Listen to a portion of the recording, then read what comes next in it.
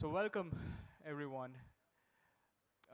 It's exciting as well as a bit intimidating to host such a event on a very important conference on assistive technology, the Empower.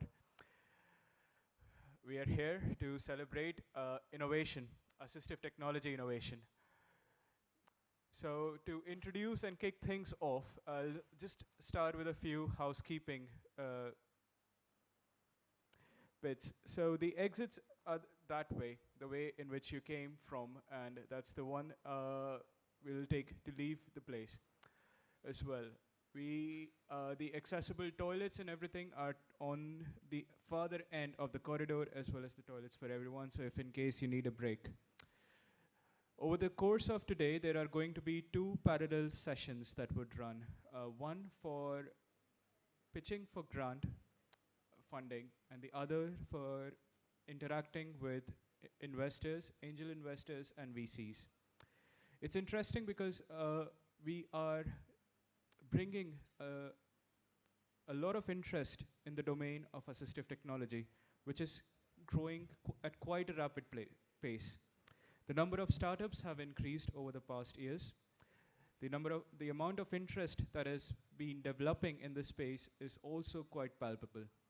And it is time now to take things to the next level. It is time now to really get things going and be behind the momentum that this entire sector has been picking up. So together with NCPDP, GDI Hub, IIT Delhi and IIT Madras bring together this pitch day as part of the Empower conference. So to introduce a little bit more about the collaboration and how it all got started and how it is evolving, I would like to invite Arman onto the stage already to basically talk how NCPDP and Atwaran together are working to bring together this.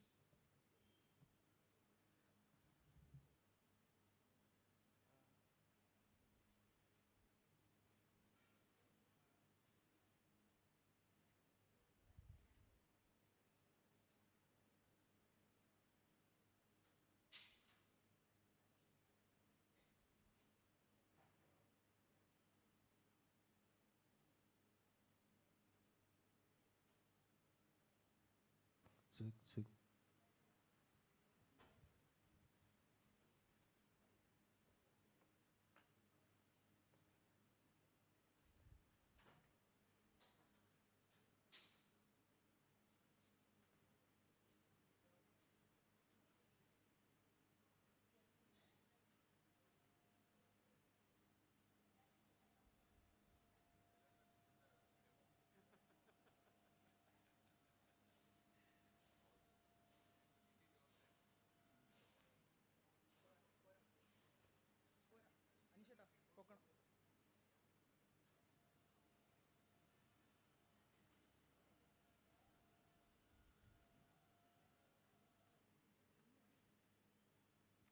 So, oh,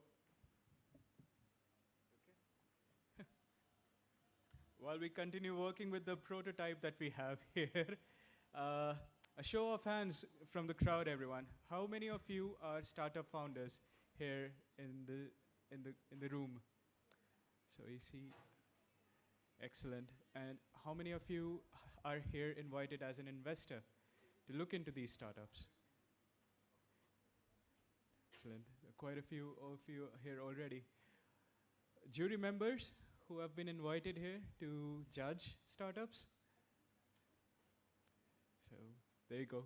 Startups, you can have a look at who are you going to interact with today. I'll tell more about the following programs in greater detail shortly, but I'll hand over the stage now to Arman to introduce the collaboration. Thank you, Tigi.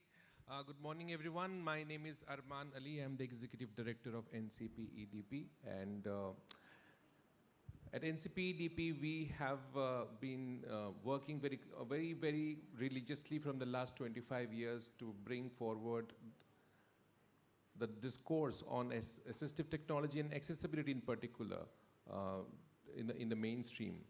And the point that accessibility does not only mean it is for people with disability, it kind of takes everybody along. Earlier this year, we virtually made a launch of the Assistive Technology Hub at NCP EDP, which is supported by Mphasis. And to take this work forward, what better opportunity than this? And we had this opportunity to collaborate with GDI and IIT Delhi for Atwavaram. And we are looking to promote the ecosystem where assistive technology, the entire knowledge of assistive technology, whether it is infrastructure, whether it is digital, whether it is policies, knowledge, everything under one roof.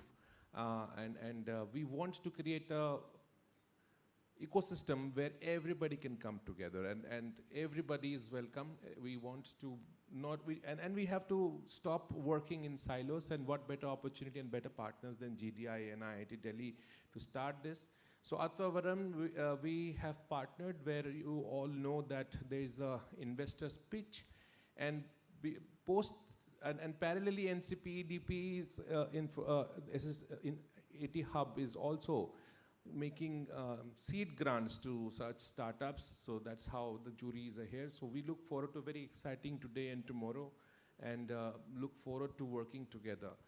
So I again welcome all of you here today, and look forward to learning more from each one of you. Thank you so much. Back to you, DG. Thank you, Arman. You're so good at this. You just take up the stage and really bring everyone's attention to the point which made me realize that I missed quite a few points with my introduction. I didn't introduce myself well. I'm Tigmanshu. I work at the GDI Hub. I'm a lecturer at UCL, and I work together closely with Ben Hartman, Professor Kathy Holloway, and Santosh, who's somewhere in the crowd, all part of Atwaran program. Second thing that I also wanted to say is, while these two sessions happen parallelly, the grant session and the VC session, there are startups that are pitching for both.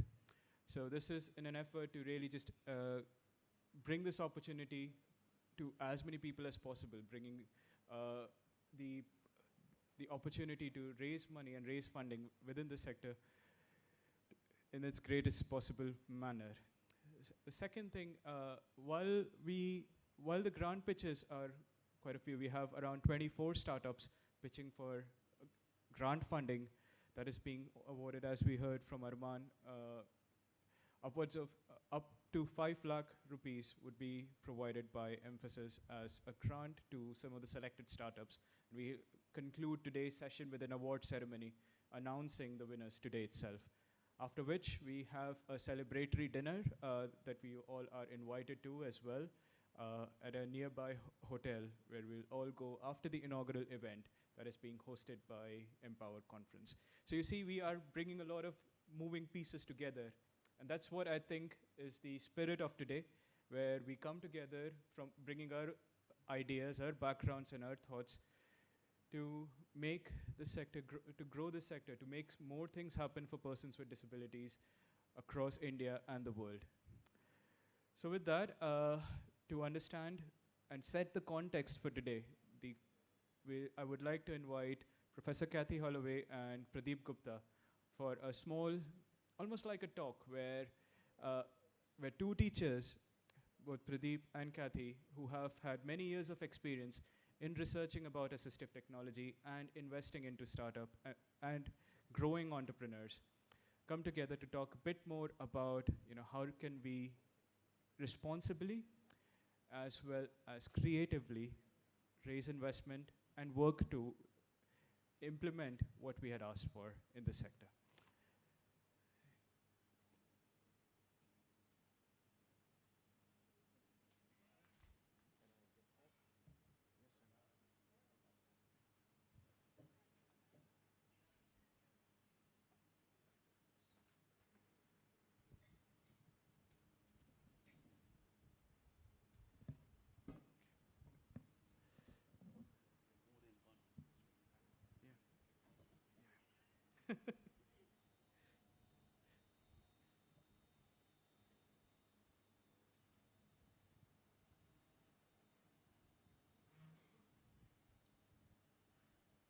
We're just going to hang in for a minute while our excellent lift takes its time to. Uh, so, in yeah, yeah, yeah. So this is our starting point, guys. This is where we are coming from. You can already have a good experience of the how the experience is to with assistive technologies of the day, and how we need to do a lot better than this. It's a good effort that at least we have accessibility there. Otherwise, how would have Arman come to the stage to address all of you and talk about this collaboration? But at the same time, what we have is we can do better, really. And let's see how we can do better as well. So to get things started, Pradeep and Kathy, I'll come to you one by one. Kathy, would you please like to introduce yourself? Tell us who you are, what do you do, and what does your organization do? So, hello everyone. I think I know many of you. My name is Kathy Holloway. I am a Professor of Interaction Design and Innovation at University College London within the Department of Computer Science. And I am also a co-founder and the Academic Director of the Global Disability Innovation Hub, GDI Hub. GDI Hub works to accelerate disability innovation for a fairer world. We started with the word accelerate because there was already an awful lot of very good things happening, but they weren't often very well connected. And disability innovation for us is more than a product or a service. It can be a policy, it can be more of a way of thinking about inclusion more generally. I'll quickly give 3 examples to help bring that to light. We've worked recently with UNICEF at a systems level to bring down the unit cost of hearing aids. So by doing the technical work to put the specification for hearing aids into the product catalogue for UNICEF and the WHO, the unit cost of hearing aids, you procure them, if you're, for example, Rwanda, goes from $1,100 to just under $100, meaning that a government can actually provide hearing services to people. At a meso level, we work to try and bring ecosystem partners together, and I think AtVaran is a very good example of that. So working with our good friends and colleagues at IIT Delhi and also IIT Madras, as well as all of you good people. And at a startup level, we have startups that come out of GDI Hub. We have innovations that people like Tiggy have created, and we also work very closely with startups to help them understand what data and evidence they need to get their product to market, but also to get investors to invest. Thank you, Kathy. And Pradeep, the same for you. Sure. So currently, I'm the chair of NCP-EDP. Arman just talked about various things that NCP-EDP is doing. Aside from that, I've been in the startup ecosystem for nearly, I would say, 2.5 decades or so. Actually, 3 decades.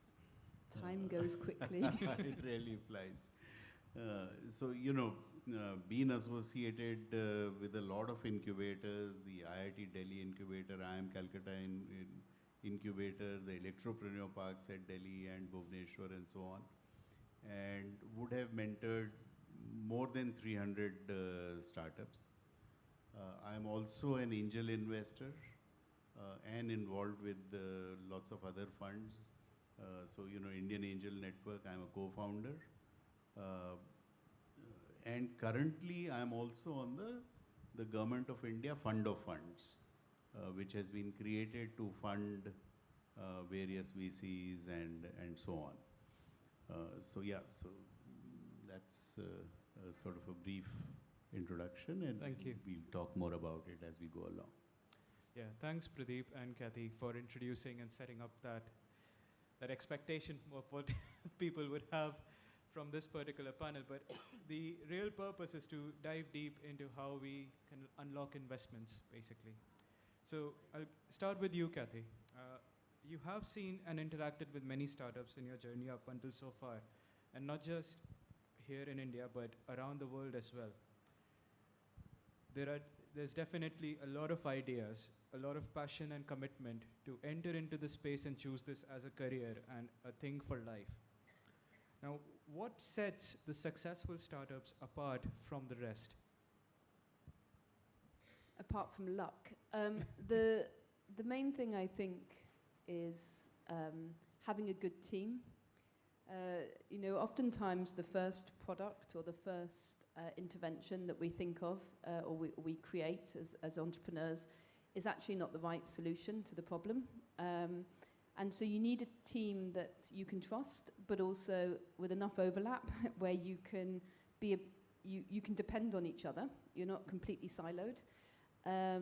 And that you are able to know what you know and what you don't know. So there's absolutely no way as a startup you have the ability to understand the business, understand imports and exports, understand how you're going to hire and scale and do HR and accounting, as well as know the engineering or the clinical problems, as well as have really great roots into the community. You're probably going to have one or two of those. And so you need to know what you don't know, and you need to have this, I find there's a fine balance between being humble to know what you don't know and ask for help from organizations, but also being confident in what you do know and with the offer that you're bringing without sounding like you've somehow figured out the magic bullet because you won't have. You'll have figured out a bit of a path. And so there is a nice balance, and that balance has to then exist across the team. And normally, people back people as well as the idea. So if you you need to get the story right for your product, but also the story right for why you're the right person and you're the right team to bring that product or that service or that idea to a wider audience than just the handful of people that will have confirmed your confirmation bias that your product is good already. Yeah, absolutely, Kathy. And I can reflect that if you think about Atwaran as a startup itself, the way in which we reached out to Nish and Professor Bala, who's in the crowd here, and we were able to partner with the organization of Empower to bring together this particular event that really hopefully sparks up something towards the end of it. So being humble that we didn't have a platform like this where we could get started off with, but at the same time, the support that the community provides if only we just ask in the right way and put the right thoughts forward. Absolutely. And Pradeep, what would be your version on this? What does, drawing also from your experience from leading many organizations as the Cyber Media Group as well, how should startups typically position themselves? Yeah, so I 100% agree with whatever has been said in terms of team and, knowing different fields and the idea and so on. I would just like to, from an 80 perspective, I would just like to add a few things. And this is based upon the experience of having looked at some of the assistive technology startups. One is that I think the user experience is something which is very necessary. So very often as startups, what happens is we work on the problems that Kathy enunciated, but we see it from our point of view. So perhaps, look at it from a customer point of view, more interaction, more feedback, more modification in the products and services. And therefore, the user experience, the customer experience, I think becomes very paramount when it comes to assistive technology startups. The second thing very clearly is that we need to have a lot of sensitivity. And I think so sensitivity in terms of to really understanding that what is the kind of a solution and broad basing that solution, because very often certain technologies that will work will be starting from assistive technology, it can be actually applied everywhere and therefore can scale. So I would say these are the two things that I would just like to add to what Kathy said. Thank you, Pradeep. That's actually quite true as well. If we look at what really sets startups apart in a free space where everyone has the right to innovate and bring something new to the market, is how good you do it, right? Is how good you pull off things and how good do you actually create a technology that works, how much commitment and hard work you put into making things. There's probably no magic bullet here apart from the time and the effort you put in developing the solutions and the focus that you have on your customers, on your users towards the end. Now, shifting gears a bit and talking about fundraising, as that's the theme for the program today. Kathy, when someone gives you public or private money to do your thing, and having really received and managed quite a few funds now, what are the top 3 habits or actions to ensure that teams deliver on that promise with which they raise the grants?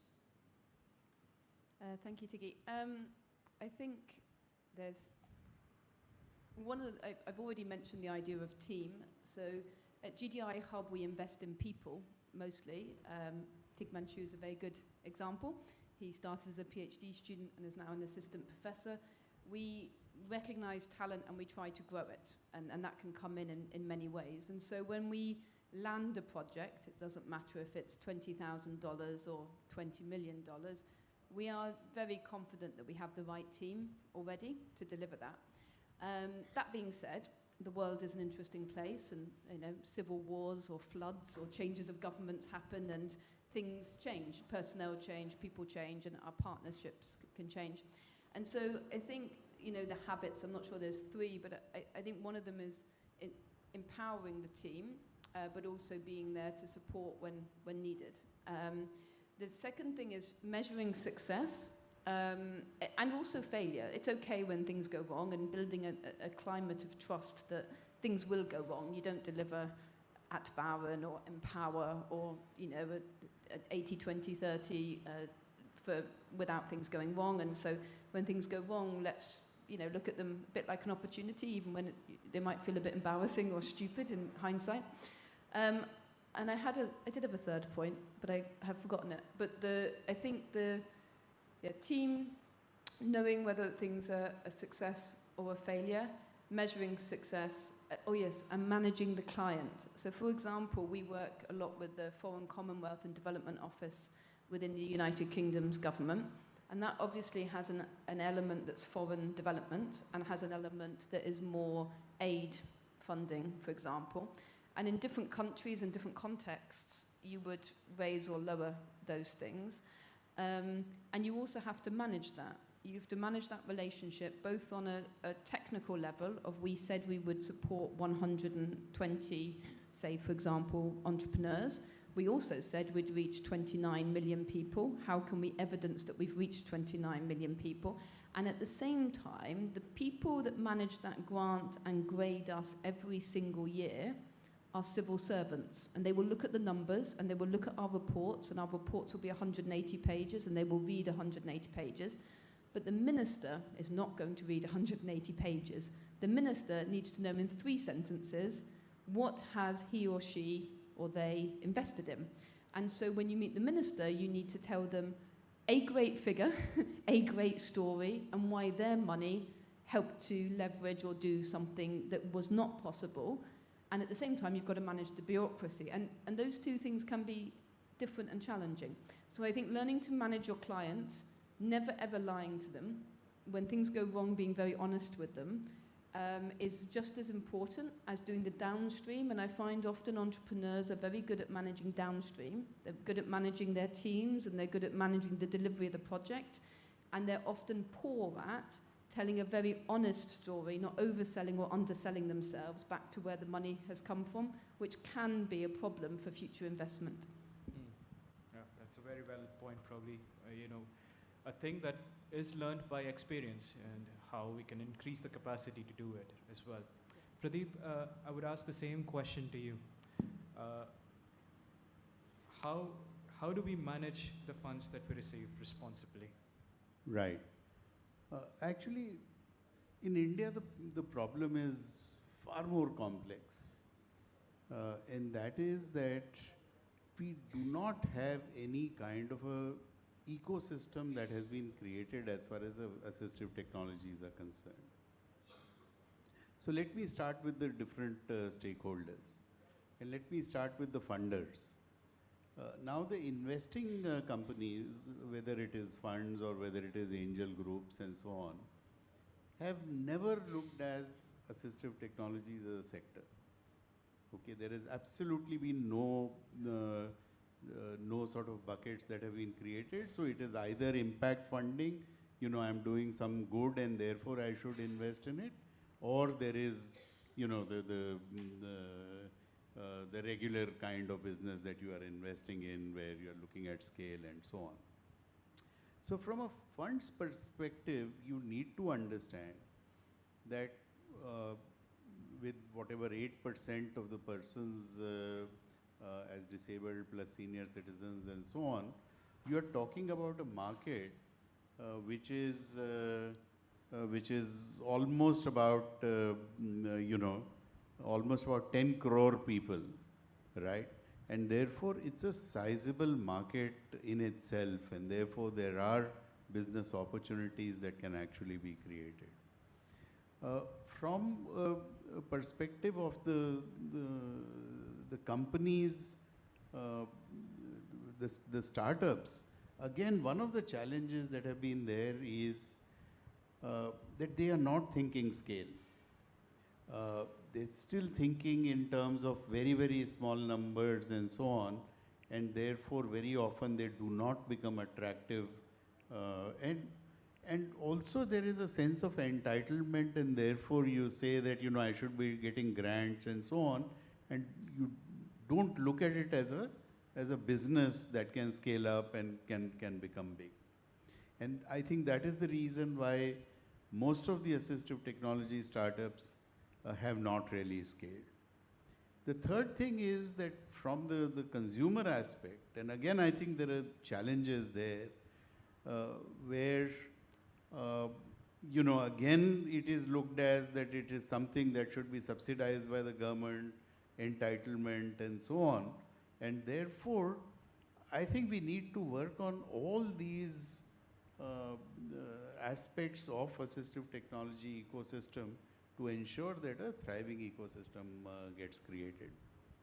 And by the way, I mean, I see a parallel of it in terms of even the startup ecosystem, right? If you go back 3 decades back, it was the same sort of a thing as far as the startup ecosystem is concerned. There were not enough funds which were coming there.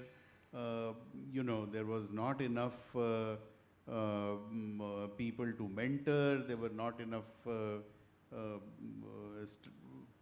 persons who wanted to create startups. There were no role models and so on.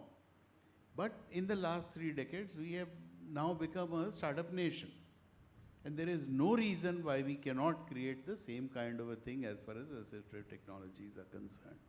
So I'll stop at this point and perhaps. No, thanks, Pradeep, for that perspective, because it segues nicely to the last set of questions that I have before I open the floor for further questions.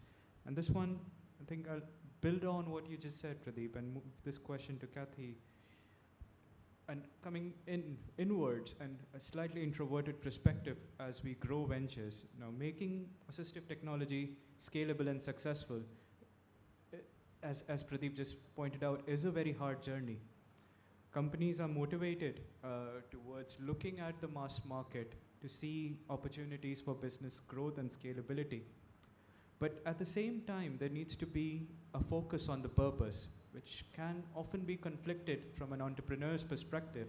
The way they started to create impact is now being almost thrashed by the brutality of the markets. So what would be your advice as to how can companies grow by benefiting more people from a business point of view without losing the focus on persons with disabilities? Thanks, Tiggy. I'll come on to the question, but I'll try and build from Pradeep's point, because I think what you're alluding to, or what you're saying very well, is that assistive technologies, so some of you are angel investors or represent money, and you might not know what assistive technology is. And I've often walked into ministries of health or ministries of sanitation, and even ministries of health will say, well, why are you here? Why aren't you over there in welfare? And I was just having a very good conversation about why aren't we in the Ministry of ICT and Transport? Because the ministries of ICT are investing in digital infrastructure, and the ministries of Transport are investing in physical infrastructure. And if those things aren't accessible, then how are we, as we get older, going to enter markets? So oftentimes the entrepreneur has a very difficult problem. They have to educate the investors and the ministries not only on their specific point, but on the overall area of assistive technology, and that's genuinely challenging. The second point, which you mentioned, is that we have huge need. So I can mention really big figures, and they're backed up globally by general companies like Accenture and others, that the market for disability innovation is about $13 trillion. That's the disposable income of persons with disability and their carers globally. But that is a massively fragmented market. So some people have hearing and speech problems, other people have mobility problems, other people have problems with their hearing or with their vision, other people have brought multiple problems from birth. However, about 20% of disability comes from earlier years, and then about 80% comes during our lifetime of working age. So even if you're an employer, all people will become disabled as they work, and you will have a duty of care to those people. And then you, as the entrepreneur, are sometimes trying to explain that complex system to somebody in that elevator pitch. And I've gone into a Ministry of Health after somebody that was trying to sell them, do we use proton, would you like to do proton technology for cancer treatment? That's a very simple question. You can look at the number of months saved, the number of lives saved, and you can compare that to previous treatments. I go in and say you should be investing in assistive technology. So what's that?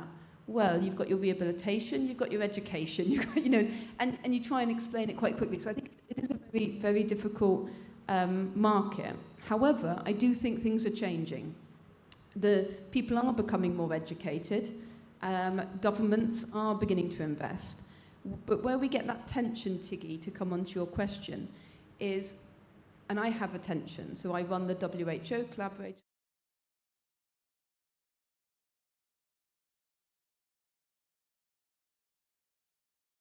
Every single government I meet, that assistive technology should be part of Universal Healthcare 2.0. Right, that's very important. How many assistive products and services can we make sure are centrally provided? However, I walk into a different room, and I'm a professor of computer science, and I'm trying to get investors to invest VC capital into this space. But part of those are related, because we have huge need, but we don't have demand. And so we need to build up the demand, both by investing in education at a systems level of governments and people who provide the services, because that will drive demand. And at the same time, we have to educate the users that not everything is going to come from government services. My glasses, for example, I pay for myself. However, recently I needed rehabilitation after an accident, which was paid for by the state. And they will be two different things. So I'm going to finish, I promise, but I'm going to give 3 quick examples of that idea of scale versus focus, or maybe 2 examples in the interest of time. So if you look at Enable Play, that came out of the United States, that was a young man who's an AI expert working on AI solutions, whose brother had a physical disability and couldn't interact with gaming platforms. He develops a solution, a small black box, where his brother can use any sort of gesture and voice to play any game. That's got a really narrow focus. And what did he do? He solved that narrow focus first. He solved it with great user interaction. There's his brother, then there's a slightly wider group of gamers, there's a slightly wider bit. Then later, he realizes, hang on, gestures and voice commands and those shortcuts I've made are brilliant for a wider market. As any one of us are doing our daily work, we might want to, in Outlook, just instead of having to do a shortcut key, we might want to say a phrase, or I might just want to hold up my right hand, and my right hand will say, actually, clear outlook, I want to think. And it will interact. So now they're going after a much wider market under a new brand, which is no longer called Enabled Play. And so I think there's something about the balance again and that tension between staying focused on your initial user problem and making sure you work with the user community, whilst also talking to the people who are going to actually buy and fund that, who are often hospitals and other market things, ecosystem players, and then looking at the wider sell. Because once you've got the core technology working well, if something works well for a disabled population, I guarantee there's a wider market for it. Text messaging, we all use text messaging. Captions, I now use captions. You know, we're all using those technologies, but they were initially designed for very specific use cases. And so there is this play on the two. Yeah, so absolutely, great examples you've given. And just to add to that list of examples, today you have Blinkit. I mean, you have so many quick commerce apps, all right? Your grocery gets delivered in 10 minutes. Should this not have actually come from a person who cannot actually shop? And therefore, the need should have first come from the disabled community and then gone on to everybody who says, hey, great, 10 minutes if I can get my grocery, why should I walk up to the grocery store? But unfortunately, that is not the way it has happened. But I think that mindset is something that now needs to change. And as you rightly gave examples, that yes, there are technologies, speech to text, we use so much voice-related technologies today on our mobile phones. These technologies have all come out from the need of the disabled and therefore have become common technologies. But those are the sort of plays that we need to look at. Perfect. On that note, and on that excellent note, I think it has been very thought-provoking up until so far. For the last few minutes on this session, I would open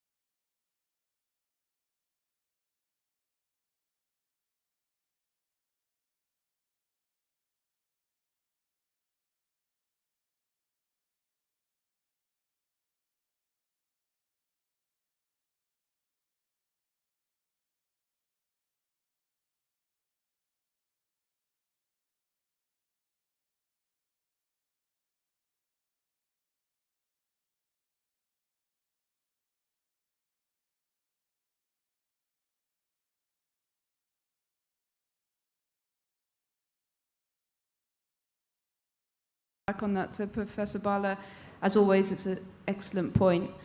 One thing I think that's quite interesting is the range within one category. So see, for example, there are 3, I think, wheelchair users in this room. And I have a number of friends who are wheelchair users. And one of the people I know who's a wheelchair user can do backflips in their wheelchair. They go down a massive ramp, like a ski ramp, and they can do 2 double black salts, and they can land that. Another friend I have is an electric wheelchair user who would struggle to get up a small step, And somebody else I know gets into trouble nearly every day on London Underground because they like to bounce down the steps, and everybody at the Transport for London gets very scared that they're going to either fall down backwards down an escalator or go down a set of steps. And yet somebody might say, I'm designing for wheelchair users. And if anybody who doesn't know disability well, I often say, when you think of disability, what do you think of? And normally, we're thinking of something that we don't want, if we're very honest. We don't want to lose something. You know, we have a thing that, even if we are disabled, a different disability we don't want. Does that make sense? So we don't want to lose things. That's sort of human nature. And then you say, oh, innovation. Who wants to be an innovator? And everybody wants to be an innovator, right? We all want to be exciting and dynamic in the words. And I think, Professor Bala, your point of how do we keep the passion, because disability entrepreneurs, they have this passion for innovation, but also disability. And yet sometimes your passion can be your failure. Because either you stay too narrow and you won't be slightly more pragmatic, which will what's needed for a business point of view, or your focus will only be on a very too small a market to really be able to solve anything. And you need to be a bit honest with yourself. Do you want to be a person that's built a perfect solution for one human being? Which is okay, if that's what you want to do. That's, it's your life. It's a perfectly good life to lead. Or do you want to be somebody who's going to scale to 100, 1,000, 100,000, 1 million, 1 trillion users? And each level of that brings on a different level of both who you are as a person. Do you want to manage 100 people or 10 people? What is it you really want? And also, I think the other thing, Professor Bala, if I'm honest, and this is very true of universities and professors in universities, speaking as a professor, sometimes we hang on to an innovation when we should let go of it. Just because you were the right person to invent it doesn't mean you're the right person to bring it to market. And that's true of institutions, like universities who try to hold on to too much IP, as well as individuals who maybe feel very, it's mine, it's literally a baby. It's like, it's my baby, and I'm not ready for it to be a teenager and go somewhere else. So I think it's a very good point, and it's a very difficult, it's difficult to let go of your babies, right? And that's a genuine difficulty. Yes, so just to add, a number of startup ideas actually do start with a pain point which is very close to you. But I think that is where the role of the mentors comes in, where we start looking at market adjacencies, what other markets can possibly be there, what kind of product innovations can be there, and so on, and broad base it.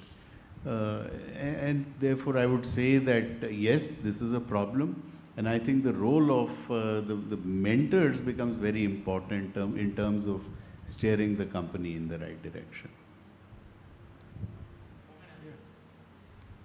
Okay. We'll just take one final comment.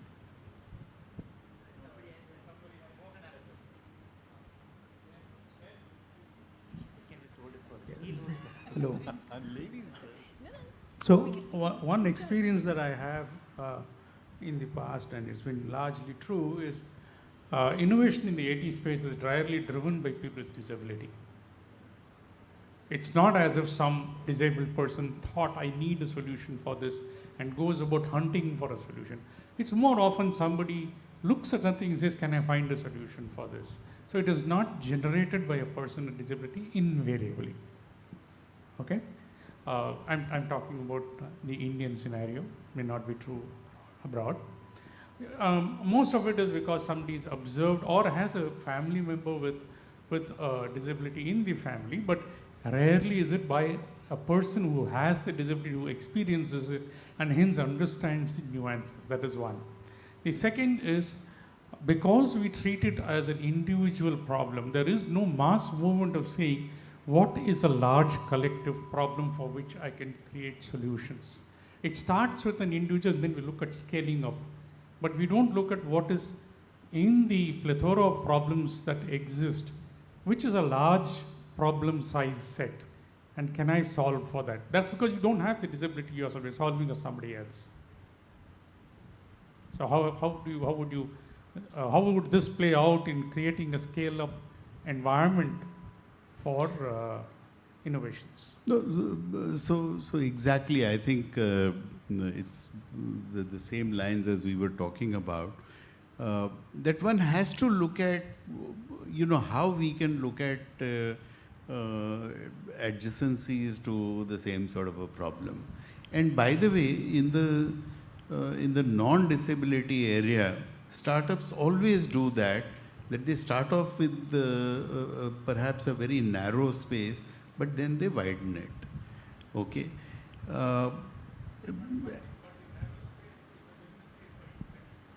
Yeah, so I understand, but that is where, regular guidance has to be provided so that people can actually broaden their scope. Okay. And until and unless that is done, you're right, it will remain in a small niche. And I think there again the role of the academic community becomes very important. Over the past few years, I've seen the same set of about, we were just discussing, some 10, 15 professors who've been working on assistive technology. Why can't this be mainstream? Why can't there be more universities, more labs that are working on assistive technologies product? And one thing I would like to add, and that is that ultimately you need some variety of a role model. Okay. One success and you will find that suddenly things will change. And that is something that I've seen in my 3 decades of association with the startup ecosystem. That earlier, startup was a bad word, doing your own business was a bad word, nobody wanted to go. Today you go to a college and say, how many of you guys want to be a startup? 25% of the hands go up. So that has changed because there are sufficient number of successful role models that have been created. And I think that needs to happen in the space of AT as well. Okay. Yes, please. Padma Kumar sir, you have a question, and this would be the final question for the session, as we have to give chance for the startups for the day. Just a very short question to Professor Kathy. Did you say 13 billion or trillion? I said trillion.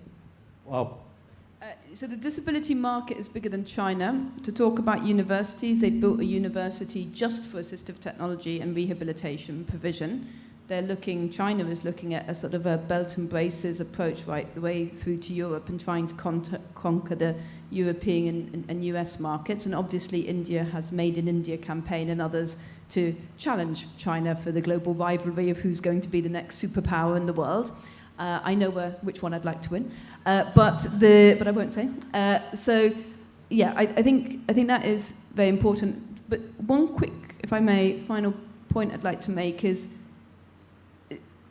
there were different, I tried to make the point with wheelchair users, but there are different faces of disability. And a lot of time we don't think about the disabilities that we don't see or that aren't obvious to us. So if you take a corporate look, for example, when Microsoft started really focusing on disability, and they started focusing on, there's an entire new pathway for interviews or hiring processes for people who are on the autistic spectrum. Something like 80% of those people had been desk rejected before and are now hired into Microsoft. And when they started doing that, they had a twin track approach. New CEO, disabled child, therefore cares about inclusive solutions. So first of all, they have a chief accessibility officer. It's a C-suite member, same amount of power as the chief technical officer or the chief operational officer. They're in charge of accessibility. At the same time, they support grassroots. So if you are an employee of Microsoft and you are interested in visual impairment, join that group. You're interested in mental health, join that group. What did they find over time? The disclosure rate of disability went up. So it wasn't just the people that you think are disabled when you look at that market. you have people, and they're often the men that are leading in the C-suites, who have actually had depression, anxiety, even borderline personality disorders, other mental health issues, or they've been dyslexic, or they're autistic, or they have, other issues, and yet they've hidden them from everybody for decades because they're meant to be the stereotypical leader, and they're not meant to show any sort of weakness. And I think when we open up a bit more to that full diversity of what it is to be a disabled person and realize that every human being has weaknesses and strengths, we begin to shift the mindset a little bit to understand that every one of us can be broken, both physically, sensory, but also our mental health. And my mental health definitely has been broken on a number of occasions. And yet we are resilient humans that rebuild ourselves and our communities. And within that mindset, we are innovating. And I think we need to think a little bit more broadly than just individual, very specific solutions. And I appreciate that very individual specific solutions are also very valuable to the ecosystem. Perfect. Now, I hate to be this person who has to control time, but I have to, in the interest of time, I'd like to thank both Professor Kathy and Pradeep for their valuable insights. Thank you so much for kickstarting today. As we move forward, we will now go directly into the pitching sessions. People who are pitching for grant, at least in the first half of the day, please stay in this room. People who are pitching only for VC and angel funding, or have their sessions in the afternoon, post-lunch, I invite all of the startups to please make their way to the room called Tulip. There are volunteers outside, and Santosh and some of my colleagues would guide you to the other room. So all the startups who are pitching for angel and VC or are pitching in the second half to make their way to the Tulip room, all the grant funding startups to stay in this room for further instructions. And that goes for the people who are here interested in investment. So I invite all the angel and VC investors to please make their way to the Tulip room as well. And all the jury members for the grant applications to please stay here.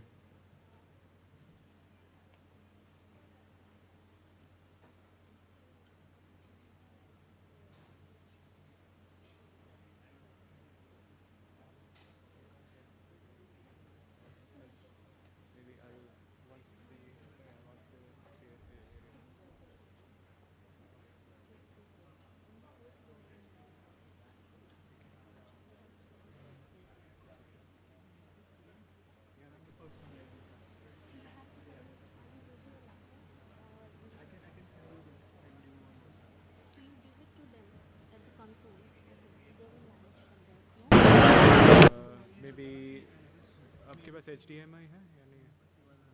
You can, let's see.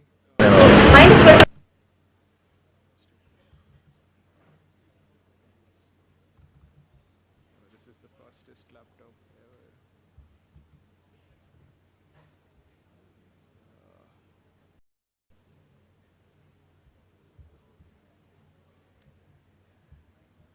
See, there's no internet here.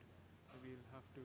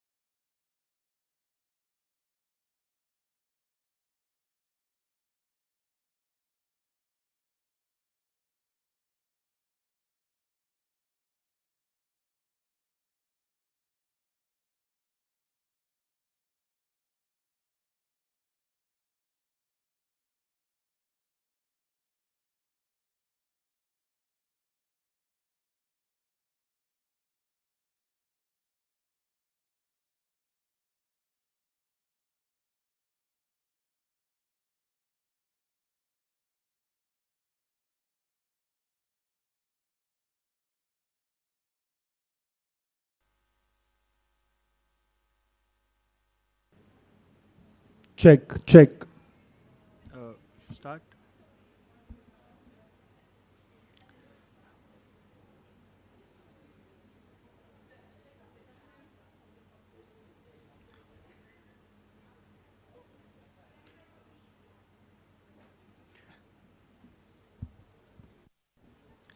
Check, check, check.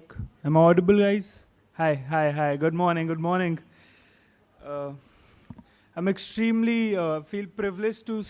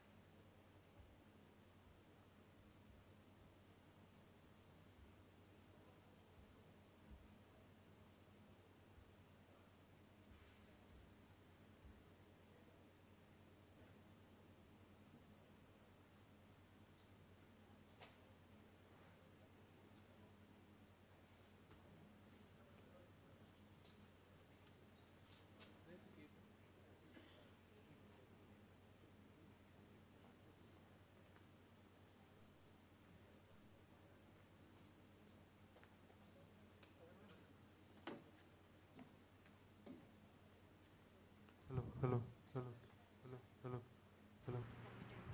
No, no, I'll tell them.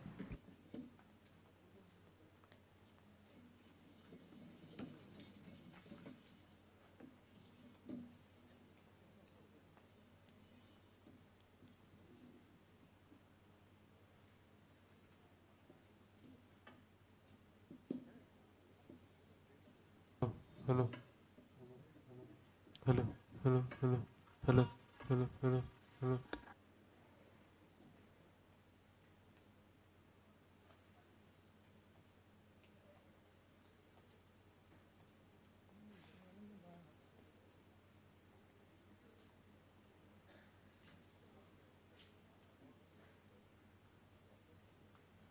Check.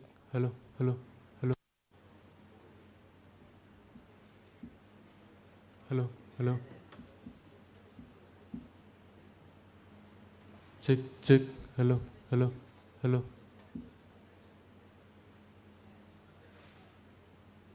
Hello, hello. Check, check.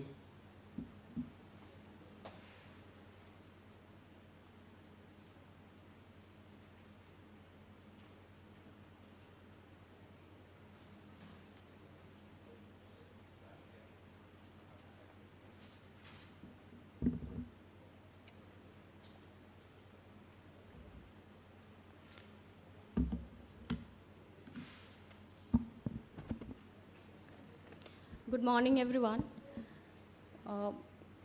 So, I am Asifa. Very brief introduction. I am Asifa. I am from NCPEDP, and I'm also kind of leading the AT Hub at NCPEDP. So, very quickly, we will jump to the pitch presentations. But before that, I would like to introduce our esteemed panel of jury members here, starting with Mr. Pradeep Gupta. He is chairman Cyber Group Media. Also, he is the chairman at NCPEDP. He's a prominent figure in the IT industry, chairs the National Center for Promotion of Employment for Disabled People, NCPEDP. He's lauded for his leadership and mentoring, receiving the National Entrepreneurship Award as the best mentor from the Ministry of Skill Development and Entrepreneurship, Government of India. Okay, fine. So our next, so he's also the jury chair today. We have Mr. Saurav Bajpai, who's Deputy General Manager with the Small Industries Development Bank of India, SIDBI. We have Dr. Ravinder Singh. He is the Senior Scientist, Disability and Rehabilitation Division of Non-Communicable Disease, ICMR. And we have Mr. Ganesh Nayak, who is Director, Software Technology Parks of India, which is STPI, Ministry of Electronics and Information Technology, Government with India. And we have Ms. Catherine Holloway. We have all heard her today. and she is co-founder and academic director, Professor UCL. So I welcome all of you, all the jury members here. Few points for the startups. So we will start with the 4 startups, the order that you all have already have received from our side. And the first 4 will be Agnosis Artificial Intelligence Private Limited, Astrec Innovations, Cognitive Neurodiverge Labs Private Limited, and Dextroware Devices. We encourage that all the startups who are presenting today are available in the hall. But if anyone wants that they cannot present with all the other presenters, can convey this to us and we'll see if that can be, the presentation can be done separately. Every presenter has 7 minutes time to present, and next 5 minutes will be time for the jury to interact with you and for the question and answer. So you have to submit your deck before you are coming to present, or maybe you can do it right now. If it's on an email, you can send the email to the people here at the console, or if you have it in your pen drive, you can hand it over to us when you are coming to present. So we will start shortly.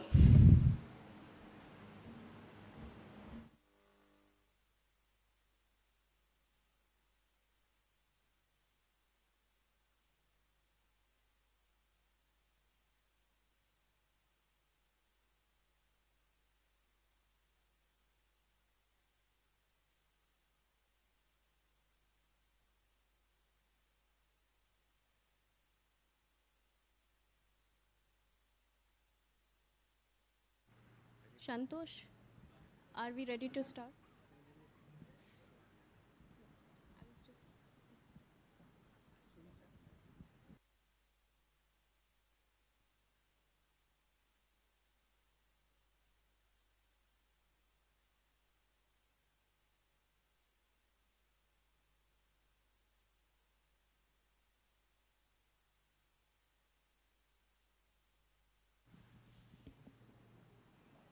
So our first presenter today is Agnosis Artificial Intelligence Private Limited. Can we please have your pitch?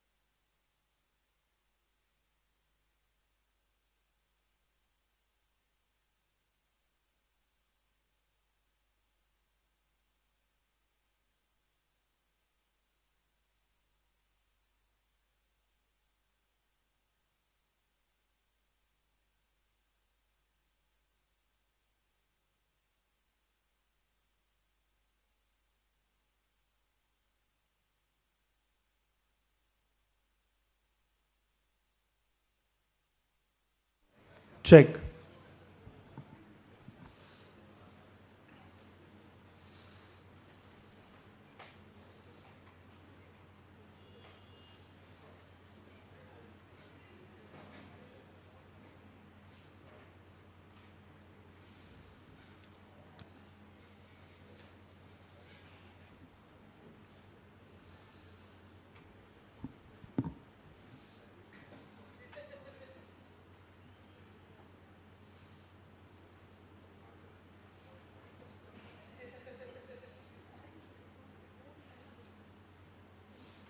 Check, check. Okay, once again, good morning. I feel privileged to be here and to be able to present in front of each and every one of you. And let's take you to the pitch. So, welcome to AI Agnosis. We are actually two crazy engineers because I did my BTech in artificial intelligence from Virginia Tech. I was offered the job of an AI engineer in Kellogg's, and my co-founder did his bachelor's and master's in quantum computations, and then went on to apply AI in quantum computing in Gdansk, Poland, and worked as a data scientist in Smiths Detection. But we actually got to know of a bigger problem, and we decided, why waste time in the corporate world when every 1 minute, one autistic child is being born in India? Which means there is one autistic child in 68 kids, but in order to screen them, there's just one doctor per 5 lakh kids. So you already understand the difference of the differentiation in the problem. 5 lakh kids and 1 in 68. And the pain points that the child feels in autism are his social skills are hampered, creativity is hampered, motor skills are hampered, eye contact is deficient. And the reasons for that is a lot of delayed diagnosis is happening. And the diagnosis, along with that, is extremely expensive, not affordable to each and everyone at a grassroots level. And the traditional ways of doing it is questionnaire-based method, where 40-odd questions are asked to a parent involving some as hard as engages in self-stimulating emotions. And now you have to rate it on a scale of 1 to 5, and on the basis of those 40 questions, the psychologist or the developmental pediatrician is telling you, is your child autistic or not? And these are two parents who are working full-time in corporate world, spending less than 2 hours, 3 hours. They can't answer these questions to their precise accuracy. And it's not just an Indian problem, it's a global outcry. There is a recent Reddit post which says $5,000 were asked from this parent for just an autism diagnosis in US. And in order to solve all these problems, we have made the AI Gnosis screening test, where now a child sits in the mother's lap for 4 minutes, watches a video, and just on the basis of that video, we are able to tell the child is autistic or not. We come in as developmental screening partners to pediatricians, to preschools, to therapy centers, and we are focused towards early detection and healthcare 3.0, which believes in intervention, because in child development, early is everything. A report like this is generated in just 5 minutes after the child has seen this video, where we can tell if the child is at the risk of autism, and we give a developmental screening score. We are focused on some of the features involved in autism, like attention and focus, social interaction, sensory issues, speech and auditory processes. And all of this happens when the child watches a video. Now, I can't reveal much about the video, but to mention some of the parts about it is, so there is social gaze which we are trying to track. So what happens in autism is you tend to avoid social cues. So on one side, there is social cues which is playing, and when you move on to the next slide, there are non-social cues. And we have observed that based on research from Harvard, Duke, and Stanford, that autistic child always prefers non-social cues. And this is just one biomarker. I'm taking 23 such biomarkers, and we have filed the research paper for that. We have filed the patent for AI-based autism screening. Talking about the team. So I come from a family of pediatricians, and as well as my co-founder comes from a family of pediatricians. Dr. S. Sitaraman, who has been the chairman of SMS Hospital in the developmental pediatrics, is a medical advisor to our team. Along that, we have Mr. Rajneesh Bhandari, who is the past president of TIE Rajasthan, also the CEO of Neuroequilibrium with more than 200 plus centers, with an MOU with us which states that we will go live in all these 200 centers the day we launch. We have Dr. Ramesh Agrawal from AIIMS Delhi, who's the HOD of the pediatric wards as an advisor, and Dr. Anami Gaur from NHS UK comes in as a consultant pediatrician. And then the both of our, me and my co-founders' parents come into and play the role. So we also own child developmental centers in Jaipur. And that's why it's a very first-hand problem I saw there. Talking about the validation and traction, we have been incubated at AIIMS Delhi. We are incubated at BITS Pilani. We just received a grant from IIM Ahmedabad A Ventures yesterday. Along with that, we have been selected for the final round of Shark Tank India. And we are in conversation with some future strategic partners like SK Finance. talking about the global competitors that we have, there are two huge companies, Cognova and Earlytech Diagnosis in US, who are doing the same thing, but they are doing it using a 40 lakh rupees expensive eye tracker.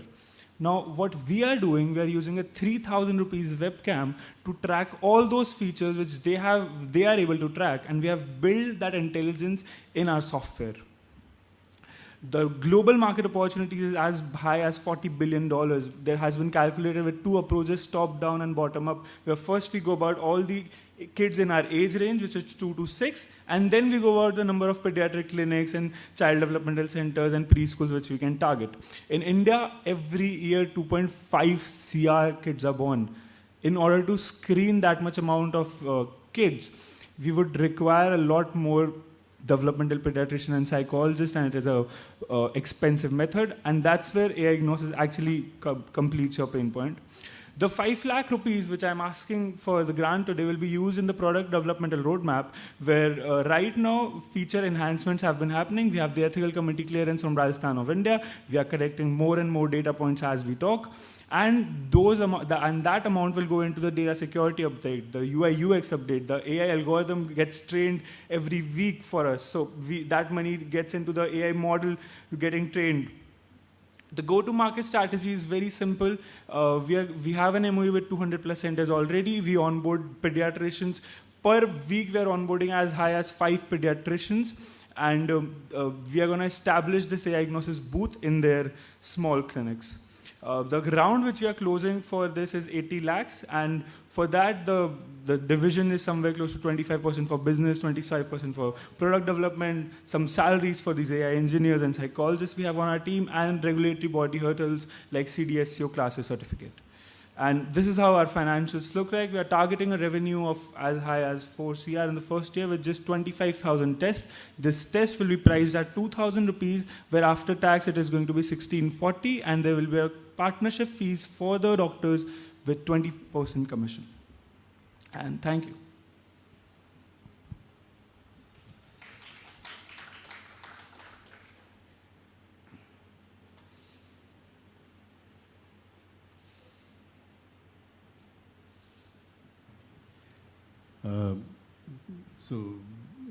Good pitch.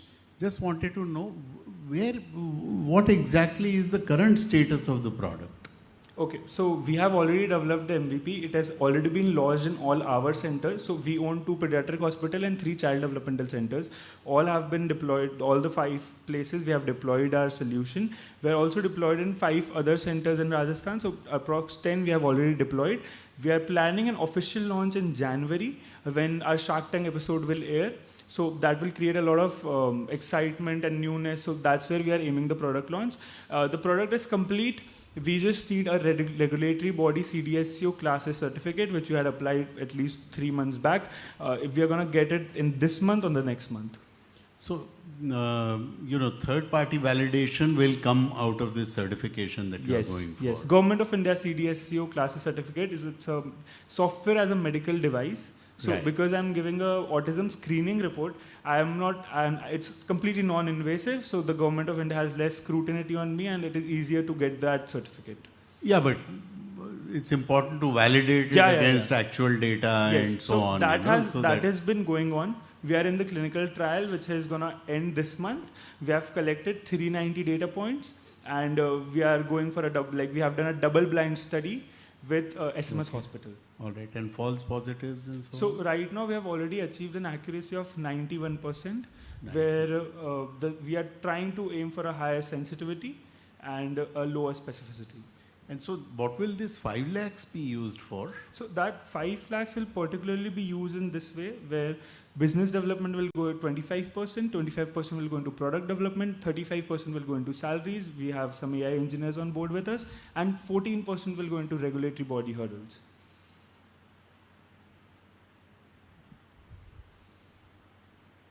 I get that chart, but what will you actually do? So what? Actually we have to pay salaries for. So 1 lakh goes every month for salaries for AI engineers. We have 2 more people working with us. Alongside, there are 2 psychologists which help us in data collection and checking how accurate these scores are. So that's where 50,000 each month will go. So this, and along with that, we need to establish AI Gnosis centers, so a webcam and a basic laptop at some places where there is inaccessibility. So 50,000 will go into that. I'm going to interrupt you for 1 second. Are you expanding, or are you paying current salaries and current expenditure? No, we are expanding. We are using it to expand. Yeah, Okay, it's that's expansion. We have MOUs with 200 plus centers. So in order to grow with them. That's good. I had a quick comment, which might not be for now, but maybe for later, because it's a very good pitch and it's very exciting.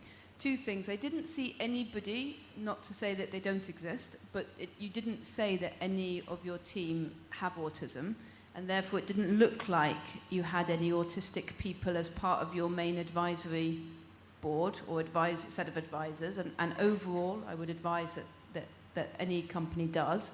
And secondly, your success was based on number of tests, which makes great sense for exactly where you are now. However, a test that doesn't lead to anything is not very successful, and a diagnosis can actually be a problem in this space. So making sure that you, longer term, that metric turns into improved quality of life or life choices or changes of attitudes or something that's more substantial, I think will be important. But it's just a... True. So we are actually aiming for a vertical integration. We have 3 centers in Jaipur, and we are expanding with more than 10 centers in Rajasthan this year. And the goal is just, this is customer acquisition, a SaaS-based product for AI, and then eventually we'll help these kids before the age of 4 and 5 to actually get intervention, actually get therapies. So yeah, I'll definitely include that point in my pitch, but. Yeah, that's a good product. And you said you are using some questionnaire.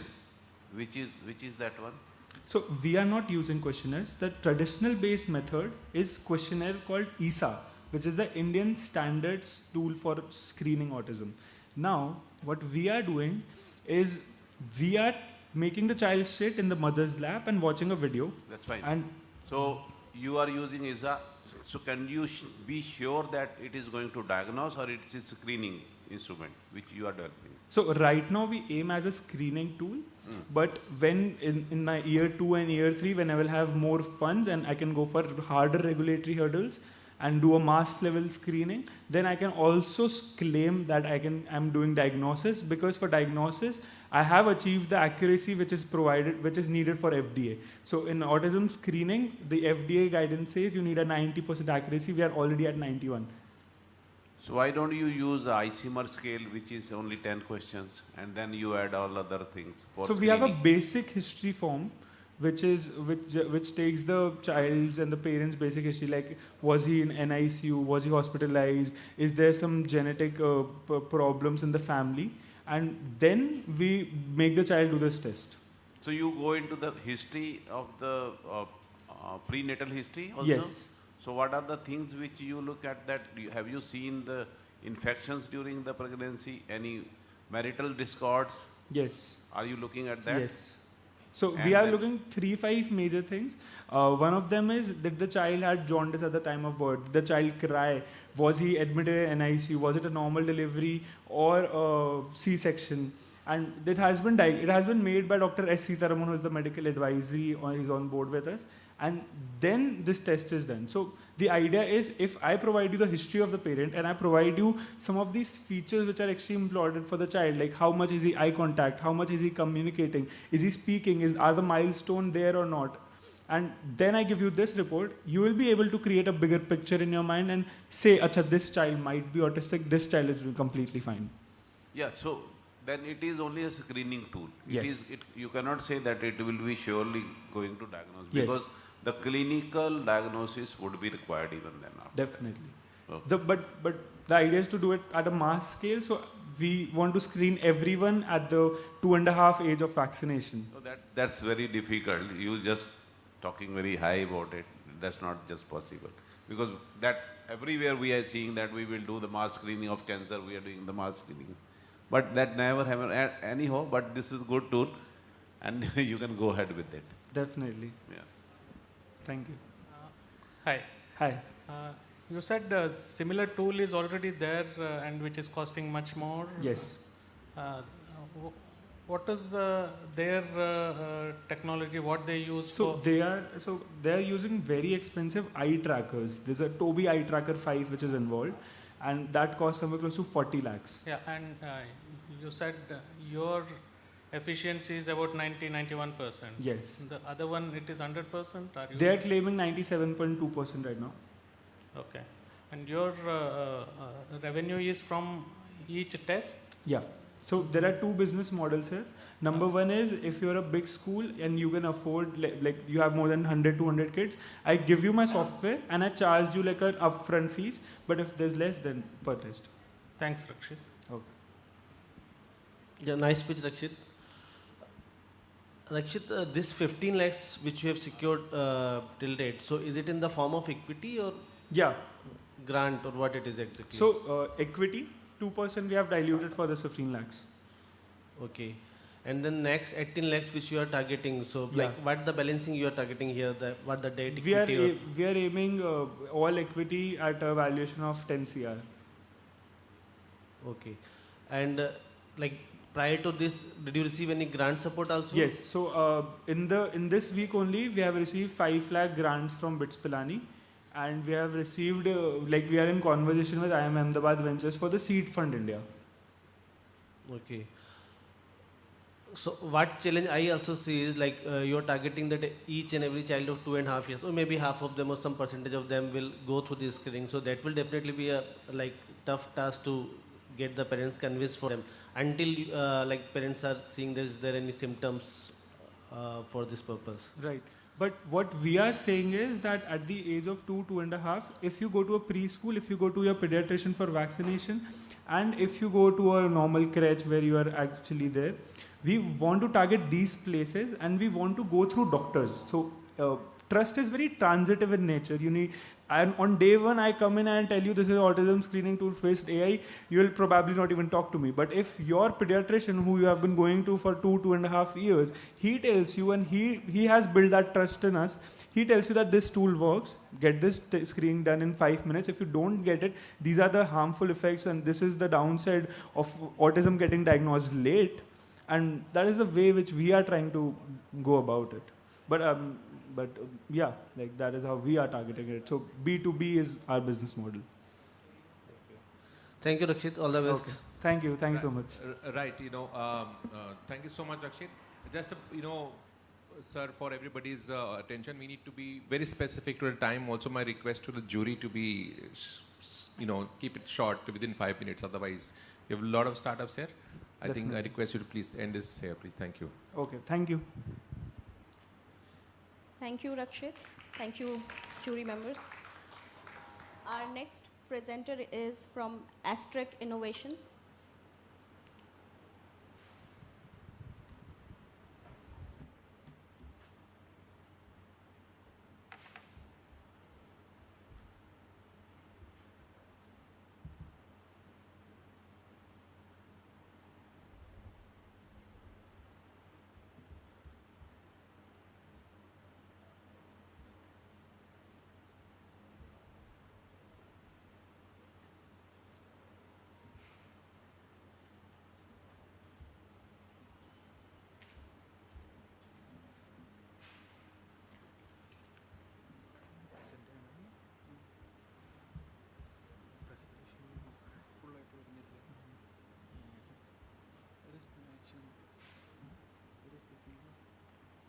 It's online. Yeah, right? Yep.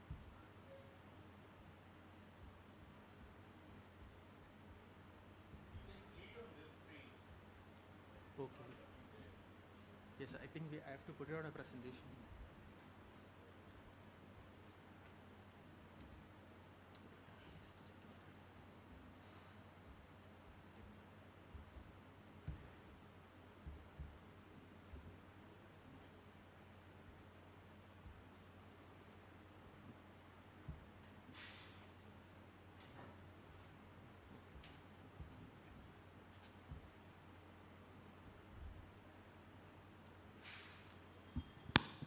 Hi.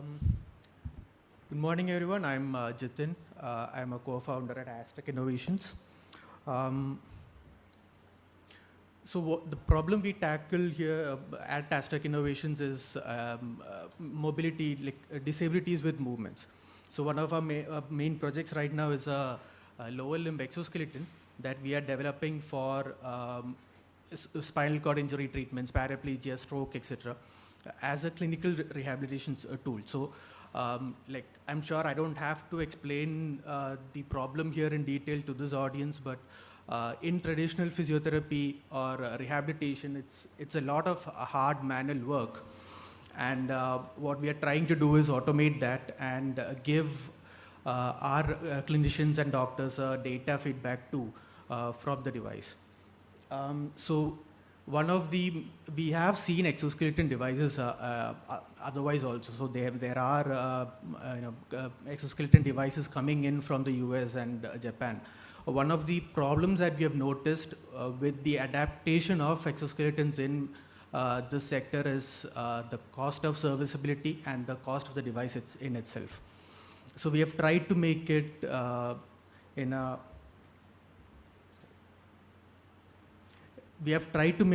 as a device where it can be taken to the home of a patient. We can convert the patient's room instantly into a gait lab and then do a session of physiotherapy and then go back. So in a palliative care kind of setup. And for that, we have made the exoskeleton a lot modular. The exoskeleton device can be set up and running in 5 minutes. It can be completely disassembled in 15 minutes. And one of the major factor here is we can use only what we require. So if a person is not completely disabled, if a person only needs actuation at one knee, we can modify the device instantly for that. We can only attach those modules and go. And one of the benefits this gives us is serviceability also. So if a device goes, if there's some fault with some module of the device, we can directly ship this module only to the hospital and get the replacement done instantly. So there is no wait time or like downtime for the hospital, and the cost is also less for us to manufacture. So this is a patent pending design for the modular one. We have already received one patent before for a stable mechanical system that we have incorporated. So we have completely built it in India right now. So and that's why we are keeping the cost down. Only the main major components like the actuators come from outside India. And so this is a small graphic of what we have designed. So this is we have very easily targetable 2 million eligible users in India right now. We are trying to go into a clinical trial process right now to get into this market. So it's basically it's a B2B device. We sell to the hospital, and a hospital uses it as per the treatment plan or as per session they'll charge their patients. And they will also get a dashboard where they can track the patient's progress and keep a record of it. So there are sensors involved in the device that keeps a track of the patient, and we can do it in comparative web method. So without the device also, we can record the patient with the device and then track the progress also going forward. And this is a small graphic of our prototyping process. So we have the sensor systems going all around the body. We have a metal framework that goes around the body to support the patient, and we have actuators at all the joints, so hip, knee, and ankle of the patient, and then we can actuate that according to different programs. So we can provide walking patterns, sitting, standing motions, very basic single joint extension, flexion exercises, etc., and we can control, adjust the range of motion, speed, etc. also on the go. So there are companies that are working on exoskeletons right now. One of the biggest companies right now is Reebok personnel coming in from the US. Basically, the problem that we have seen talking to hospitals and going to hospitals here in India is that the price of the device is around 1.5 crores to get it here in India, and then there's no service as such. Only one company, Wandercraft, has established it in India, and so it doesn't make practical sense for a rehabilitation center or a hospital to get one in India right now. Our device is right now priced at around 35 lakhs, around 30,000 USD. And because of our modular system, we are promising a very lower servicing cost as well. So we are currently testing the device. We are currently accelerated in Okinawa Institute of Science and Technology in Japan, and we are also we have Indian Angel Network as one of our investors also. So currently we are trying to get into a human subject trial in Okinawa. One of the major attractive factors for them in Okinawa or in Japan as such was that the aging population number is growing. It's around, so I'm being asked to stop. 10 minutes, 10 seconds. Oh. So yeah. This is me and my co-founder. We are engineers basically. We graduated from Kerala itself, and we have been active in these circles. We have been working with NGOs. We have been volunteering with NGOs earlier on. So that's how we came into this thing. I'm giving stern looks, so I'll stop for now. Thank you. Time starts for the jury.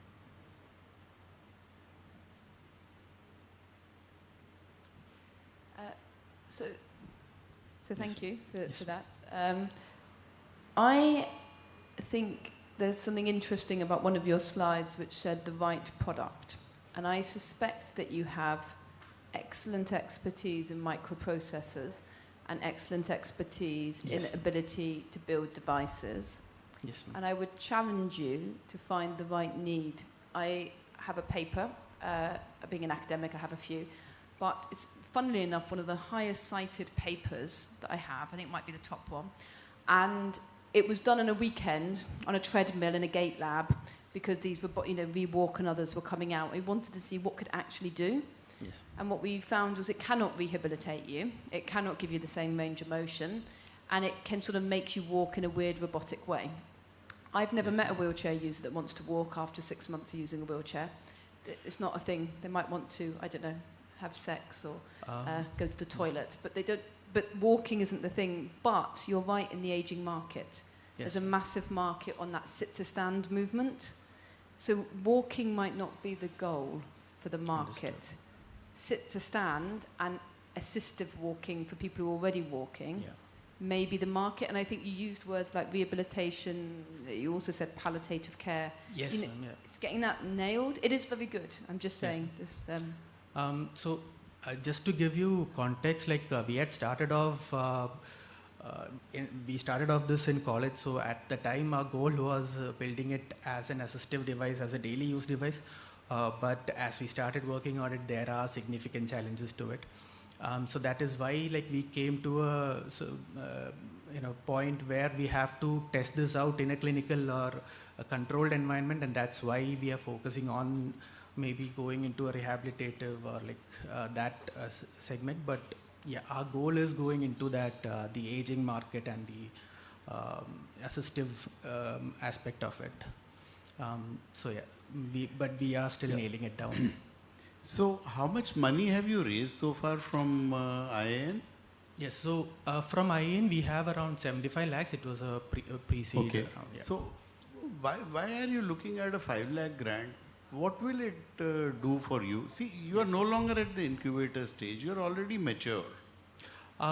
So we have taken for developing the whole hardware. It has taken us some time, and it has taken significant cost also. So one of our actuators costs around 1 lakh, and 4 of it has to go on a device. So getting the number of devices built has taken us time. It has taken us time for development. It has cost us also. So my goal is not just the 5 lakhs. So 5 lakhs I'm primarily putting to use for validation. My plan is to go into clinical trials and pilot programs very soon. So we are planning it for the next 2-3 months. But the overall, higher goal for me is we are planning a fundraise, and so we are looking for strategic people to come in with us, because again, we want to expand the team, and we have programs running in Japan, and we have goals in UAE also. Yeah, this is a good product, but I could see that the companies you mentioned, which are making similar kind of products, you forgot to, or you have not looked at Bionic Yantra and Charukesi. Yes, sir. So Bionic Yantra, I have known him, and I have looked at the company extensively also. They are also finding it difficult to monetize as such. And as far but as you have not mentioned, that's what I'm saying. Maybe no, sir. I only put companies that are in the market right now. Okay. Yeah. So another thing is that if you ask me the question, where does it fits into? So it's more like a therapeutic and rehabilitation device rather than assistive technology. Okay. Yes. Yeah. Unless they start looking at new areas. So, delivery agents, for example, who have to carry heavy loads. You can use exoskeletons for that. Yeah. Already Ola, etc. are looking, not Ola, your Zomato, etc. are looking for these kind of devices. Yes, so you can look it for people who are working in the agricultural field and all the time bent and stuff like that. So there are other use cases that you can look at. If I can add for a minute, but that's okay. That's just an advice. Yes, sir. What is anticipated life cycle of this product? So life cycle in the sense, once you solve this product, so how long will it be survive? So we have estimated around 4 to 5 years of lifetime for the whole device, but then we can extend it because of the modularity of the device, so we can keep replacing parts. We can also update parts as well. So we are one of our concepts in the patent is a linking mechanism. So it will easily allow us to switch out parts and extend the life of the device. So at the current stage, it's around 4 to 5 years. 4 to 5 years, and you are still doing some improvement in that design. Yes. Yeah. Okay. So one of the advantage of modularity is we can focus on any one of the module to improve and then incorporate it into the device and then work on the next. So it gives us the ability to constantly improve as well. Thanks. I'm so sorry to interrupt. Our time's up. Thank you.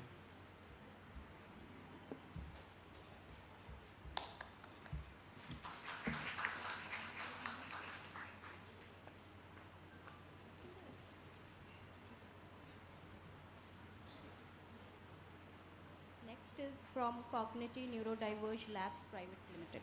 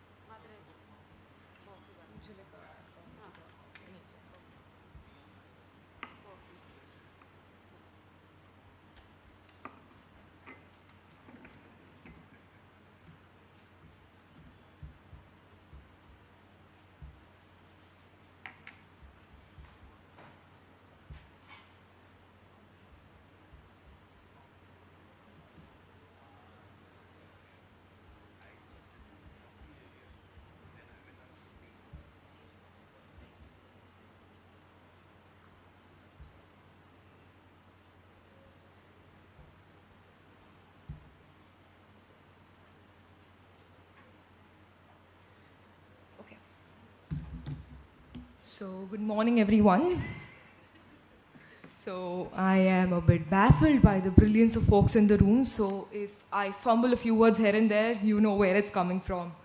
So, my name is Julika Trisil, and I'm the co-founder and CEO of Cognity. And we are a mobile learning ecosystem for children with special learning needs, with the main thesis that mobile is the best assistive technology that can ever exist. So, let me just walk you through what we are and what we want to do. So, 3 crore children in India, 30 million children in India have special learning needs such as dyslexia, dysgraphia, dyscalculia, along with neurodevelopmental conditions such as autism, ADHD, etc. Me and my brother are 2 of the 3 crore children who have struggled in traditional learning environments and have struggled to find the right educational interventions that suited our unique needs. And children like us who struggle in these classrooms miss out on opportunities that are linked with their potential employability and independence. Now, there are special schools which cater to the needs of these special children, but they are broken. And let me tell you how they are broken, and there are many barriers to entry. So, firstly, India faces a grave shortage of trained special educators. We only have 120,000 RCI registered special educators for the 3 crore special educational needs children. And the second problem is that most of these professionals are concentrated in tier 1 Indian cities, which leaves out tier 2, 3 rural to fend for themselves. And the unaffordability of special education, extremely notorious. It can go up to as high as 4 to 5 lakh rupees a year. And that kind of exceeds the fee of a mainstream school also, leading to excessive financial burden on the parents of these children. And if this problem goes on a larger level, we are saying goodbye to 3 to 7% of potential GDP by not including people with disabilities in the workforce. And the rising incidence of neurodevelopmental disorders, which can go up to 20% of our school-going population, which is double this number, 60 million by 2030. There's a clear need for solutions like ours. So what is this solution? So we are a mobile learning ecosystem which combines AI with human special educators to get the highest quality, personalized, gamified, and accessible special needs school experience on people's smartphones directly without barriers. So the market opportunity, and it's a bottom-up calculation, for the 240 special needs children in the world, we are looking at a potential market of $48 billion, with the India market just being $7.2 billion, and a serviceable, obtainable market, which considers 12 lakh Indian SEN children being $362 million. So there is a massive opportunity we are talking about here. So why Cognity? Why us? So firstly, we look at AI as a way to scale the learning experience and not only base our positioning on AI ki bhai AI se yaad duniya jeetne chale jayenge hum. So our AI personalizes the learning experience by asking the parent some questions about their child's cognitive skills, gestures and all of that, and followed by a self-test where we ask the child to play some games to figure out what their learning style is, and based on that our AI comes up with a gamified learning program. And our gamified learning program has a holistic focus. We focus on academic skills, functional literacy and numeracy, social emotional skills, and functional skills. Functional skills as in the daily life stuff. And then, of course, our ecosystem has some in-app breaks and activities which promote mindfulness, relaxation techniques to get down the cognitive overload, especially for people who have ADHD, and also ensure motivation and discipline, which is a very online education specific problem. And of course, the last thing is our human-centric support, where we have one-on-ones with Cognity special education team, and we help parents. Apart from our AI only, we provide one-on-one monthly sessions with our special educators to help parents base their child's progress, understand the reference points, and so on. So right now, our business model is currently catering to consumer, but we hope to go to B2B and B2G also. So we have a basic plan, a freemium plan, where we just want to eliminate all barriers to entry, where they get access to our beginner modules community, and I'll come to that. Standard plan is $15 a month, which is close to 1,200 rupees. It is basically community access and AI-powered personalization that we are claiming. And our AI-powered personalization is basically classical ML and knowledge graphs, which understands the child's learning and comes up with the learning program subsequently. And the premium program includes our one-on-one consultations and the community access and performance tracking. I'll come to that also.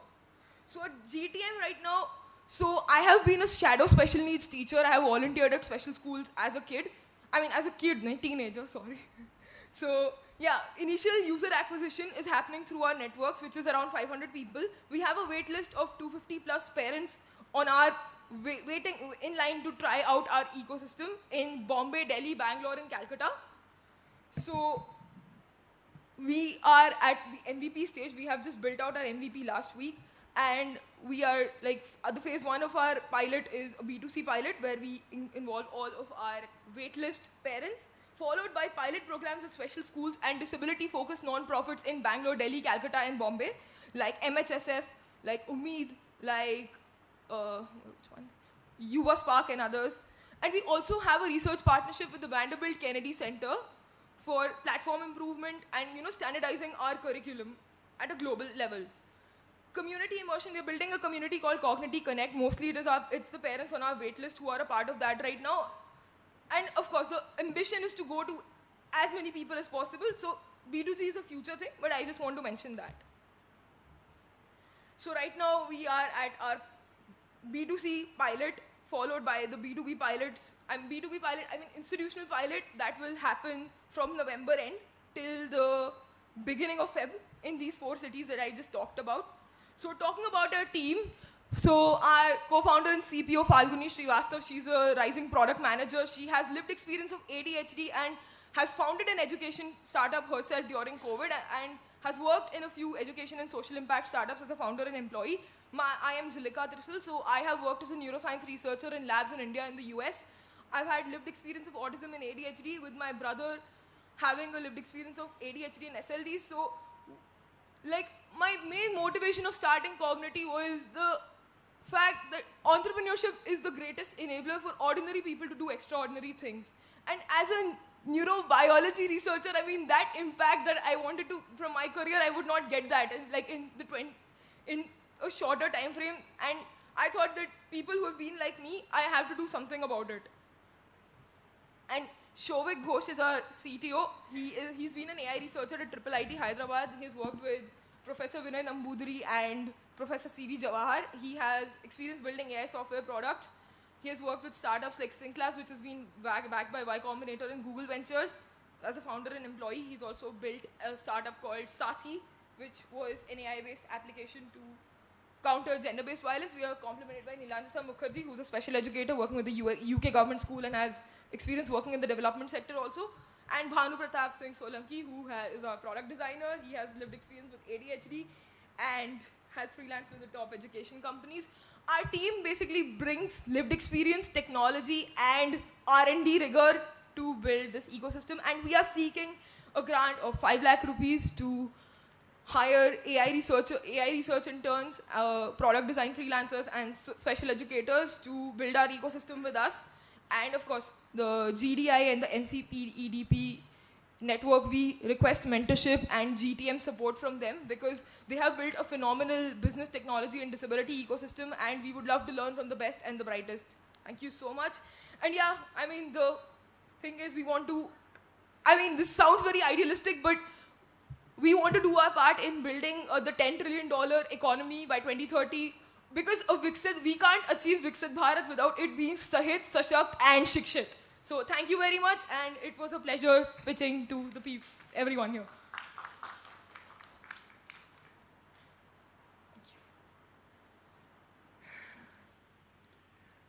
You had a slide, how does it work? Yes. Can you just come to that? I want to understand how is it different from several other self-learning educational models that you have? Yes, so there are companies like Odzimo, D-Learners, and AI learners who are building similar products like us. But the thing is, let me just walk you through our product flow in very brief. So our product starts by a self-report first, where we ask the child to play some games, where we check their cognitive skills. And then we ask the parent to report their cognitive skills as per that, and our AI comes out with an average score that this is what, like, you know, how aligned are the self-report and the proxy report, basically. And then our AI comes up with the gamified learning program, our gamified learning program, as I talked about. And it's like a daily recommendation as to how many tasks they should be doing on our app and for what time. That is what the thing is. And as per the performance on on the present task, the future learning program is started. We have our AI is adaptive also. And apart from that, we have one-on-one mental wellness check-ins, which promote mindfulness, relaxation, and just, you know, ensures that the stuff doesn't get overboard. The basic thing that sets us apart is our AI personalization with our human-centered support. Because AI, a lot of people are building AI. Yes. And then secondly, if I may say, yes, I'm not sure you do want a bunch of interns. Okay. I do think you need the grants, but I think maybe using it to validate some of what you already have might be more useful than trying to manage 4 interns that will each have a different idea of what you should do. Feedback taken. Thank you. Anything? Yes?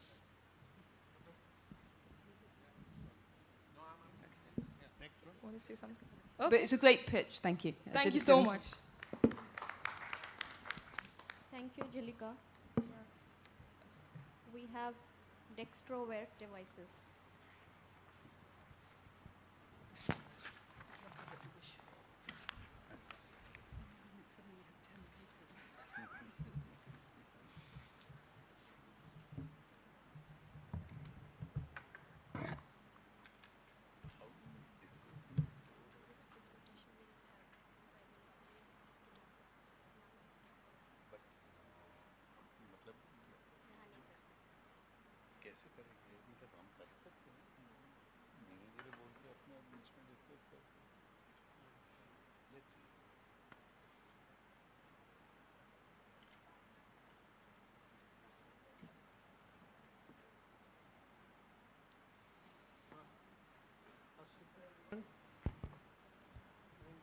Hello everyone, a very good morning, a big hello from Dextrovert Devices. So my name is Praveen Kumar, I'm the founder, and I see some visually challenged friends here, and I'll try to be as descriptive as possible when I show something. So yes, we make digital assistive tech, and I want to ask you something. What's one of the first things that we do in the morning when we wake up? Probably check our phones, emails, social media, etc. And what do we need? We need a smart device, of course. But what do we need to access them? Our hand or a mouse. But let me introduce to a person who does not use these to interact with a smart device. So this is Dr. Nonita Gangwani, who is a person with multiple sclerosis. She has a postgraduate degree in physiology, and she wants to become a lecturer, and she's been trying to make presentations and take online classes. And if you notice there, in the video, there is a lady who uses her nose tip to control her smartphone, which is on a table, to make presentations. And it is not just her. We have millions of people who has bilateral amputations. Just an image description, there is a bilateral amputee, and there are people who uses their legs, and there are people with neurological disorders who uses different ways to access smart devices. And it is not just them. Even able-bodied people who meet with accidents and who injure their hands are suddenly cut off from the technology and accessing them because there is no proper tool to access these. And hence, we have mouseware. So it's a small device that I have in my hand, and it is in the size of an matchstick box, and this has motion tracking sensors to track the head movements, which enables head movement based gesture recognition, which controls a mouse cursor with head movements. And what I do, I clip it onto my head using an elastic strap or a headphone like this. I have an headphone in my hand. I wear it on my head and I turn it on. And if you, the mouse cursor is visible. So what I'm doing here is that I'm moving the mouse cursor with with simple head movements. And I'm not getting deep into how, what are all the features are there, but basically it moves the cursor with head movements. There are multiple ways to click. We have foot operated switches, strappable switches, etc. But for people with quadriplegia who's immobile under the neck, how will they click? So for them, we have a software-based dual click, and here there is a small widget which has left click, right click, multiple options. All you need to do is go to a particular place, wait for a second, it will click automatically. Again, in the interest of time, I'm just skipping this, but I'll be happy to show you a demo off stage. But yeah, so a person can move the mouse, can click. And to type, we have a speech recognition software which accepts all accents of English and different local languages as well. Or a person can simply use an on-screen keyboard to type. So mouse movement, mouse click, keyboard. Everything is covered, typing. Everything is covered using our device. And if you're wondering who made these paintings, it is none other than Dr. Nonita Gangwani, whom you saw in the first slide. So again, a description, there are a bunch of paintings that were made on MS Paint that were made by Dr. Nonita Gangwani using our device with simple head movements. So the paintings are amazing. Two things here. So one, when a person with disability is given a proper tool to express themselves, their potential is simply limitless. And the second thing, this device is not just for making simple operations like an opening folder or doing some basic operations, but they can make these fine brush strokes with head movements and with dual click. And a simple productivity case study now, she does not just make presentations, does research. She is now financially independent, digitally empowered. She even orders food from Zomato, food delivery apps, and orders stuff from Amazon, etc. Okay, so we have been doing this for past 2 years. Now we understood that making sure that the device reaches the end user is not sufficient. We also have to make sure that they use it properly and they get digitally empowered and they earn a livelihood out of this. So that's why we are running this project where we identify the beneficiaries to rehab centers, NGOs, we distribute the device and also make sure that they undergo a 21-day training program where they digitally get skilled with basic MS Office, mail drafting, etc.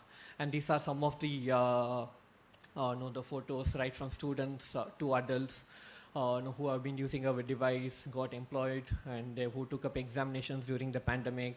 And this is some of the training sessions that we conducted within Tamil Nadu and the southern part, some in north as well, where they have been starting to apply right from graphic designers to different kind of job profiles.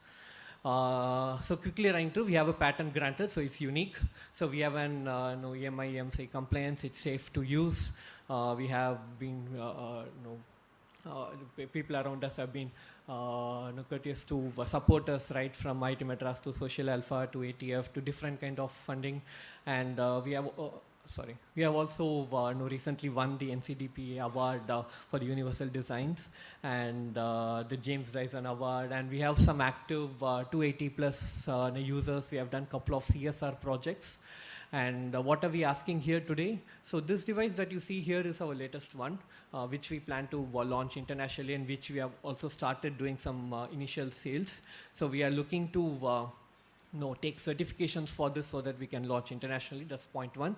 Point two is that we want to expand the application of this particular device. Why can't it be used to help navigate a wheelchair with head movement and also control a computer? So that's another use case that we are seeing, and we have also started working with some wheelchair manufacturers in India. So these are the two things that we are looking for the grant. Thank you.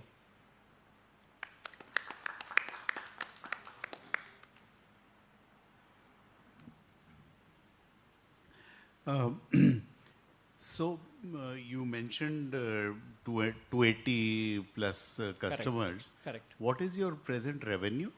Around 38 lakhs to 40 lakhs this year until now. So about 4 lakhs a month is what you are doing. So that gradually increased. Recently we have been doing around 1.5 to 2 lakhs per month. About 2 lakhs a month. Yeah, okay. 2 lakhs. All right. And what is your funding history? So we have raised a pre-seed from Social Alpha, which is some 60 lakhs, and we got grants totaling up to around 75 lakhs. So which we used it for our initial, whatever that you saw is what this funding helped us for the production and user research from the scratch. Thanks. I have no further questions. Thank you. This Social Alpha pre-seed capital you received, some grant support was also there? Under Atma Fund? Yes, we were also... From SIDBI? Yes, from the SIDBI, yes sir. So how you utilize that? Yeah, so SIDBI beneficiaries are some of the ones that some of the users here are SIDBI beneficiaries. Especially Mr. Anuj Arora, he is working in a bank. So he uses our device. So what we did with the fund is that we subsidized. So we subsidized it by 50%. So our selling price initially was around 20,000. So we subsidized by 50 and gave it at 10,000 rupees. So that's how we used SIDBI. And we also got another subsidy fund from HDFC. Again, a subsidy program that we ran. Okay, so you have raised already like good amount in from the grant as well as the seed capital. So don't you think this 5 lakh will be very small amount? That's what, sir. So that's why our specific ask is for this new. So if you see in the photos, it's a different device that people are wearing, and now we are. So this has multiple features. For example, the previous users. People who don't have stable head movement cannot use the previous one. Now with this, it understands the tremors. People with little head mobility can also use this, and wheelchair navigation is being added, and compliance for international launch. So this is why we are asking for it. Hi. The actual electronics is done in India? Yes, sir. Everything is designed and developed by us. Of course, the PCBs and the electronics we imported, but otherwise design and development is by us. You say designing that second part needs only 2 lakhs. And at what cost you may? For the prototyping. So what we do specifically is that we have partnered with a company called NeoMotion, where they have recently started doing joystick-based wheelchairs. So we are trying to communicate with their wheelchairs if they are users, quadriplegic users, because until now quadriplegic people cannot use their wheelchair because it needs only paraplegic people can use. So for the prototyping purpose of a new product, we would need. What's your background? So I'm an electronics engineer, in 2020 I passed out. My team is a bunch of community managers who actively engage with the community because that's what we mainly focus on, and a bunch of engineers who work on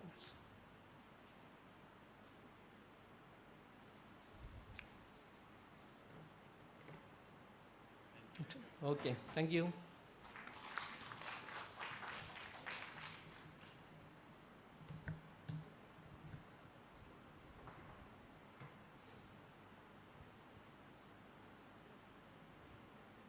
Thank you, Pravin.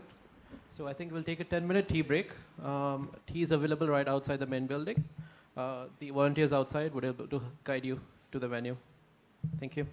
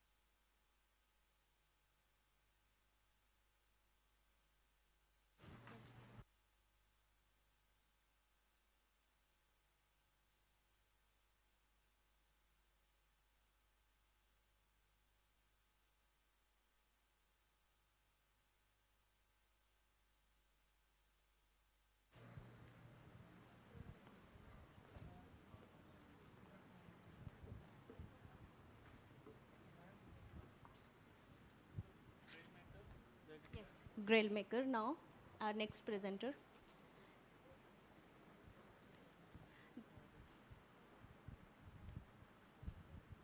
So, do you need your cane or? I'll hold it. Okay.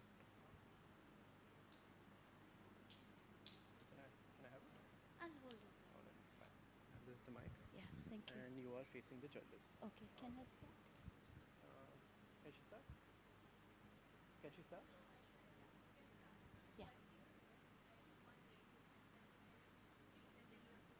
Okay. All right, one ring, two ring. One ring is 1 minute before, two rings Okay. is your time is start. Okay. All right. I'll Good luck. start, right? Yeah. Good morning, everyone. In 2016, I was doing my bachelor's in psychology, and I was at the laboratory, and my professor was showing me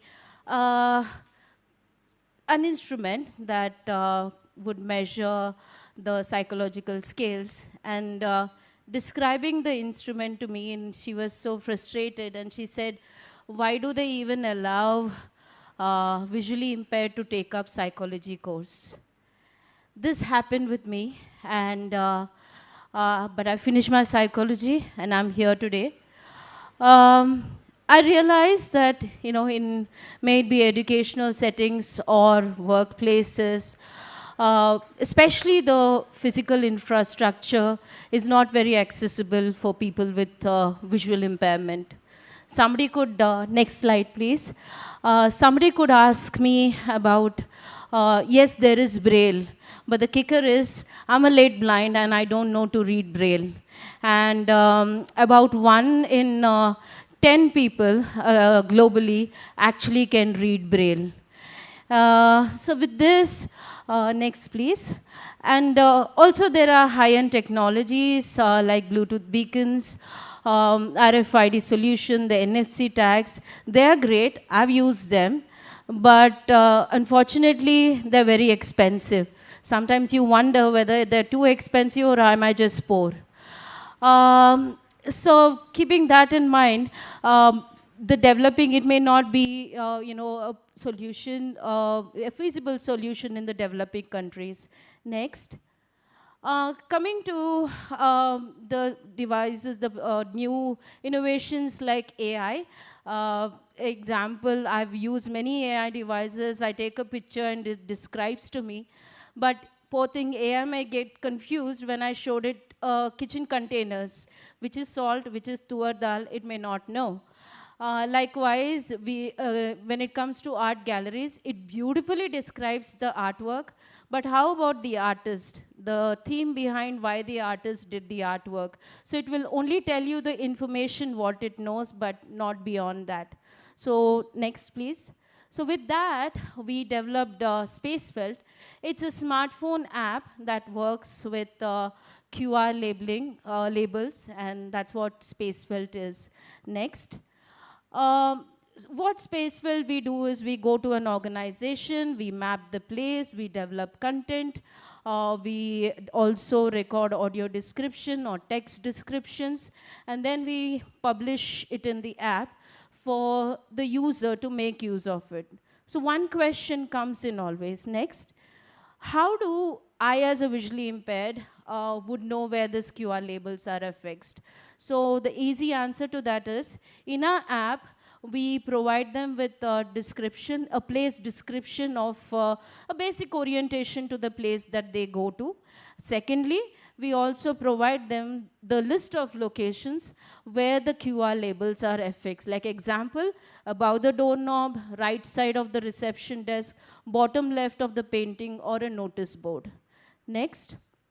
Then also the advantages of SpaceFelt is that it is 7 times less expensive compared to other technology. It works offline, so there is online mode as well as offline mode, and people can still use it, and customized description in different languages. Next. Also, like, to bring in the inclusivity, because we've had experiences when we went to an art gallery, they were not very keen on installing this, when we told them it is for visually impaired, but when we said that even sighted people can access this using their regular scanning apps, so in front of, in this presentation for my visually impaired friends, there's a sighted person standing at Qutub Shahi's tombs, and she's scanning a QR label using a regular scanning app. So next, please. So compared to our competitors in the margins, in the areas of affordability, customized data, inclusivity, scaling, and easy maintenance, we are good, and I mean, we have all the tick marks there, because everything we are kind of there. Like example, Braille, to maintain it, it is problem. To change it, it is problem. Next slide, please. And coming to our market potential, like we have identified under TAM, like 5 million organizations. We work B2B when it comes to public version of Spacewell. So it is 4.5 billion.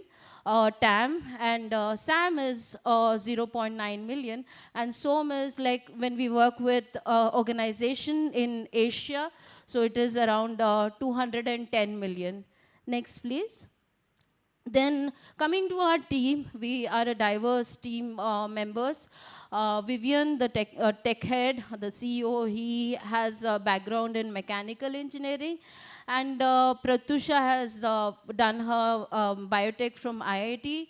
And they both have volunteered for people with visual impairment.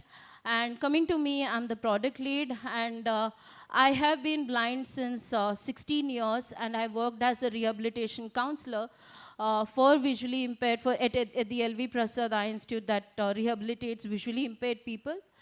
And we also partnered with many organizations in our journey. Next, please. So we have around 3,000 users who have used our app, like example in events like Purple Fest, Zero Project Conference, so in these various places. And we work with around 10 organizations to make their places accessible, starting with piloting it at the LV Prasad Eye Institute. And the recent one that happened at National Association for the Blind, Karnataka. Next, please. So, it's a 14th slide, right? Okay. It's a 14th slide, right? Okay, and we are seeking for a grant of 5 lakhs. 40% of it we are thinking of for product development, 40% for recruitment, and the remaining 20% when we go for travel to map the places. And so this will help us enable 20 organizations in 6 months. And last slide, we believe that a world of accessibility is a world of possibility. And I'm happy to present this to you all. And when you have time, please do check out the Spacewell labels at the Empower stalls, because we have made every stall accessible with Spacewell. Thank you.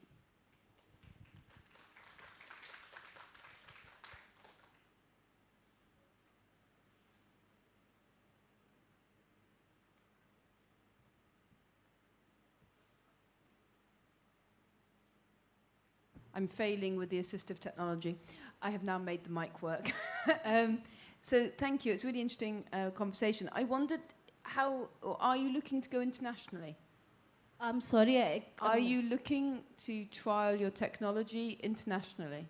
Yeah, we have the plans of getting global as well, because I'm associated with the Lighthouse for the Blind in San Francisco, and I've already talked to them about it.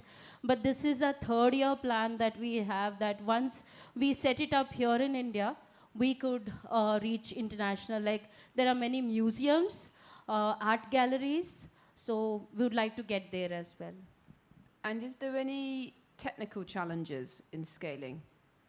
Right now, like, we are providing example of the QR label, the detection of the QR label.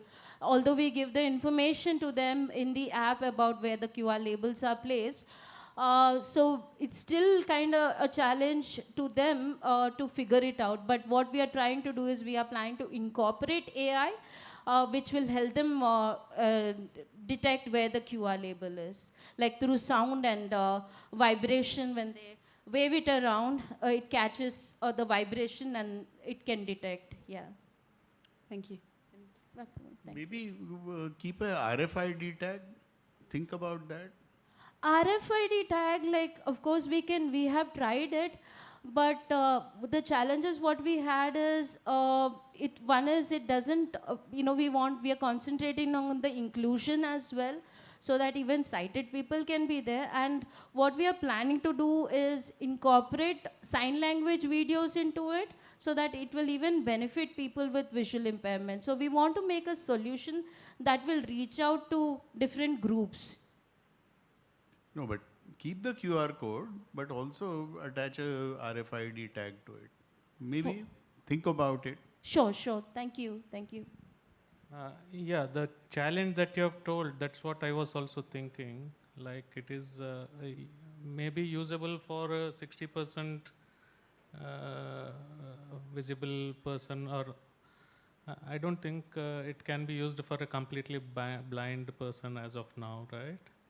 Yes, it is. It can be used for every visually impaired person who uses a screen reader. So I am able to operate my smartphone using a screen reader that talks back to me. That's how we use WhatsApp. So anybody who uses a screen reader will be able to use this app. Okay. How much promoters invested till date? So this was all bootstrapping.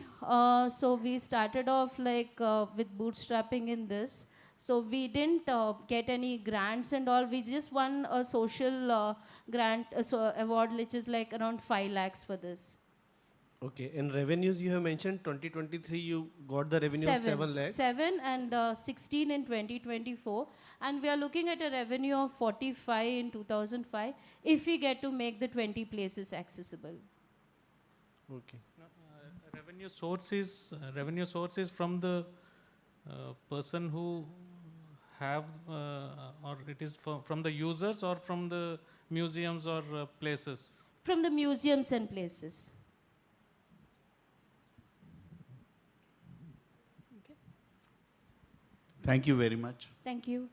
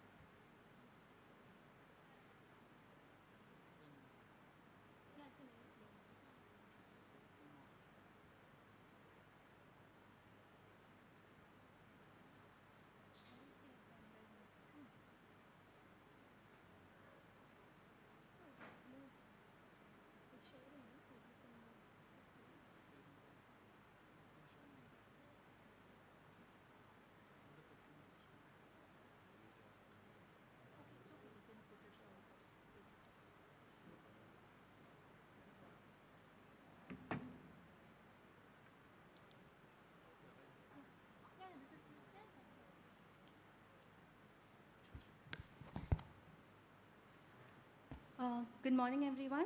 I'm Nikita. I'm the program head of the counseling vertical, and I'm also a neurodivergent individual. I've been with Insight since over 3 years now. And good morning, everybody. I'm Meghna. I am a neurodivergent person as well, and I've been with Insight since the past 5 years, and I'm the operations head here. I'm going to tell you a small story. Imagine a child sitting in the classroom. There are about 30, 40 kids in the class. The child is sitting in the second bench, staring at the blackboard, not able to understand what the teacher is teaching. I think most of us have gone through here, and some of us also dozed off in between those classes, but we were able to sit in those classes as well. Once the class is done, the child goes back to the teacher and asks her to explain the concept to her, but then the child nags, the teacher nags the child, also slaps the child and sends them back and guilt trips the child that, oh, you were not paying attention in my class. This is not a story of just one child. This was my story, and along with me, probably 70 million other children story as well. And half of the mental health problems start by the age of 14, when the children do not receive the kind of support that is required for them in their school. The children face a lot of social anxiety, isolation, and especially children with disabilities, children who are neurodivergent like me, often scrutinized and oppressed in the classrooms. So Insight is an organization that is trying to provide support to these children. We are a platform where we work with the child in their natural environment, which is the schools, which is their home setting, and online, so that we are able to provide interventions in their natural environment.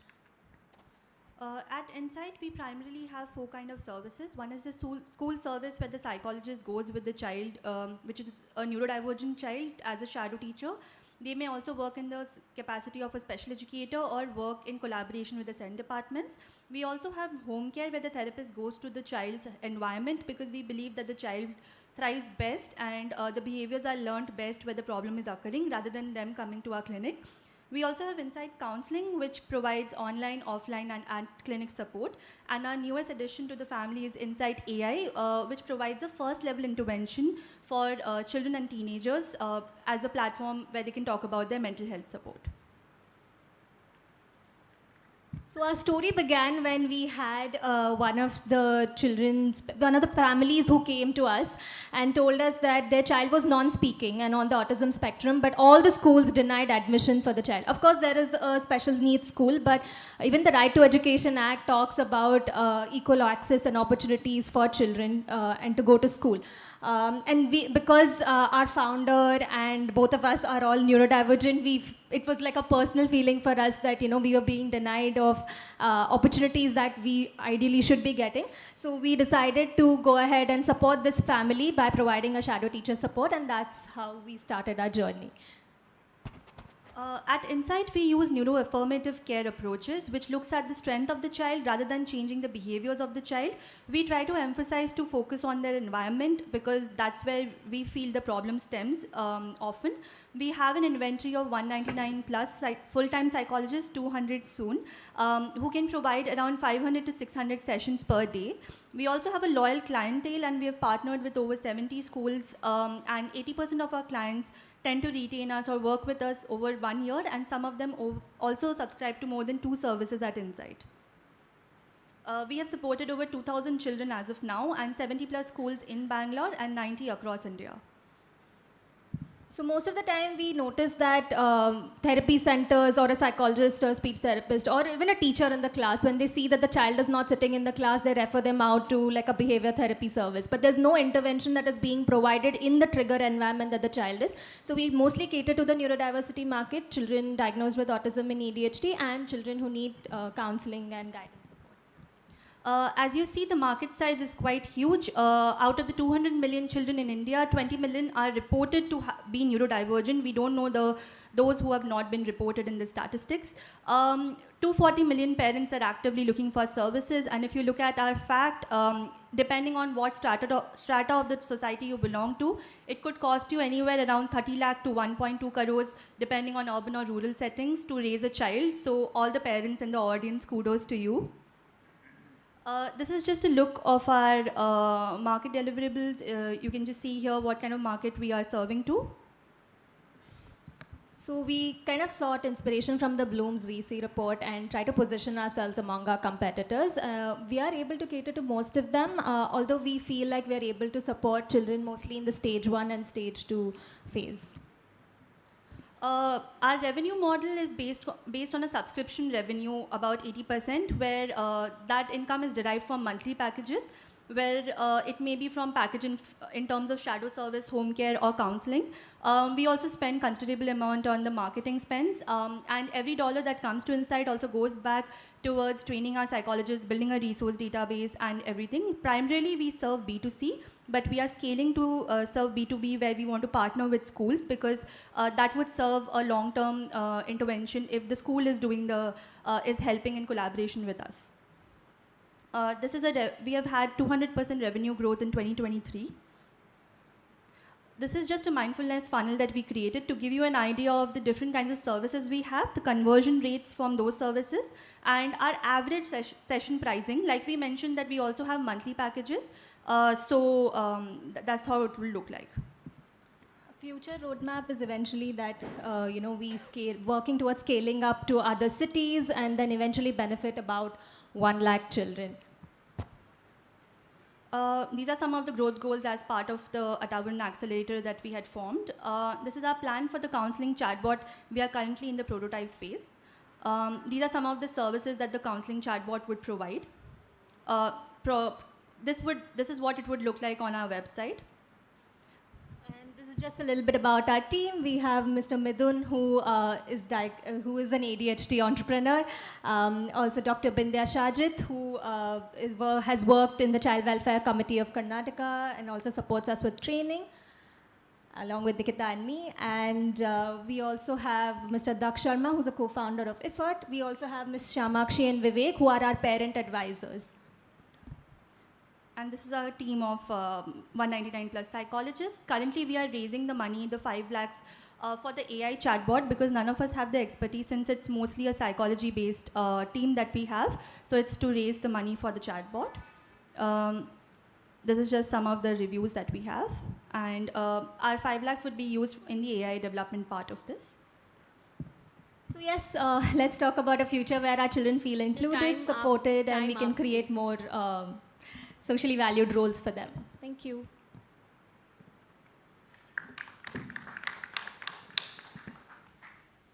So, did I see that figure right? Your current revenue is 3 crores?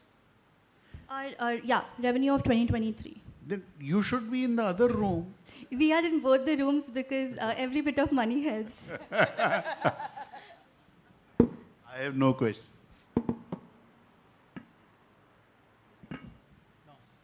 Yeah, I have no questions, but I'll quickly make a comment, which is again about the scaling beyond India. So I think it would be interesting, especially with the chatbot, to think how do you go global? Yes, our founder is exploring Dubai market, because currently we are seeing a huge demand for the kind of services that we provide, especially the shadow service in the Dubai market as well. So we are looking at how to expand to the other international places as well, but we want to focus our attention first to expand to the 5 cities in India, because primarily it's Bangalore based. So we want to focus our attention first on that and eventually on the Dubai market as well, parallelly. Just one suggestion. Yeah. Try and productize some of your services. Just think about that. Right. Okay. So, because we are a largely human resource-based company, that often becomes very difficult for us. So therefore scalability and so on. Right, it's very so difficult. now Listen is looking at that kind of thing. So try and productize your service. We are talking to some organization where we can sort of partner and tie up, especially in terms of assessments and things like that, because Insight does want to become a 360-degree sort of an aggregator where we become like a one-stop solution for all child-related concerns that parents might have. So eventually probably looking at other ways in which we can make classrooms more accessible. So probably with an organization that is making assistive tech for Braille, so maybe we can make the classroom more accessible for visually impaired children as well, and things like that. Yeah. How much you have raised so far? Currently we have raised, we are part of the India Seed Fund, so we have raised about 25 crores and 25 lakhs of values as of now. Okay, and what is the debt equity ratio? It's 2%. Thanks. We had also gotten the Parivartan grant in the beginning of this year, which was a 5 lakh grant. Right.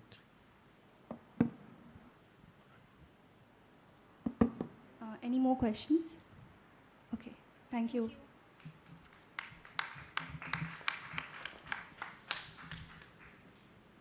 Our next presentation is from iWay Plus.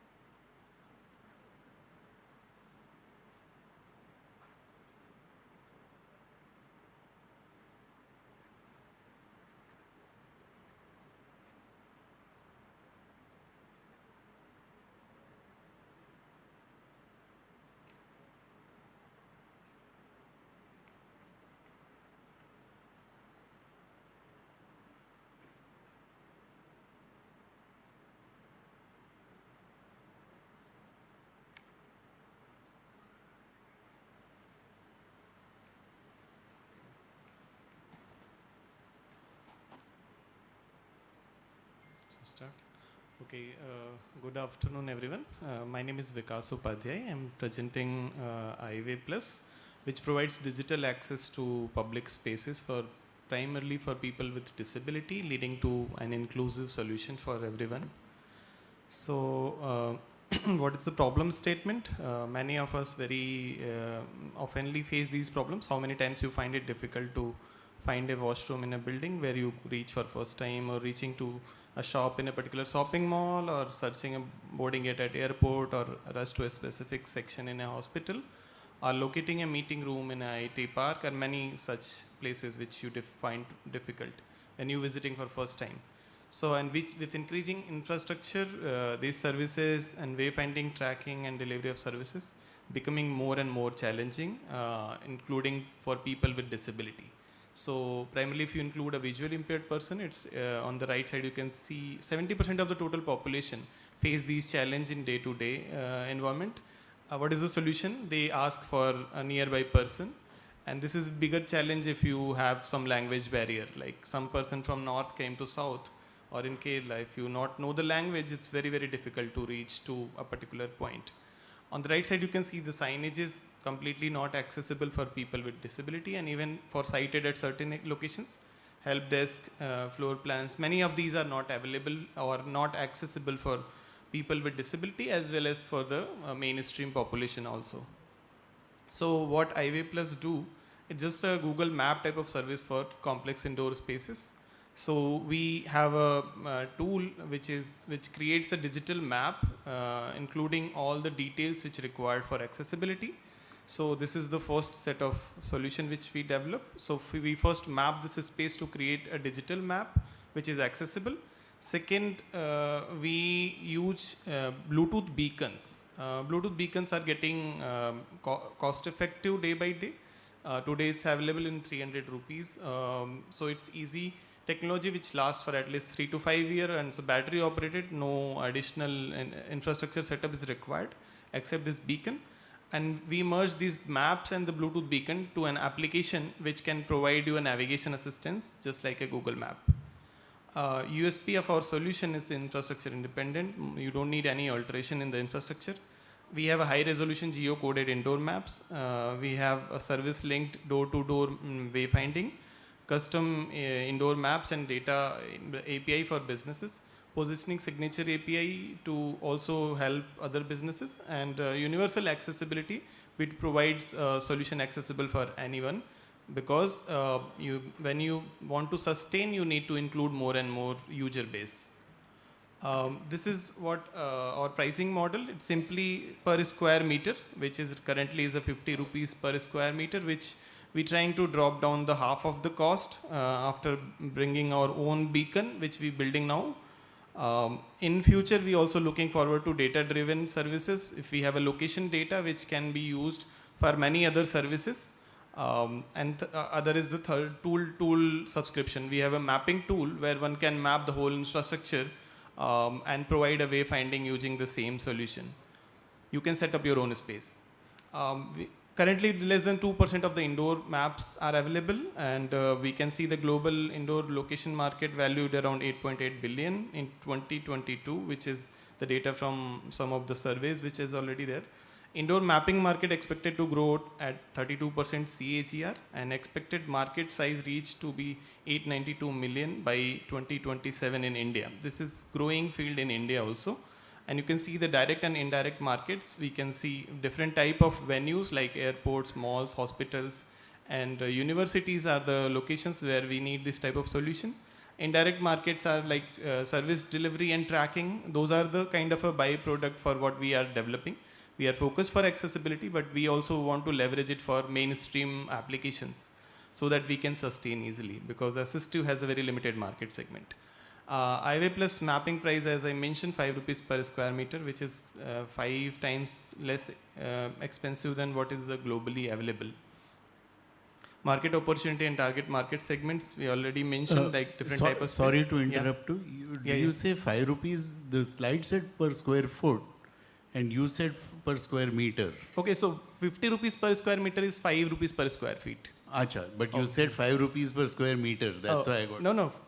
Okay. Yeah. So this is the market segment, which we can see exhibition space, shopping malls, hospitals, airport, museum, and offices. It can also have emergency response, location alerts, data analytics, and location-based services which can be delivered on top of the data which we have. Okay. So this is visual interface of the application which is currently live. Like we have availability. Okay, so this is the traction and the milestone which we have achieved so far. We have more than 25 lakhs of projects, I would say, which we have been done in last 2 years. Total area we have mapped 100,000 square meters so far, more than 10 buildings, and 8,000 plus indoor landmarks has been captured. These are the hospital which we already did. We have did in RGCI in New Delhi, Rajiv Gandhi Cancer Institute, and we also did in AIIMS Jammu recently. Ashoka University, we have done this navigation system, and in the Brookfield Candor Tech Space is the 4th installation which we are doing in Gurgaon. Event and exhibits we also did in Purple Fest, the application for Purple Fest, and Empower Conference. This Empower also, we have this Empower 2024 application, which can help you to navigate within this venue. You can download the app from App Store and Play Store and use a seamless navigation for this venue as well. Traction and milestone, we have indigenous development. The initial development is, which was part of my PhD. I would say I did PhD also in indoor navigation system from IIT Delhi, and this was my PhD problem initially. And then I turned up into a startup which helped wider audience to solve this problem. And I can also show these are the commercial deployment, which is some of them are completed, some of them are going.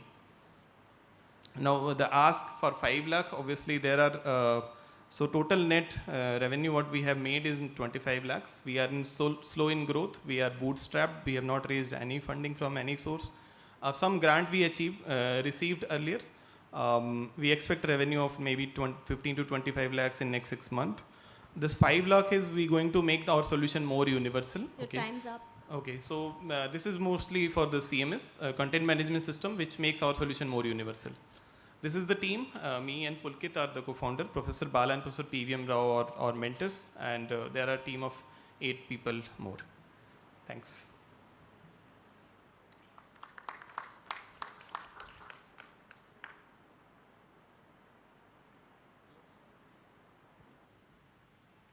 You are having the app for Empower, right? Yes.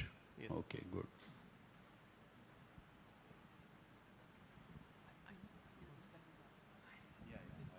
Hi. Uh, it is meant to work without internet as well, or? Yes. So one time when you download the app, you need an internet connection to download the app and the map as well. After that, it's offline.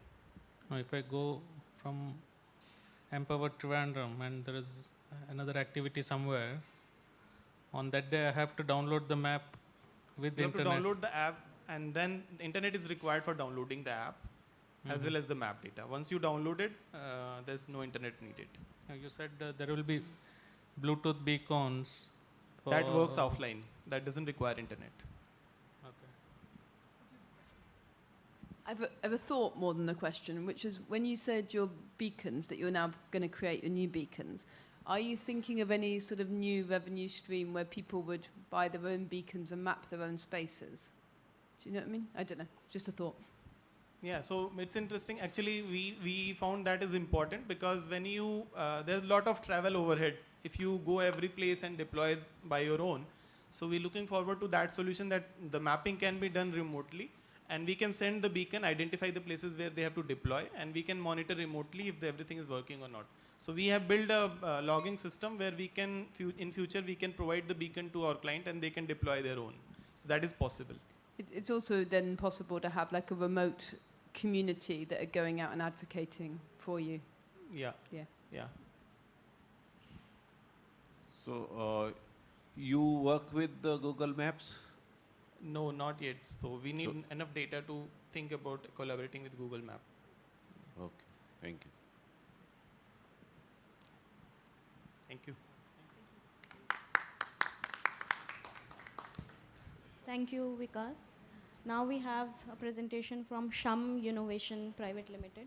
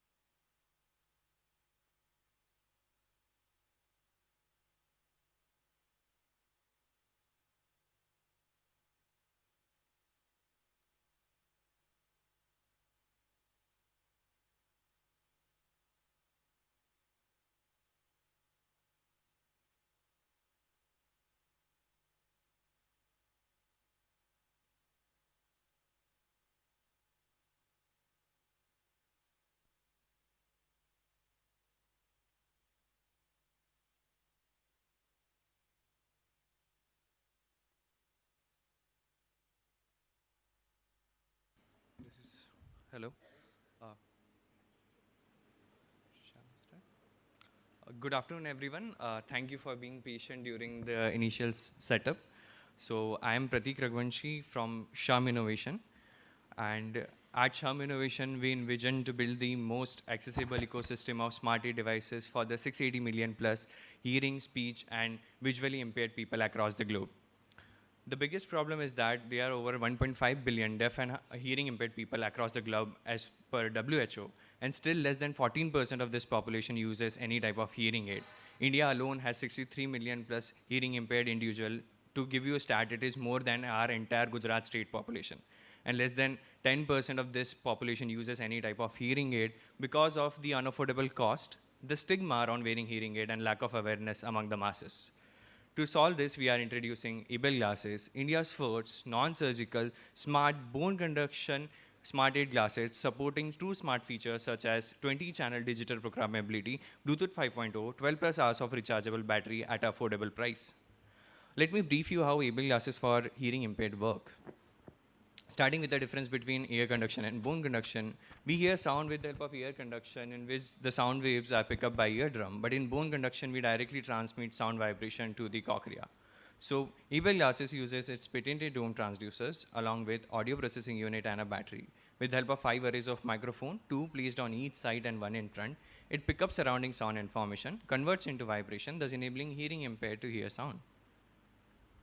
Our major USP is dome transducer. We have developed a paper-thin dome transducer which is 95% power efficient as well as 98% lesser in weight, enabling twice the battery life as well as making it comfortable for user to wear it all day long. Our neural processing software and hardware combination enables real-time sign language to speech conversion, enabling total communication for hearing and speech impaired individuals. The global hearing aid market is valued at $10 billion. India alone has a serviceable available market of $1.5 billion. And the initial niche market that we are going to target is valued as $136 million. In order to tap this market, we will partner with different social organizations and institutions, as well as onboarding speech therapists and audiologists as our brand promoters. For further growth and expansion, we will partner with central and state government in their NP-PCD program, as well as cross-branding platform to increase our brand reach. Our major source of revenue is through the B2C sales of Able Aid glasses at a unit cost of 18,000 rupees, as well as we are planning to charge 20,000 rupees per month brand integration fees to service providers such as Spotify and Audible to use Able Glass as a platform to host their services. For the last quarter of this financial year, we are expecting to onboard 350 plus users, generating a revenue of 63 lakhs. By next financial year, we are targeting to onboard 1200 plus users, generating a revenue of 2.16 CRs, as well as by FY year 28-29, we are going to onboard 25,000 plus paid users, generating a revenue of 53 lakhs, CRs, out of which 8 CRs will be coming through brand integration fees. Talking about our global competitors, Medel and Cochlear provide surgical adhesive type bone conduction hearing aid, while we are world's first non-surgical non-adhesive type bone conduction hearing aid supporting true smart features. After talking to 600 plus hearing impaired individuals in last 8 months, we have boiled down our value proposition to 5 fundamental points of providing a fashionable hearing aid, which is non-surgical, non-adhesive type in nature, supporting true smart features such as Bluetooth 5.0 as well as 12 plus hours of battery life at just 18,000 rupees. These are the multiple iterations of prototype we have gone through. We have also filed a patent, validated our device with 15 plus users, selected as India's top 10 startup by Samsung, featured on CNN and CNBC Network 18. We have also signed an MOU with Equira Foundation for Hearing Impaired from Akola. Through various government grants and CSR supports, we have accumulated grant funding of 40 lakh rupees, through which we are continuously funding our R&D efforts. By the end of this quarter, as I mentioned, we will be conducting a paid pilot with hearing impaired individuals. By next year, we are going to focus on getting the required regulatory approvals as well as certification, as well as setting a small assembly unit with a capacity of 200 glasses per month. And by FY year 26-27, we want to positively impact 5,000 plus hearing impaired life across globe. Hello, I am Pratik. I manage overall company's operation as well as product design and development. I have my co-founder Akhilesh Raibhog. He looks after the technical operations of a company. Then we have Grisham Sharma, CMO. He looks after the market outreach as well as talking to different stakeholders. For medical expertise, we have Dr. Lakshman More as well as Dr. Khare for both having a combined medical experience of 35 years. And on our board of advisory, we have Prabodh Mahajan as a business mentor. These are some user feedback and testimonial videos that I have. First of Mr. Akshay, who was 85% deaf by birth. So,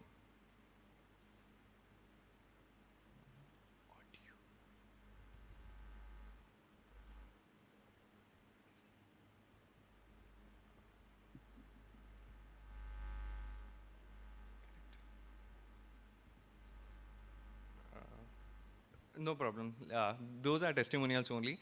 I will just give you a brief idea that this, the person who his father is mentioning about, they were looking for some solution for what you can say a non-surgical in nature, because they got what you can say in support for a surgical implant, but they didn't went through because their son was already 24 years old and he was already graduated and he has figured out his way of navigating his life. So they were constantly looking for a non-surgical solution. That's why they were really excited to try out our product. As well as the best part about our glasses is that it can be used as a smart audio glasses by each and every one of us to listen to music. And during building able glasses, we have realized that lack of awareness is a big problem. So just on 10th of October, we have launched our Able Assistant app. Basically, the agenda of this app is to aware people about hearing health and hearing loss in general. It has a 3-minute screening test. It's available on Play Store. You could test your hearing score. It gives you a score as per WHO guidelines. As well as it has a LLM-based Able Assistant, which helps you answer all of your hearing health-related queries, as well as right now 2 sub-features are there, which are finding a RCI audiologist near you. We are still working on that feature. But yeah, I kindly request everyone to please download this app, check your hearing score, find your hearing parents as well as kids' hearing score, and please share your valuable feedback because it will help us improve this app further. Thank you.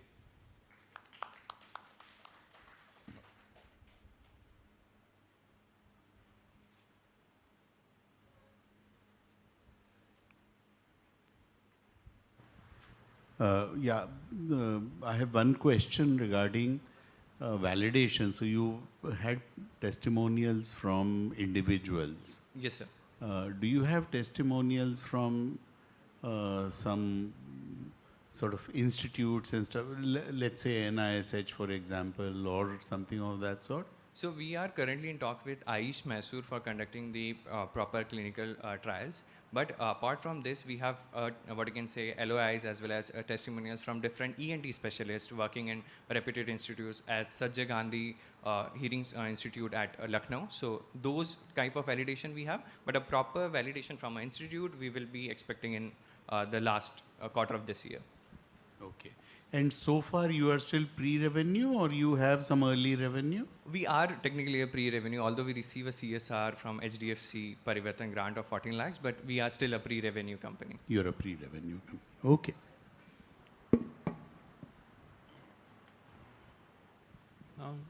For such kind of assistance, is there any validation needed from the government, regulatory requirements or anything are there? Yes, sir. We will require CDSCO's Class B, what you can say, trial as well as manufacturing license to take it into market, and other ISO regulations we have to follow as we are completely building our transducers from scratch and assembling the product. At what stage are you in regulatory things? Regulatory strengths, we have just started the talks because we are still at MVP development phase. So that we have just initiated through our vendors. Thank you. So is it similar like WHO here? Yes, sir. It is similar to that, but what we have tried is the logic behind what you can say, how they take the audiometry screening test. So we have our own basic logic, as well as we are also trying to have different, what you can say, advanced level of test, basically noise in speech or what you can say, some questionnaire that we will take follow on after you conduct this basic screening test. Okay, so if I'm hearing impaired, yes, why should I use the spectacle? This is not for a person who already knows who are hearing impaired. It is for the people who don't know that they are hearing impaired. So it is moreover an awareness effort as of now. Okay. Yeah. You want to ask something? And what about the battery part? Yes, sir. Battery. Battery backup. So 12 hours is what we have currently achieved in our testing. We are expecting rechargeable battery. Yeah, it's a rechargeable battery. Which material do you use? It's a standard lithium polymer batteries, sir. So are you not trying the next generation batteries? To keep the cost low, I believe we'll have to go with lithium polymer as of now. But fortunately, we could go lithium ion or sodium ions also, which will increase the battery life further. Yeah. This app is used for a sales lead as well? Not that intention as of now, but basically to gather more data, because conductive type of hearing loss is a very small spectrum of the entire hearing loss family. So it is just to aware people, get leads, and probably we will use it to get more audiologists on board and interested to give their medical inputs to us.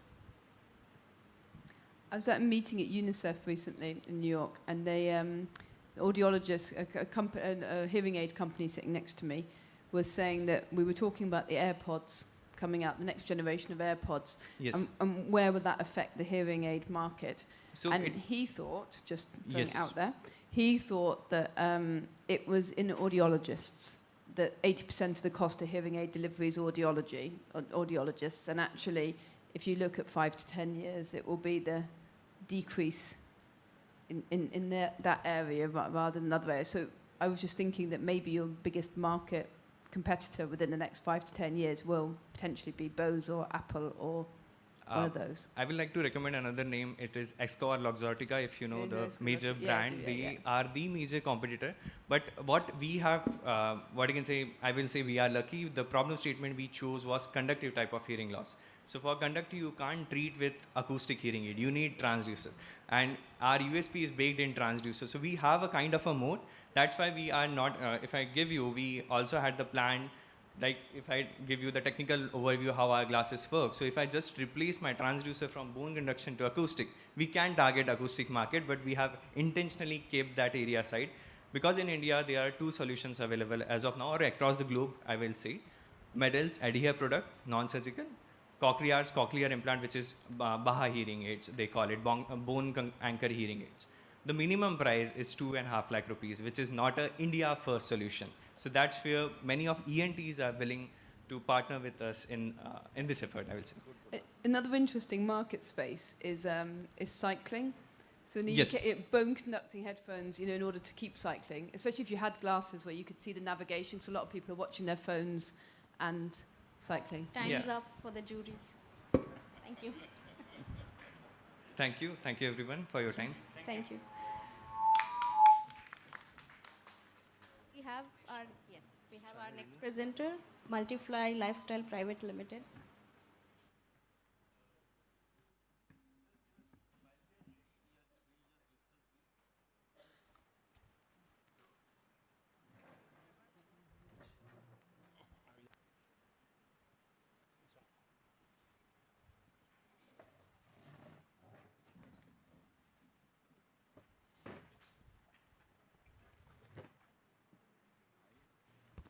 So for everyone else, we will have 3 presentations now, and other people who are going to present after lunch may go for lunch and come back.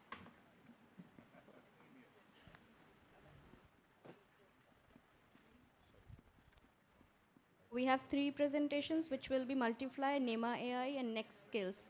You have to be here.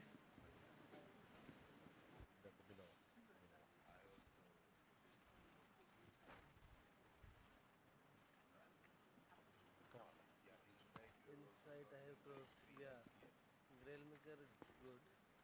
Shum was also good from Highway Plus that maps, I was slightly like confused. If you see, yeah.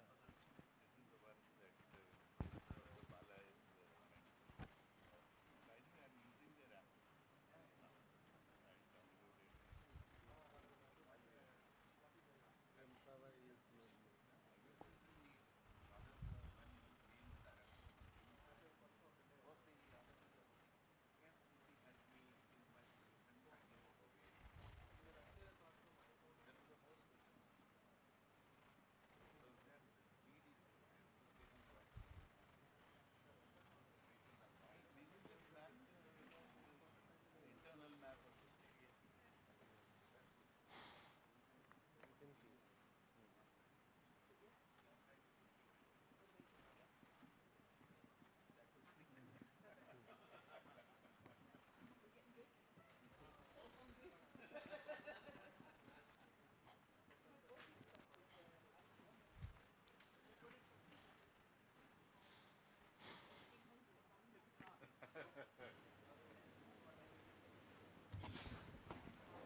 Can we start now?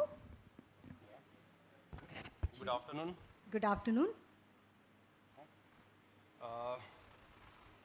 Yeah, we are Multiply, and the friends, for the few friends who cannot see me, I am Mehul, and I am about 5'10", and I'm wearing a black t-shirt which reads "Inclusion is a habit," and a trouser which is an adaptive trouser.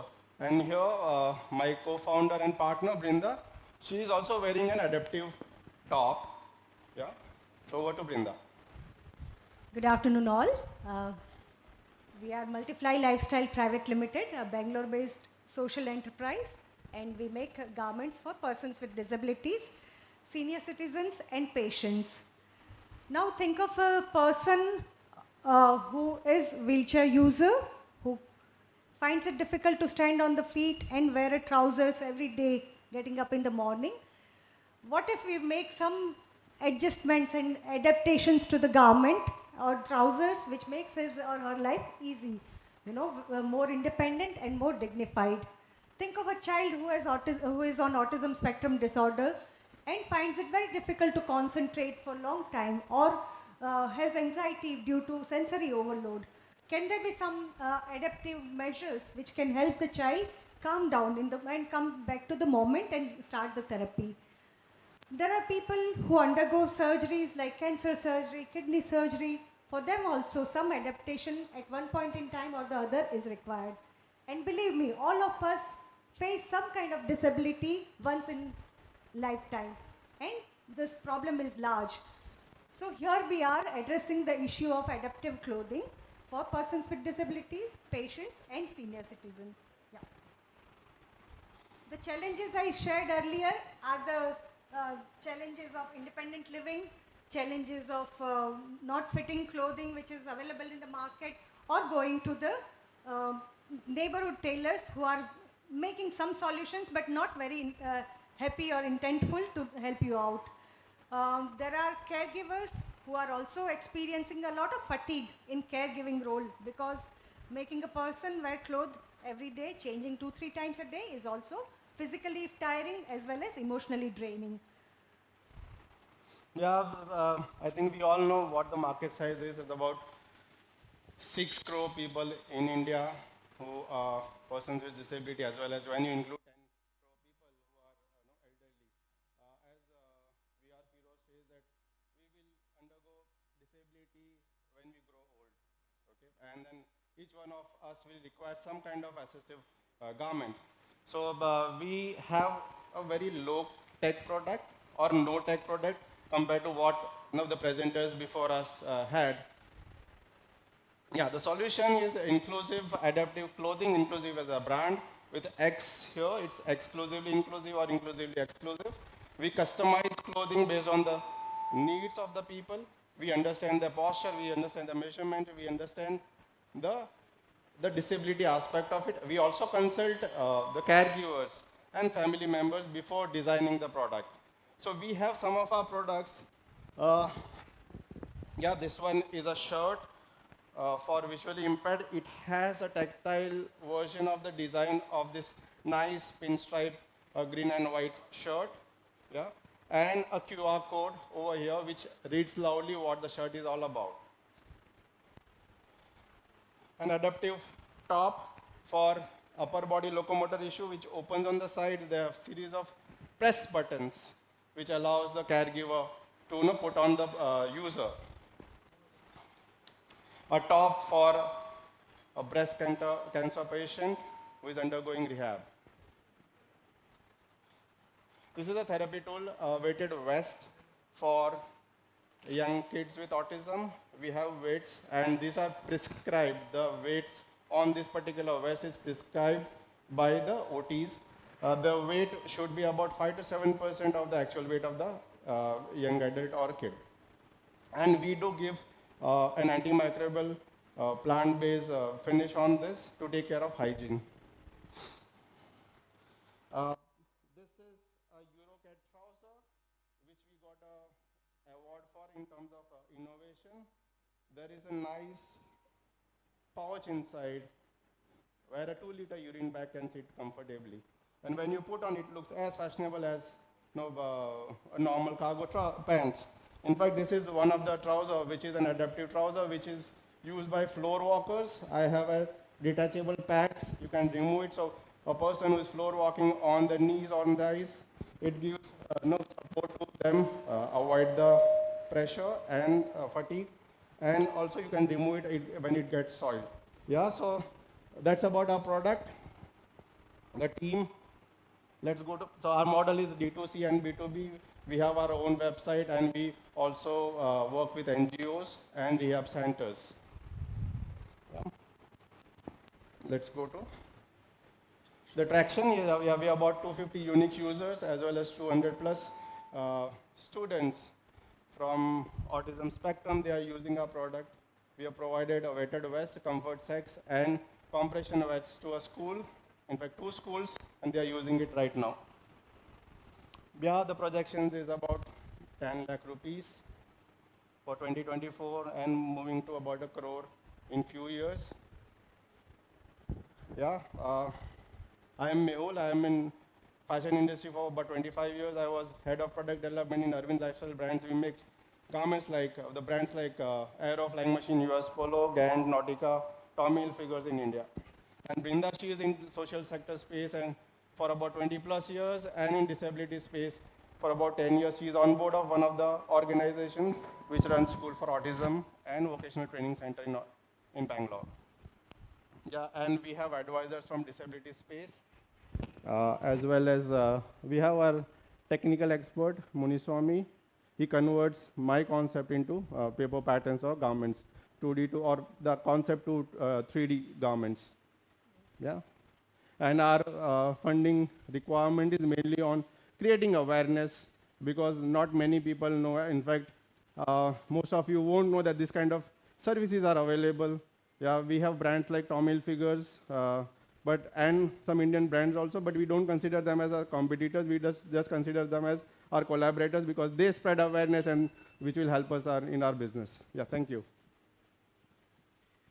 So what was the motivation for starting this? That's my first question. And which year did you start in? We started last year. It's so we started our studio last year, July 2023. But we have friends in this space. To name a few, we have a few of the friends you will meet in today's session also. And that's where, since she is into this space, so I was volunteering in similar organizations, and that's where the people started asking for some kind of solutions, clothing solutions. And that's where we started. Motivation is maybe a midlife crisis kind of a thing, where when we think that we have to give back to the society. And I think that was the motivation. Abhi nahi to kabhi nahi. I think that was our own motto. Okay. You said revenue of 10 lakhs. Yeah. That is for this financial year? Yes, this financial year. So in the first 6 months, how much have you done? We have clocked 2 lakhs so far. 2 lakhs is and we are also looking at institutions which are willing to buy our garments. Yeah, in fact, we are going to, we are going to UAE, and then there is a big market for autism products, for our therapeutic products. I have no further questions.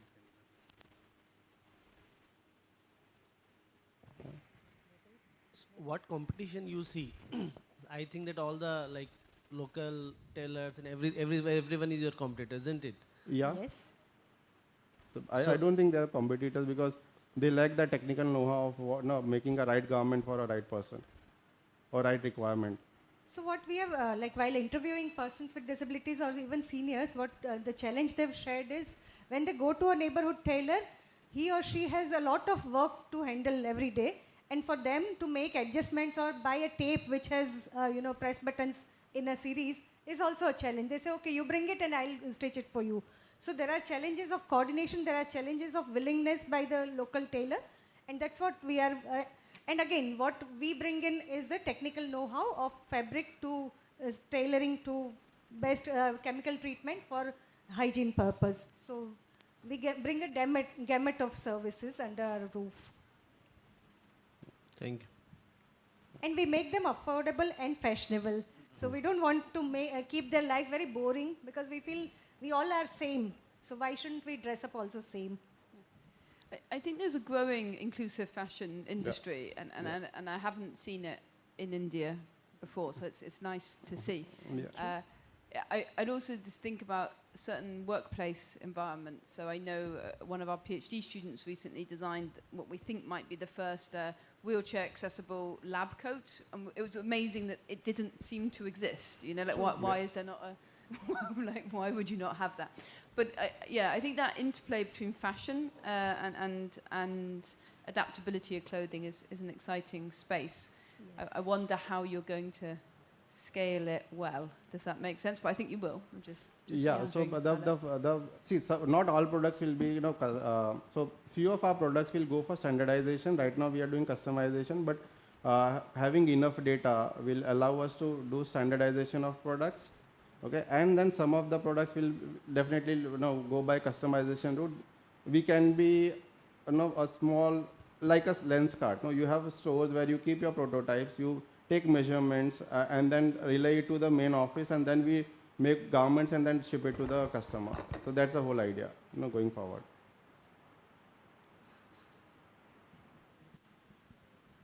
Just one suggestion, and that is that work on, you know, as Saurabhji rightly pointed out, that it is something that you have to see how competition can be kept out. It is difficult, but therefore build your brand as rapidly as possible, because that then becomes the defensive mechanism. Thank you so much. That's why we are going to use 5 lakhs social media presence and reaching out to as many stakeholders as possible. Yeah. As soon as you standardize, copying is also easy, right? Yes. Unavoidable. No, that's why the branding has to be at the priority. Sure, okay? sure. Yeah. All the best. Yeah, thank you so much. Thank you.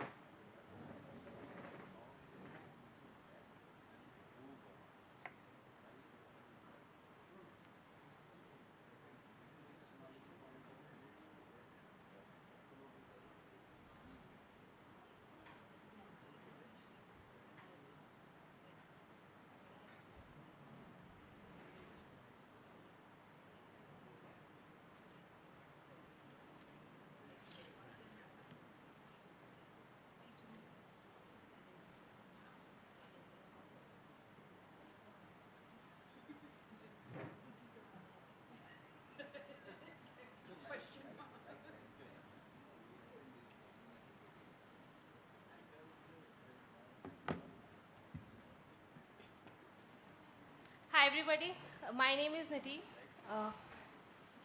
Good afternoon. Hope you have a good lunch after this. So, my name is Nidhi. Thank you for giving this opportunity to present NEMA today. NEMA is a deep tech solution which works into 3 specific sectors: the education, healthcare, and corporate wellness. Our aim is we want to capture 10,000 plus B2C customers with 100 plus B2B customers and an annual revenue of 50 crores by the end of 2027. Now, the problem which we are trying to solve is, if you see education system, it's actually one size fit for all. If you are neurodiverse, autism, ADHD, the teachers can't understand you that very well. And even if they want to understand, there's a lot of assumption goes on. Secondly, late diagnosis of dementia happen in the healthcare system. Now a lot of individuals, adults who are 60, 65, they don't even understand that they are going through a memory loss, to be frank. They're missing their keys, they're missing their t-shirt, random things in the house basically. These are some small symptoms, but by the time you actually get diagnosed, it's too late to work on it, and you are losing a lot of money and in general your lifespan also. Lastly, we work for the employee productivity. You might have heard about the suicide case which happened because of burnout at one of the big four. So how we do address that, all of these problems are, we have an EEG headset where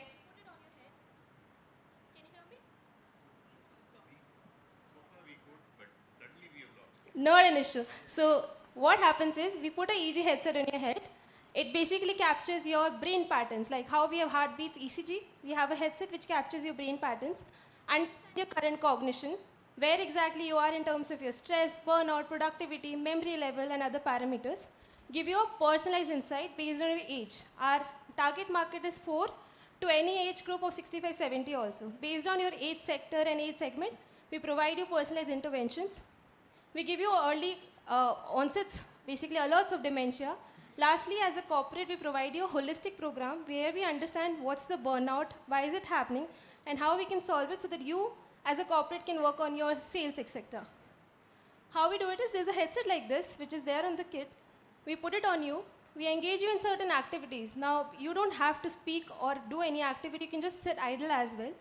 Within 5 minutes, a full insight about your current reasoning, memory, productivity, burnout comes out. And a one-on-one or group-based recommendation also comes out. We also recently came on Shark Tank India, because of which we have demand from across 4 continents and 20 countries across the world. There are so many applications the world has come up with, and we want to expand to those in future as well.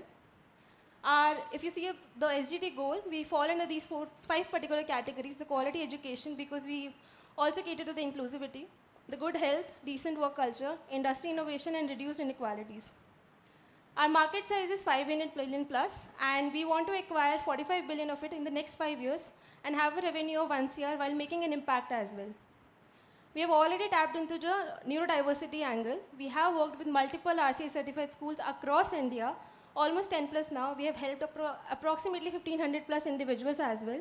What we have seen is that after the insights, these insights, we were able to help them in terms of their education by 5 to 12%. We were able to give them employability by understanding what kind of e-skills they can fall under based on their brain strength, and then give them the pathway next. This was just one of the market where we tested, which was the toughest. But in terms of our USP, we have already applied for a patent. We are very personalized. There is no bias because I'm not asking you any question. You just sit, wear the headset, play some games, and we can give you an insight. We are already live in Singapore, and we are working towards making our product reach as many out there as possible. We are a pure SaaS-based solution. The hardware which you just see, so it's actually something you can buy from off the shelf, and we are a pure SaaS which you can actually use to interpret these analysis at a hospital level, therapy center, etc. as well. It's very inclusive. We are working with ICMR on the partnership of medical validation for dementia diagnosis. It's very fast and low cost. Competition-wise, you might have heard about CoQ, Pearson. All of these are questionnaire-based personality insight. Now, the problem with these questionnaires are they are not inclusive. So if you are let's say someone who can't read, who can't understand English or any language, you can't comprehend to what they're saying, and the results will be biased. But our test is very inclusive in that manner. It's very fast. You don't have to go through 200 questionnaires. Business model-wise, we have 4. We have our subscription model, which is the majority. Then channel partners, the Singapore one, where therapy centers are using it as a pre- and post-analysis so that they can make their therapies or interventions much more personalized. Healthcare and diagnostic and experience centers. Traction and burn-wise, we are on a quarter-on-quarter increase in terms of our revenue from last year. Some of our clients you can see on the right side. Sorry. So in terms of revenue, ask, we require 1.5 CR total. Our ticket size is 2 CR. We have already got 50 lakhs from TIH. The grant money which we will get today is specifically for the certification of medical diagnosis which we are working on. In terms of scale up, yeah, 30% we will be using for local reach. Then 20% for global reach. We have demand from specific demands from UAE and Singapore. In marketing and R&D. a little off. So in terms of our team, we have pediatric neurologists with us, and we are already working on increasing our channel. I'm Nidhi, the founder of this company. I worked with Accenture before starting my own venture. And why I wanted to work on this particular problem is because I've seen so many people out there who are not neurodiverse but still don't know how to express themselves that they are going through something. So that was the major motive. Ayush and Harsh are from my business part. Because we have an inclusive angle, we have RCA certified, Rehabilitation Council of India certified experts with us. In the end, everybody in this room, I request you to be our ambassador so that you can help us reach everybody who can get an impact through the solution and maybe a different life altogether. Thank you.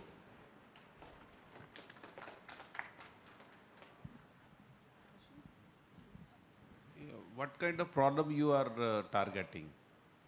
Starting with stress and all those kind of, what do you target? Sorry. So we are targeting education sector. Okay. Where let's say if you're a student who was neurodiverse, autistic, ADHD. Take. Yeah, I need water. Thank you. Okay, so the problem is that when your teacher is trying to understand you, where your current level is, they take a lot of questionnaire-based insights. But that becomes bias. And it also takes a lot of years. We are solving that problem of finding out how do I help the student reach that academic level which a neurotypical is able to do. That is what we are solving at education level. Healthcare-wise, an elderly person who is not able to understand why they're able to not able to recall the key where they kept. What is it that signs? So as a family member, you can also understand that this individual might have that onset of dementia. So these awareness are not there. So that's the second problem. And thirdly, we are also working with corporates because burnout is a major issue right now. There are suicides happening across even, I would say, academic sectors as well. So you mean to say you target the area of cognition and what else? Cognition is our major so we are a pre and post analysis of any kind of intervention which might be required at education level, healthcare level, or even a corporate level. Okay, thank you. Maybe not for now, but I'd love to know more about how the post-diagnosis, how that works. Because in some of the photographs, you can see people wearing your headset, but are you in real time measuring EEG, or is it more intermittent EEG transmission? So it's live. If you want to experience it today also, I have the headset here. Okay, I can just give you a okay. demo. It's a 5-minute process. Yeah. So today, tonight, just right now itself, on the table, we can give you insights. And then you can work upon it. The recommendation also happens live. So it's a 3-month course based on your age, based on your requirements, and then you can work on either like 15 minutes per week, 2 times. And it gives those insights also, and we track how is it improving. So at the school level, we also understand if it is improving, should we change something, and that entire thing also is automated for schools, colleges, and corporates also. But I have another question on who owns the data of my brain waves, but that's for another time. Sure, you can. So, is it only diagnostic, and then, or is there a learning module also which is connected with that? So we have 2 modules. One is just learning, education perspective. So let's say if you're at school, we figure out that your cognition is lower, either because of low self-esteem or whatever the reason is, maybe slow learning. So we give you a recommendation on top of it, how to improve it as well. But then it is for the teacher or the parents or somebody else to prescribe and that. that's why we Okay, collaborate I with understand. people. So it's more of a diagnostic.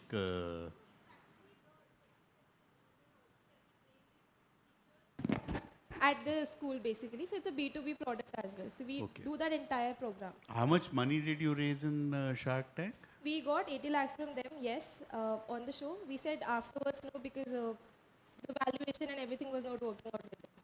Oh, so money has actually not No, come. we said no to them. You said no to Shark Tank. Okay, so far what is the amount of money that you have raised? 50 lakhs we have raised already, and our total ticket size is 2 CR because we are expanding to outside as well. All right. One Thanks. good news I wanted to share is that the GCC government is funding NEMA to establish it at Abu Dhabi as well. I have no further question. All the diagnostic that you do, is there a clinical validation necessary? Or Yes, so we are working on it with ICMR as well, where we are getting the CDSCO and the ISO test as well. Okay. Thank you. Thank you.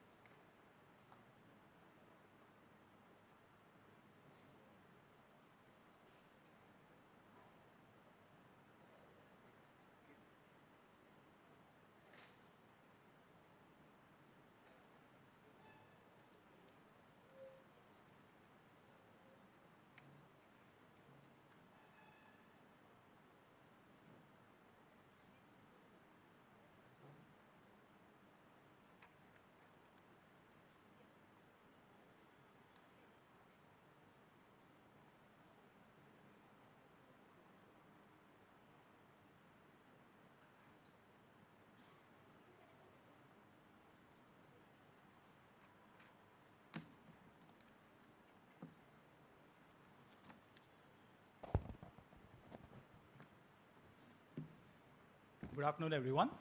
I'm Suraj Mayur. I don't think it's the best time to present, stopping you from having your lunch, but I'll stick to my time. So I'm the founder and CEO of NextSkills 360. We are an edtech company. I'm an MIT Solve fellow. The girl that you see in the picture is using one of our products, a coding kit she's using, and she's from a remote village. Oops. So again, the stat says over 170 million students are studying in India in government schools. So we said, how do we teach them 21st century skills?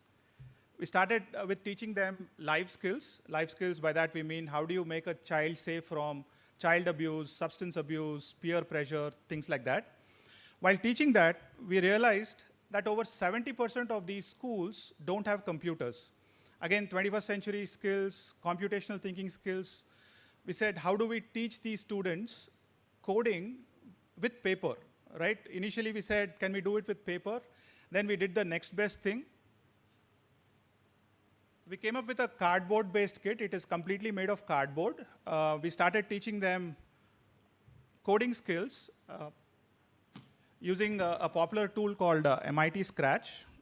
Again, only the teacher in a classroom needs to carry a mobile phone. Using this, any remote school, any remote area can take up coding as a curriculum-based activity.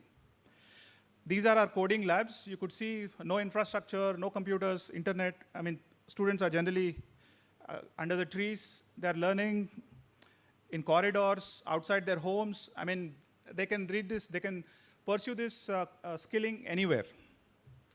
So far, with these two products, we have taught about 240,000 students and about 10,000 trainers.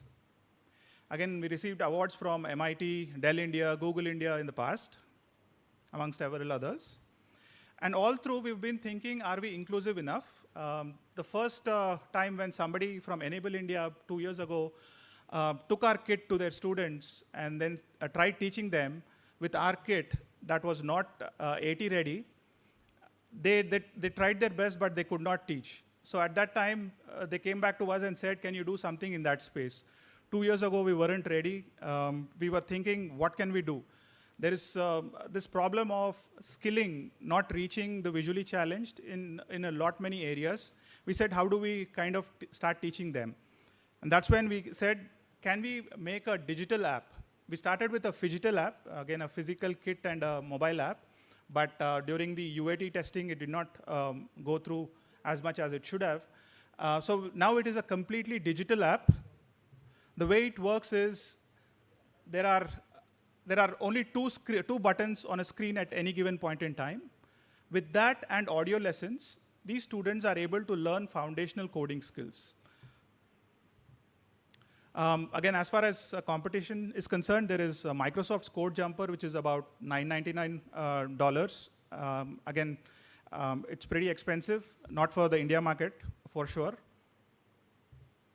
The way we look at grants is, the first time we received a grant for our coding kit, we did not wait for another iteration, another way to improve our product and then take it to the market. We took the product at that stage into the market, and then we refined it on the go. Similar thing for this as well. We want to using this grant money, we want to train students, and then in the process, refine the product that much more. Again, the impact outcomes are many. I mean, we're trying to make educational content that much more accessible, coding as a skill that much more accessible. Not to make IT engineers from all these folks, but to make sure that they also learn logical thinking, problem solving, things like that. Some awesomonials that we received for the other products was from the CEO of IT Giant. He said he was pleasantly surprised that this is a made in India product. So our goal by 2026 is enumerated here. We are calling it Scale 550 Plus, meaning we want to teach 5 lakh underprivileged students in coding, AI, life skills, and 50,000 students in all of these and the coding skills as well. So that was my pitch in the time that I had. I'm open for questions now.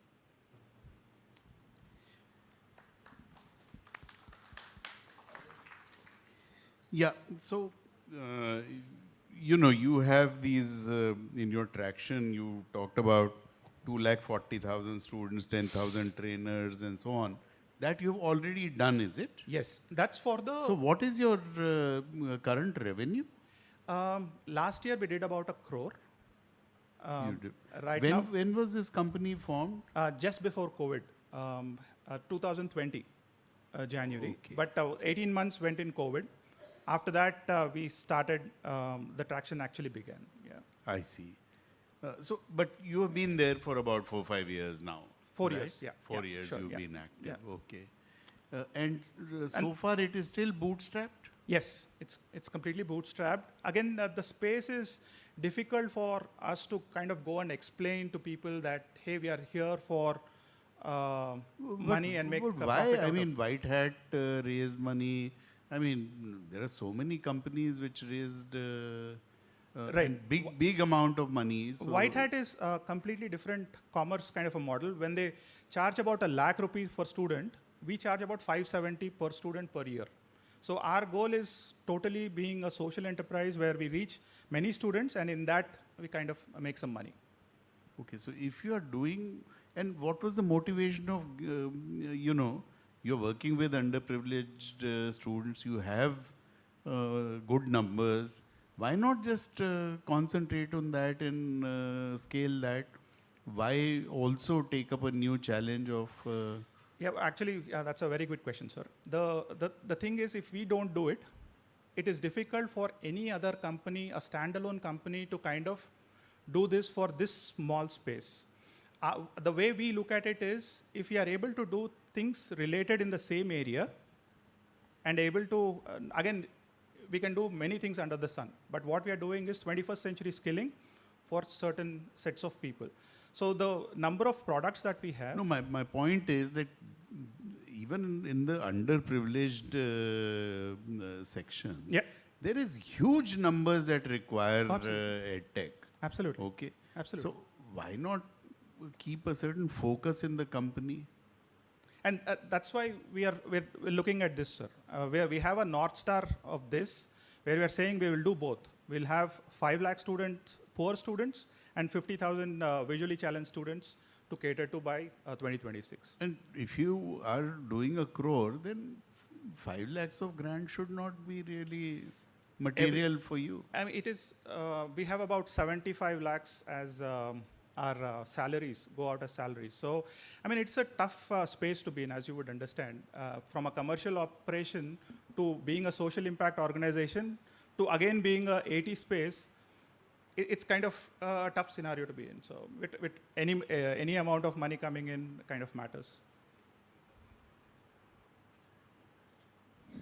So one final question for me.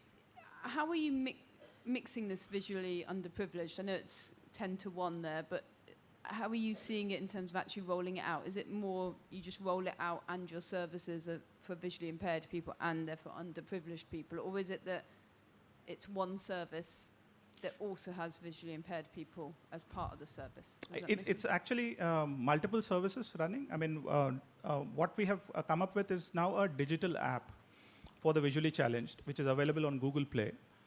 So that can that will have a different way to reach our end customers. The other services are more manual intensive, where you have to teach the trainers and things like that. So that's another service. Okay, thank you. So you have mentioned that out of these 5 lakhs, 80% you will use for skilling of visually impaired students. Yes. So like, then how is helping the startup? Like, I think then it's a CSR activity which you are doing with this fund. Absolutely, great question. It's like a chicken and egg problem. The time I said about the other kit, it underwent 27 iterations. So at 22nd iteration, we got a grant. We printed those kits out without actually we did not want to have a perfect product and go into the market. So at 22nd, 23rd iteration, we went into the market, fine-tuned it, because the market feedback is that much more crucial. The same thing we want to do with this product as well. We think it is great. We have been working with a Hyderabad-based school, the students there, the great results, but we want to reach that many more students, fine-tune that much more, and then at that point in time, it will be both. It will be helping us, and it will be helping those students also getting skilled. But you have already trained 2,40,000 students, and from this 4 lakhs, in fact, because 5 lakhs, 80% you are using. So how many more you will do with that thing? We think we will reach about 200 to 250 visually challenged students. Again, that will be a great case study for us to kind of improvise the product. Thank you. Thank you. That's it? No, thank you.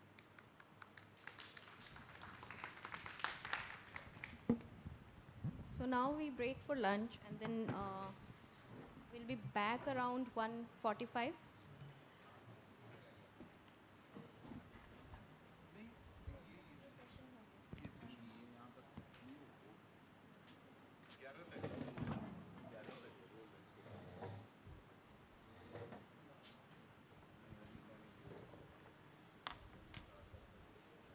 Our next batch of presenters will be Panoculon, Phonologics, Rimo, and Signable. Request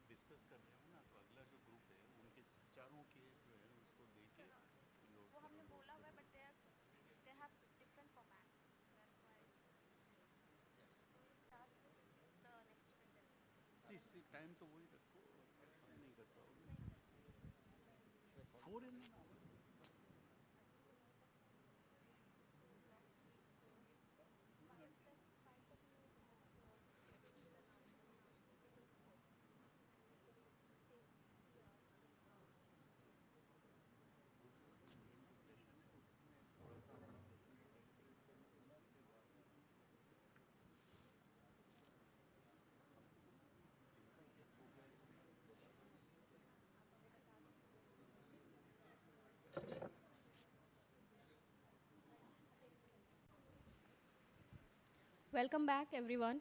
So, is Pano Chulin here? Yes. Please prepare for the presentation.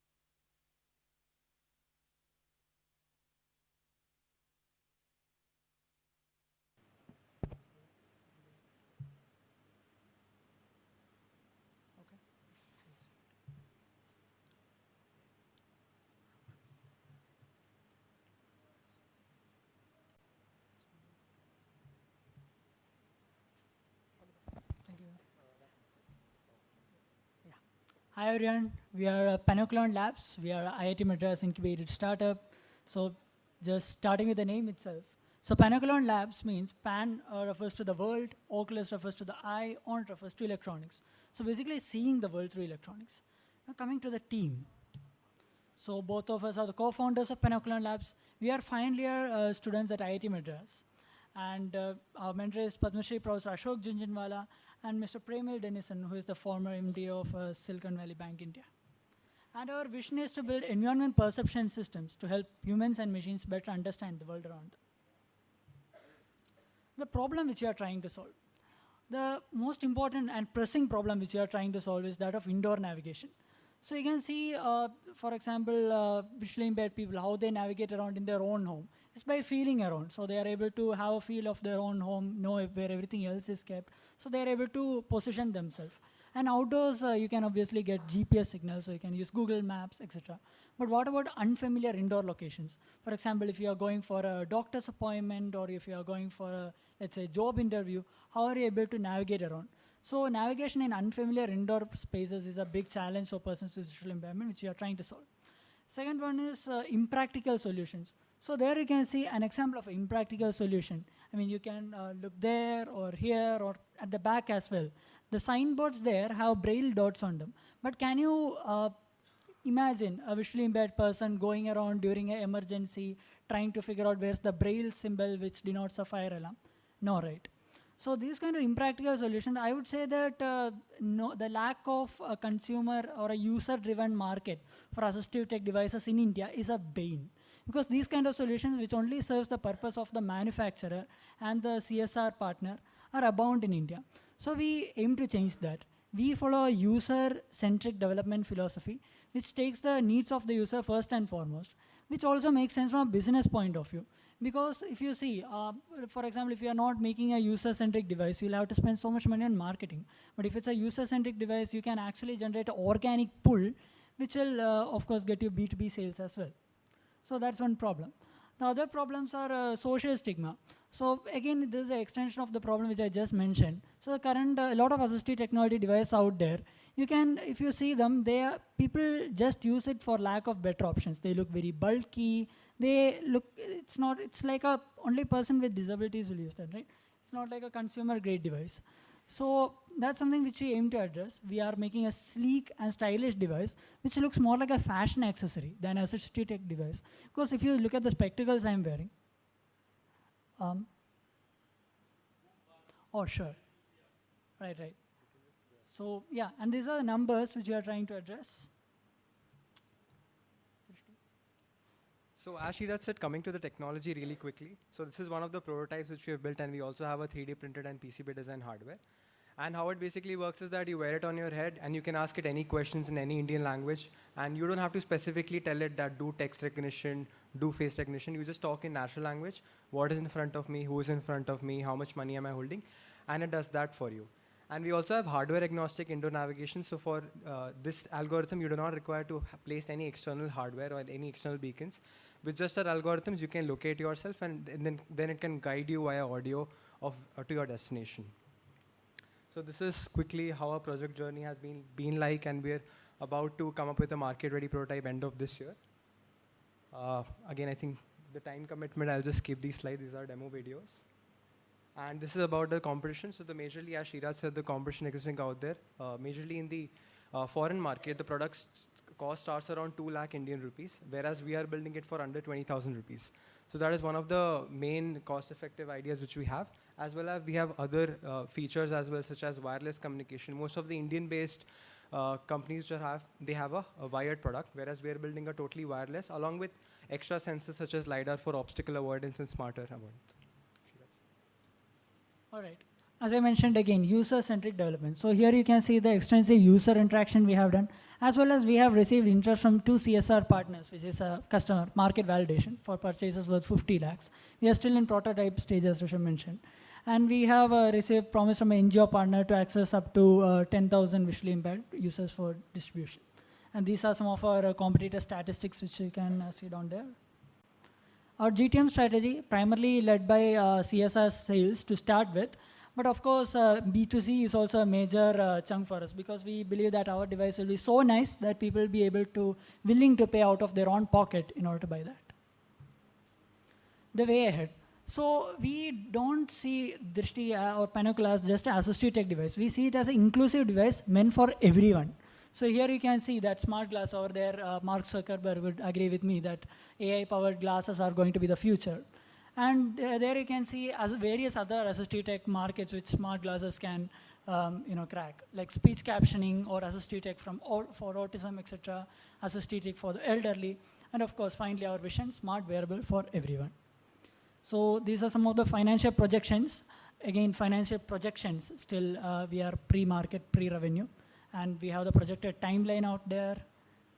And moving ahead, we are requesting 5 lakhs in grant, which is primarily used for, will be used for manpower. We require a couple of more engineers to accelerate our production, and then bid for raw material and equipment to run our pilots. So our vision, Panocle. So as I mentioned, we anticipate this device as a smart glass for everyone.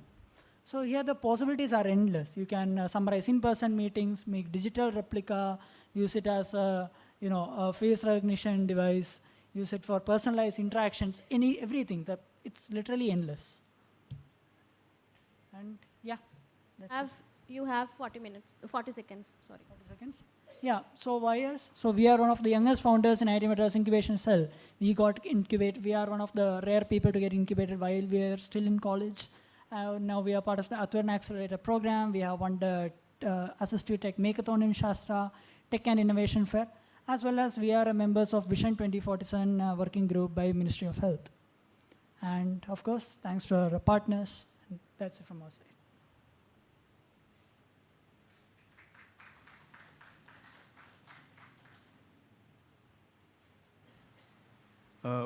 You said you've got CSR interest of 50 lakhs. Yes. But no commitment as yet, is it? No commitment.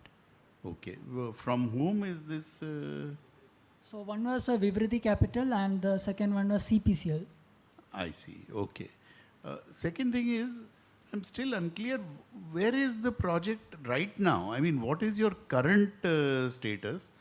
And on the TRL, where would you sort of place yourself? Right, so on the TRL side of things, we are at TRL 6. We can show you the, yeah. We have tested it out with a few visually impaired students at IIT Madras itself. And right now, by the end of this year is when we are trying to get our market-ready product out.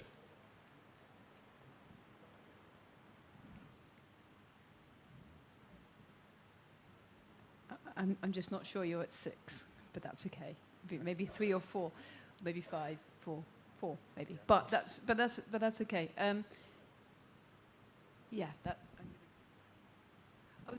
was maybe just going to ask.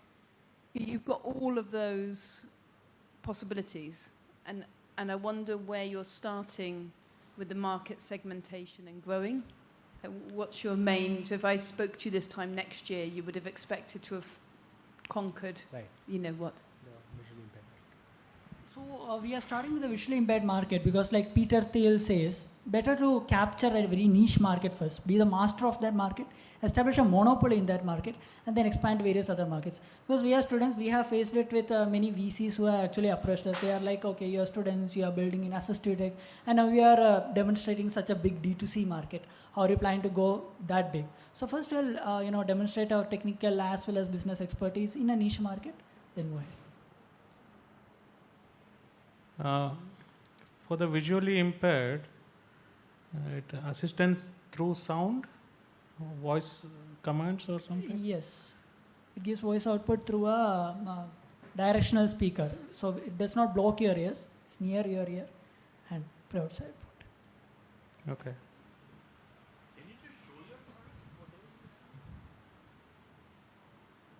So this is the duct tape one, and then we have the printed one. Should I come back?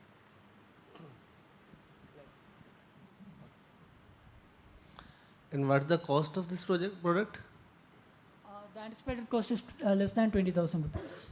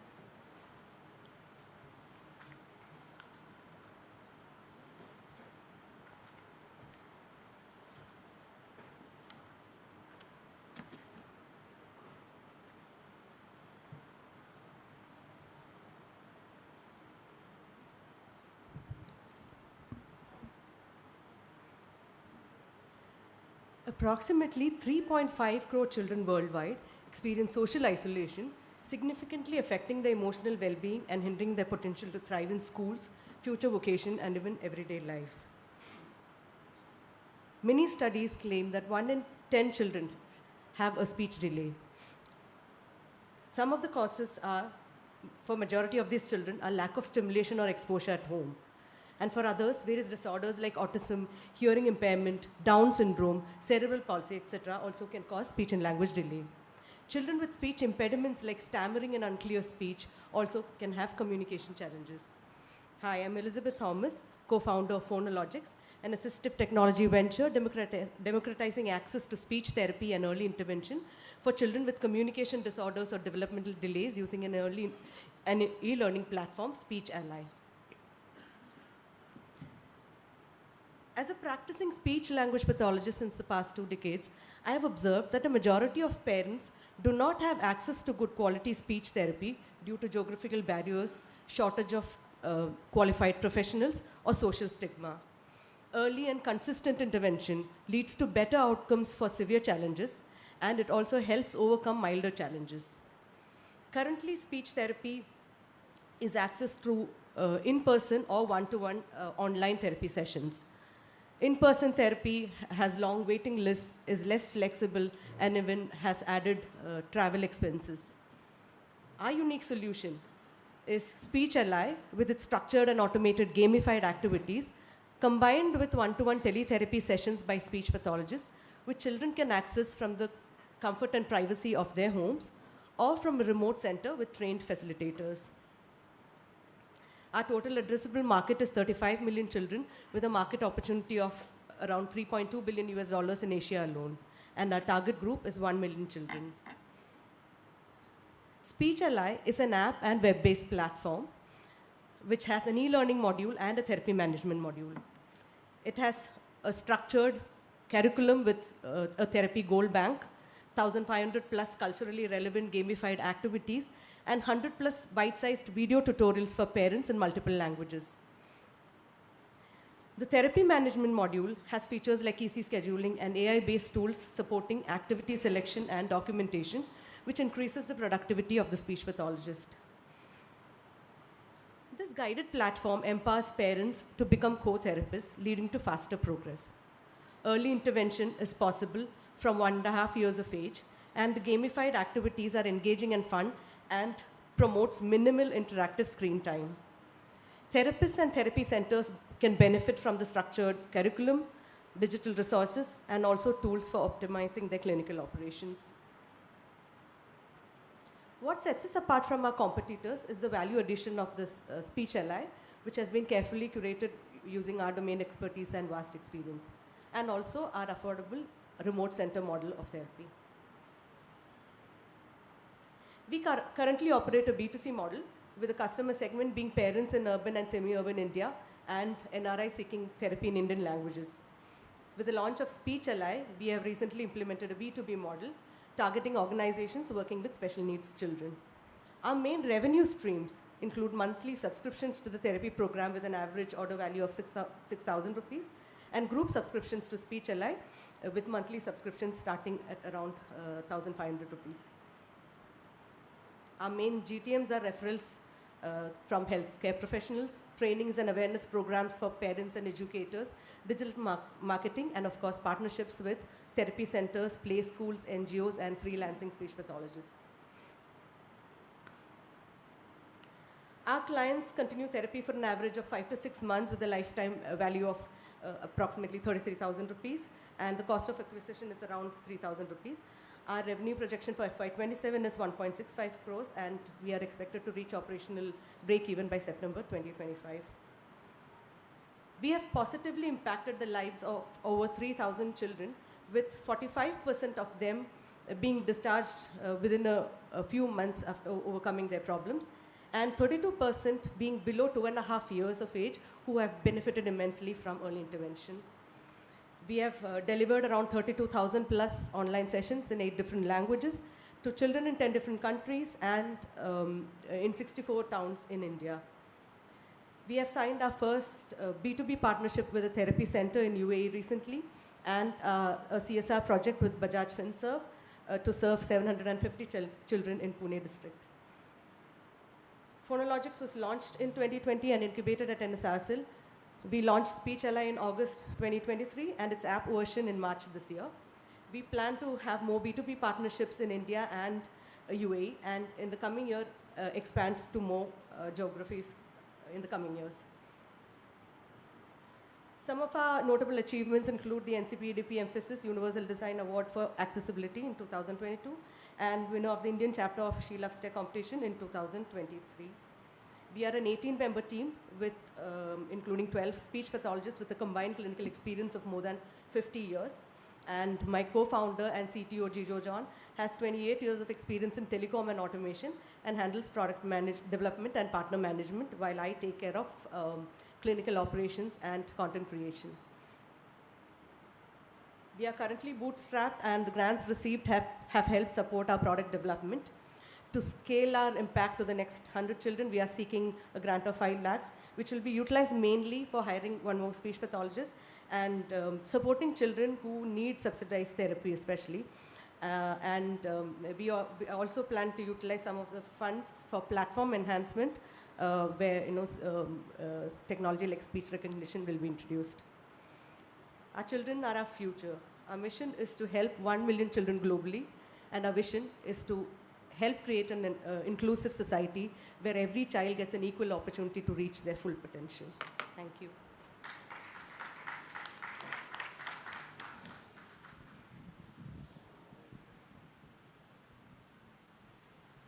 So you have a revenue of about 30 lakhs, right? What's your burn rate right now? It's around 1 lakh per month. Right? 1 lakh per month right now. 1 lakh per month. And how is that? That is getting Mostly from the previous grant. We have received some grants of around 64 lakhs. So Right. using that, because now product development is what is the, that is one of the reasons. So yeah, so we are still working on platform enhancement. All right. More And have you looked content at fundraising? we have not yet gone for fundraising yet, but we'll be planning probably. Okay. Because B2B like traction is not. We just started with B2B. We don't have traction on Speech Ally, so that is where we are waiting for the. I the revenue is understand. mostly from the B2C and mostly due to the teletherapy sessions. So, I mean, what kind of, besides this 5 lakhs, what kind of other support are you looking at from NCPDP or Empower or JDI and so on? So, we recently had a SIDBI Atma grant, which was a market access grant to subsidize therapy for many children. So we had supported around, I think 500 to 600 children during that. And what we realized is that there is and we get a lot of inquiries for, they don't fall in the underprivileged category. So using that, so the grant was such that we could give them at a 50% subsidy. So there were a lot of children, they continued, we continued to give them even after the program was over, but to a point, since we are bootstrapped, we couldn't. So we have referral partners like pediatricians from many smaller towns like Jammu, and so even a pediatrician's charges are very like 100 rupees or something. Parents can't afford speech therapy charges, whether it's online or so they keep asking. No, my question was, besides the money, what else are you looking for from the various Attavaran? Connecting to CSRs is one thing, and probably impact investors who believe in our, because again, if you see the, we are not, we can't, we are not in the 10x growth kind of a platform. So yeah, impact investors who believe in our vision, and plus connecting to any CSR opportunities. Ma'am, you said about 64 lakh you have already brought grants, right? Yeah. It is all utilized? Yeah, it was 2 years back, like Startup India Seed Fund and Kerala Startup Mission funds were during our product development journey, so that has all been utilized. And the SIDBI grant was specifically the market access grant for subsidizing therapies. It was not for product development. This enterprise is there from how many years now? 2020, we started with teletherapy services, but it was incorporated in 2021. So SIDBI grant, how much you get? 10 lakhs or 20 lakhs? 20. 20. Yeah, we were first got 10 and then the next 10 was given the next year. Okay. And this entire 20 you have passed on as 50% subsidy to the end users. Yes, yes. So like how you are getting this feedback from the end users, and are you continuously developing your product? Yes, yes. We are doing that. So when SIDBI, the first tranche was, that time the product was not even there. So we had started with teletherapy services. So it was only teletherapy services we were providing. And by the time the second year, that is when the product was also launched. So we were using that. So were you incubated with Social Alpha that time for the 2 years period? Yeah, and we were incubated at Social.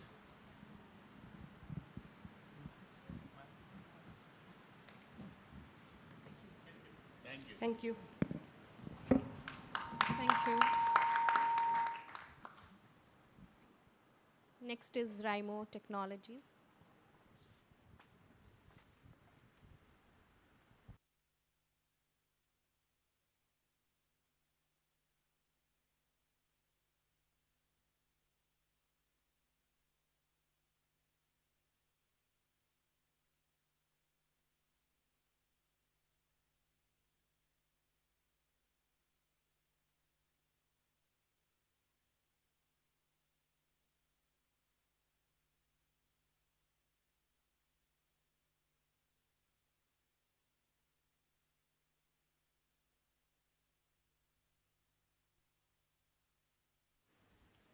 Hello everyone. Hello everyone, my name is Chirag Shah. I'm the co-founder and CEO of Raimo. Raimo stands for Rediscover Your Mobility, and we are currently developing affordable robotic and IoT devices to help patients undergoing physical rehabilitation. Now, physical rehabilitation or physiotherapy is very crucial in the healthcare ecosystem. Every person who is going into an ICU or in a hospital would require physiotherapy in somewhere in his journey. From old age to cancer, all these patients would require physiotherapy to become functional and independent in life. But to start with, we saw the biggest pain point in neurological conditions, where occurrences of brain stroke, spinal cord injuries, paralyzed patients and made them completely dependent on caretakers and other family members. What we also realized here, physiotherapy plays the most critical role. The only way to retrain your brain was to do intensive movements, which is by NIC UK's, the protocol suggested is almost 3 hours every day for 5 days a week. Giving such intense rehabilitation is not possible, especially in a country like India. We are short on skilled manpower. The therapy becomes very, very expensive if you want to do 3 hours every day. And the patients also find it really difficult to comply for such a long duration. In order to solve this, there has been significant progress. Robotic devices have come into picture. These solutions are able to provide, instead of 30, hundreds of repetitions to patients to help accelerate neuroplasticity. Also, one critical factor it brought in was data. The patient can now see how much he is progressing. The family can see how they're progressing in percentages, in decimal points, so they can continue with the therapy and actually recover their independence, which sometimes they cannot when they give up. The biggest challenge for this adoption was the cost of such devices, which is currently completely imported from international countries, and they start from above 50 lakh rupees. And the size of these devices, a lot of these devices are quite bulky, and you need to have multiple of these devices to actually help a patient. So you need to not only put in a lot of budgets for multiple devices, but you also have to allocate a lot of space. And third and most important factor was none of the Indian therapists knew how to use these devices. So even after having some of these solutions in bigger hospitals, the utility was a challenge, and you needed to have specialized training for all of these therapists. We decided to build a solution which can drive where we can drive adoption and make it accessible. So we built a solution which is portable, affordable, almost 10 times as compared to our closest competition, and very simple. It works using an Android app. The core concept is one device for both hands and legs. So a patient, suppose who is paralyzed, can you train with one device the entire upper and lower limbs and recover faster. Here we have also gamified the entire process and built specific attachments for activities of daily living, like driving, cooking. So these activities give the patient a sense of purpose, and they're able to actually continue and stick to the rehabilitation process.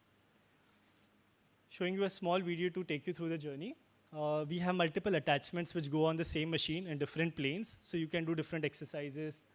Our solution is patented in India. We've also filed 4 more new patents, which we are going to file internationally.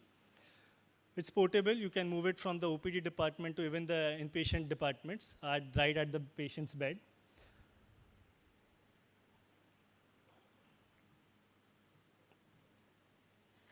And the core goal to drive utility comes from 3 factors. The first is different parts of the body. The second is different types of activities that you can do with each part of the body. The machine can not only help you do the movement completely, so it is completely assisted, but it can also allow you to do strength training by giving you resistance. So not only does this help you improve your mobility, but it also helps you improve your strength, all through the software by just a few clicks.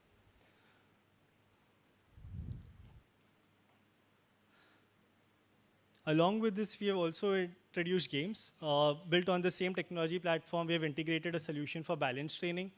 It's a small variable system. Now, we not only are able to help a patient recovering from their mobility impairment, but also improve their balance and reduce the fall risk.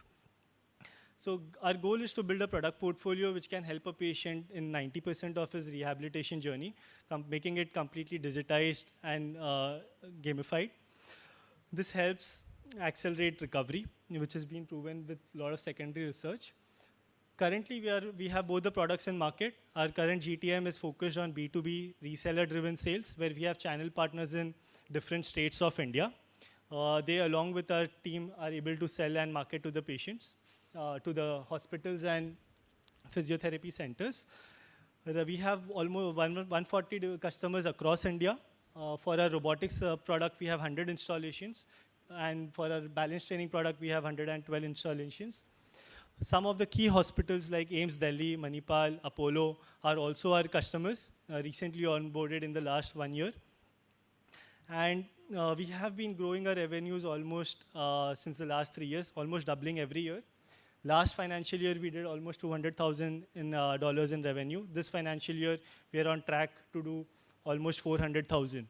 And we expect this to be even higher, considering a few projects which we are working on get through.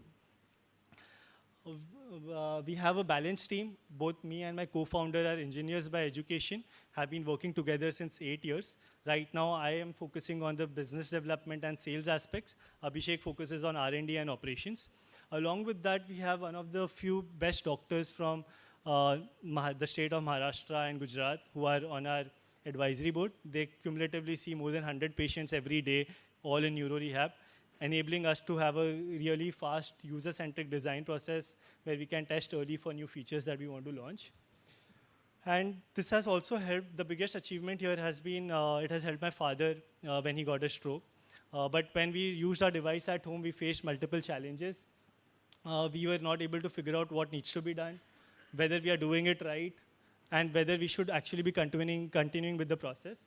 So we believe that this can be solved with the help of an AI computer vision tool. With the AI algorithm, we can actually track a patient and guide the patient what needs to be done. 20 seconds. And we have built a POC of the same. We have built a protocol generator, which can share, based on the 2 lakh data points that we have already, we can figure out what needs to be done. And we need to refine this further. And we have also built a computer vision system which can tell you whether you're doing it right. The goal with the grant is to take this proof of concept to the next stage and start a clinical pilot with this. We want to enable this because this unlocks a very huge market. There are more than 1.2 million stroke patients in India every year. So if we are able to accelerate the recovery at home, it would make it more convenient for a lot of patients to actually do this therapy. Thank you so much for your time today.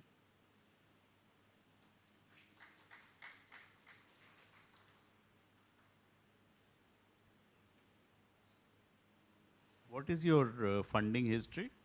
So we have raised around 1 CR in grants and 2.5 CR in equity funding over 2 rounds. Okay, so at what was your last valuation at which you raised? So the last valuation, we raised a check of 30 lakh rupees from IKP through Birac Seed at for 40 CR pre-money valuation. 40 CR is the valuation. So, you know, what are you doing in this room? You should be in that other room. I am you going were there at 3:30. Okay, thanks. I have no further questions. So we actually use grants to further our R&D pipeline and use customer money to grow the business. So that's how we kind of, you know, work right now. So, which department you are working in? AIMS? So in AIMS, we have in the geriatric hospital. Geriatric ward? Yeah. With Dr. Chatterjee? So to be honest, it was through a channel partner, so I'm not sure about the doctor's name, but I can get back with that information. Because we have a team which working at AIMS Department of Neurology for upper stroke limb rehabilitation. Okay, sir. In collaboration with IIT Delhi. Got it, sir. So that is there is another solution, similar solution. I think you should look at that also. Definitely, That is ICMR funded project. Oh, okay, sir. I'll just try and see if I can get in touch with somewhere there. If you could help me connect, it would be helpful. Yeah, sure. Dr. Vishnu is there Okay. after Dr. Padma. He is looking after, and at IIT Delhi, it's Dr. Amit Mendiratta. Definitely, sir. I'll reach out to you after the event. Thank you.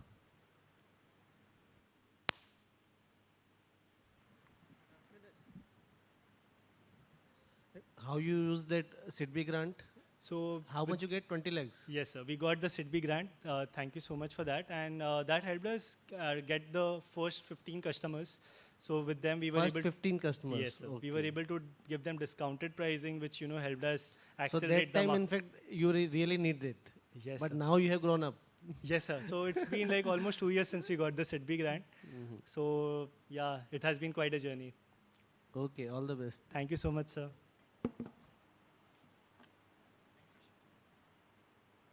Thank you, Chirag.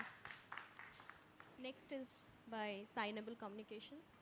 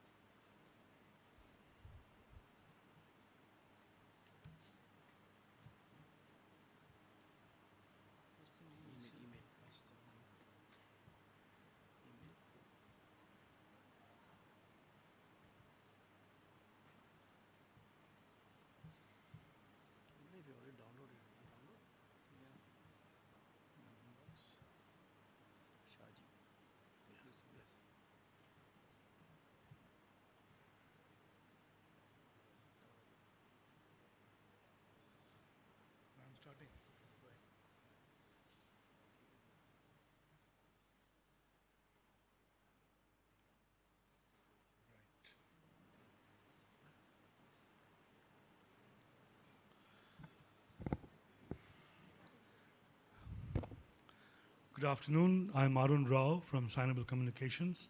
With me is Mrs. Shaji Raju, and we will be presenting together. So as it says here, a voice to the deaf.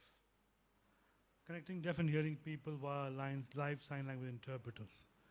This basically is the problem statement we are trying to resolve over here with Signable.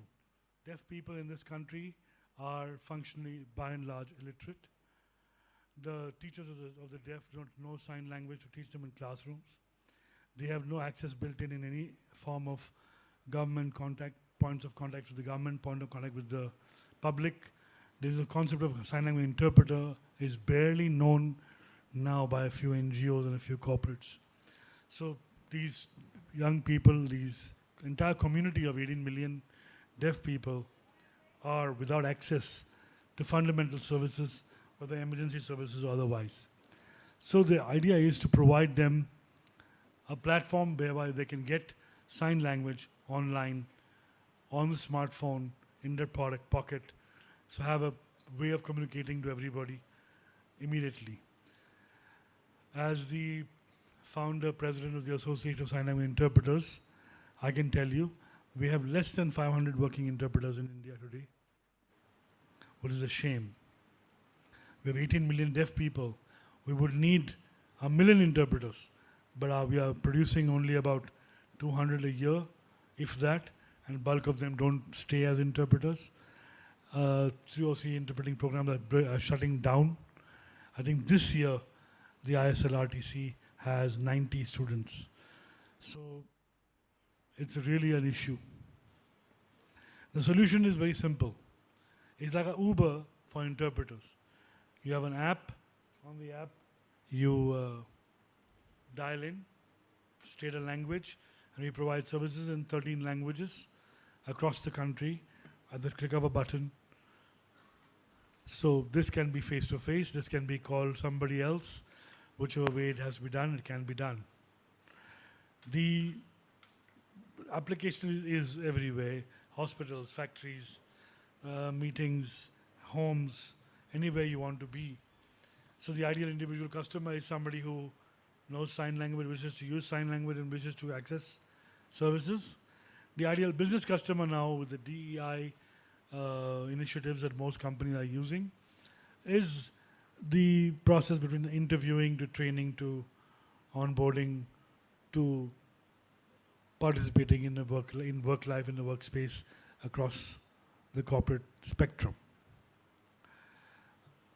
I'm going to hand over to Shaji for handling the financial.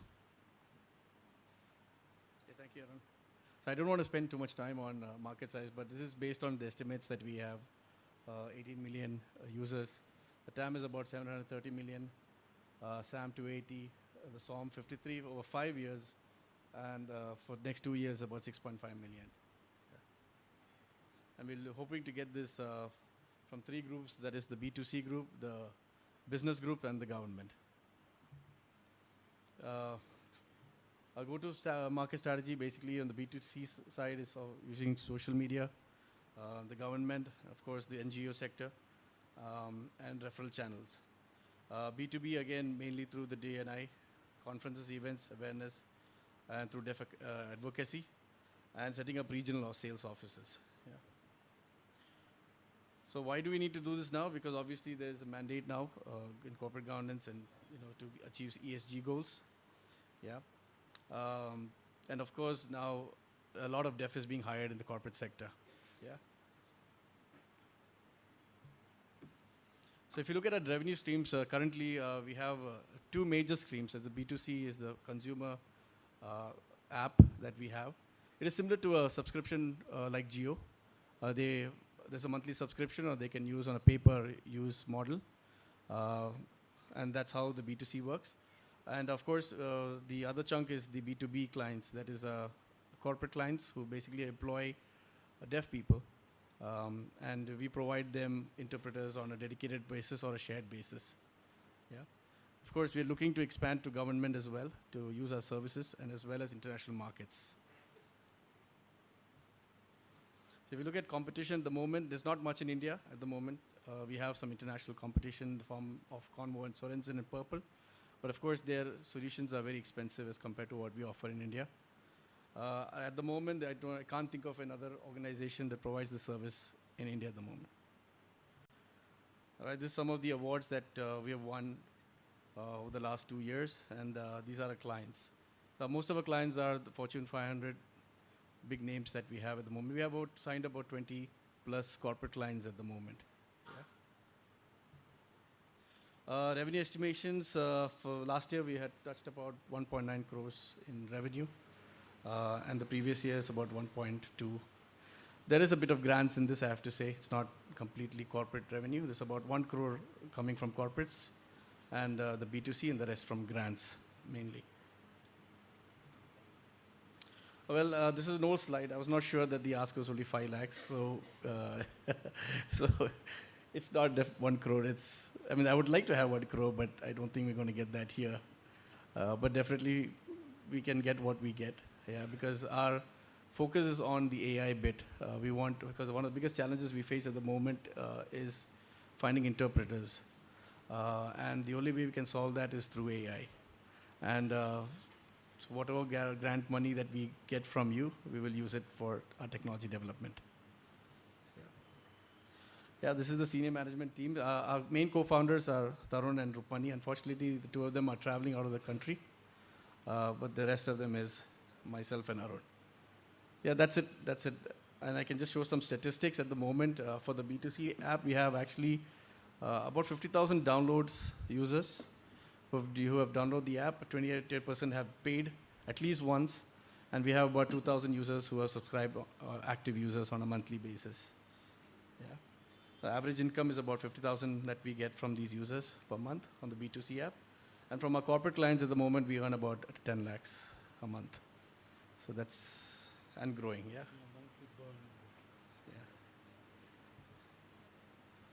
Yeah, I mean, user funds, basically right now it's only going to be on tech, yeah, nothing else. That's it, guys, yeah.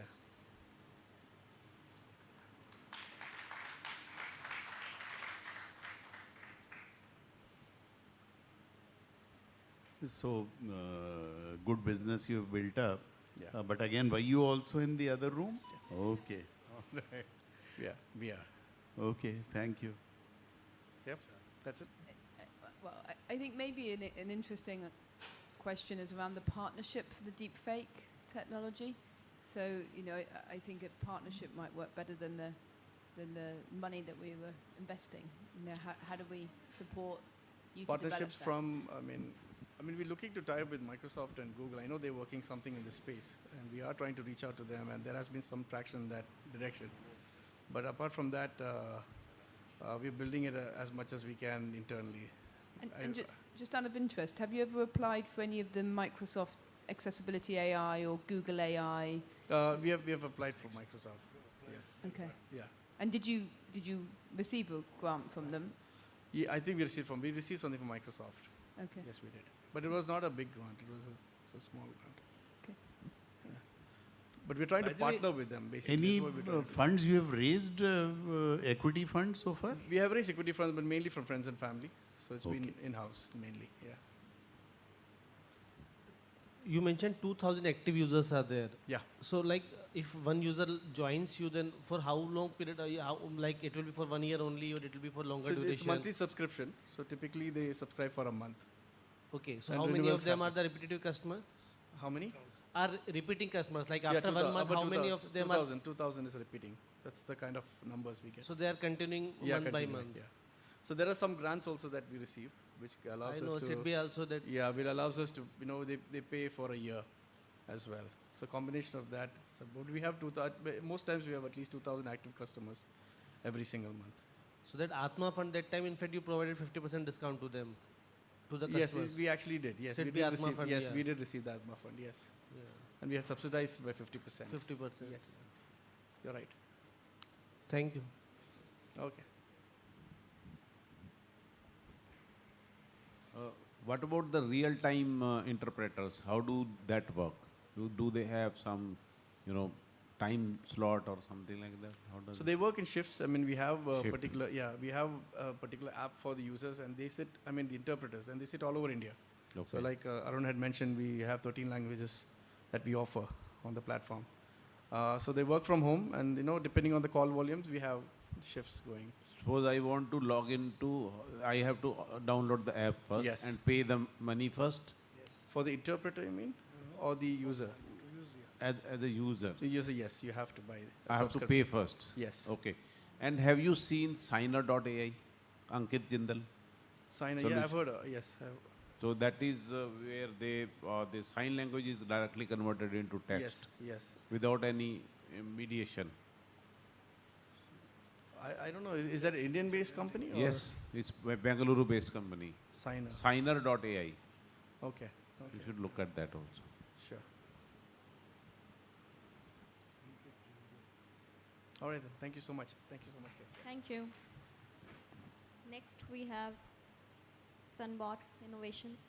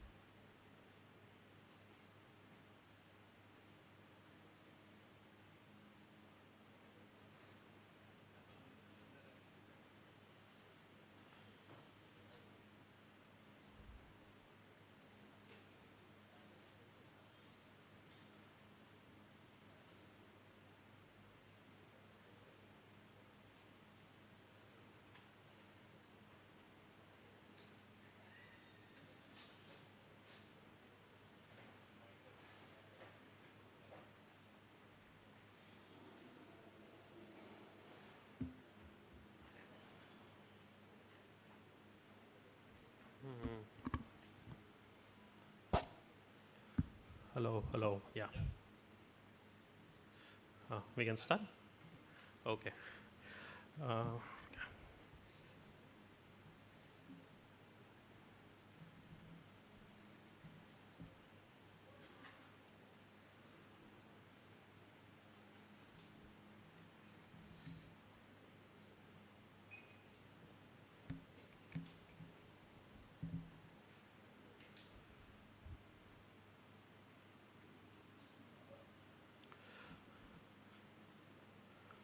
Okay. Okay.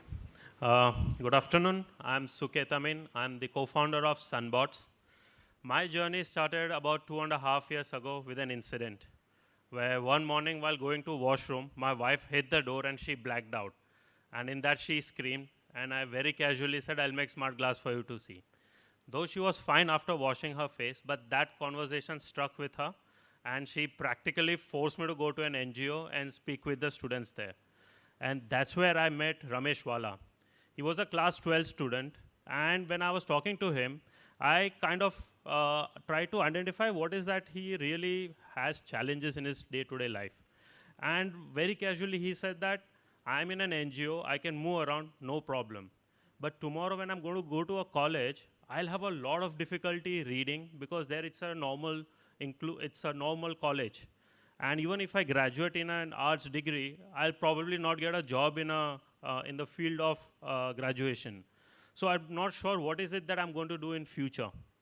And no matter my learning or I would love to do something in coding, computers, but I don't have access to that kind of information that I would end up building an app or build a code. And that's where we figured there are two different probable solutions that we can work that can address their needs. One is an app that does a lot of features loaded that currently basic solutions that are available do not provide. Secondly, in the accessibility part is where everywhere holding a phone was not possible when they're on roads.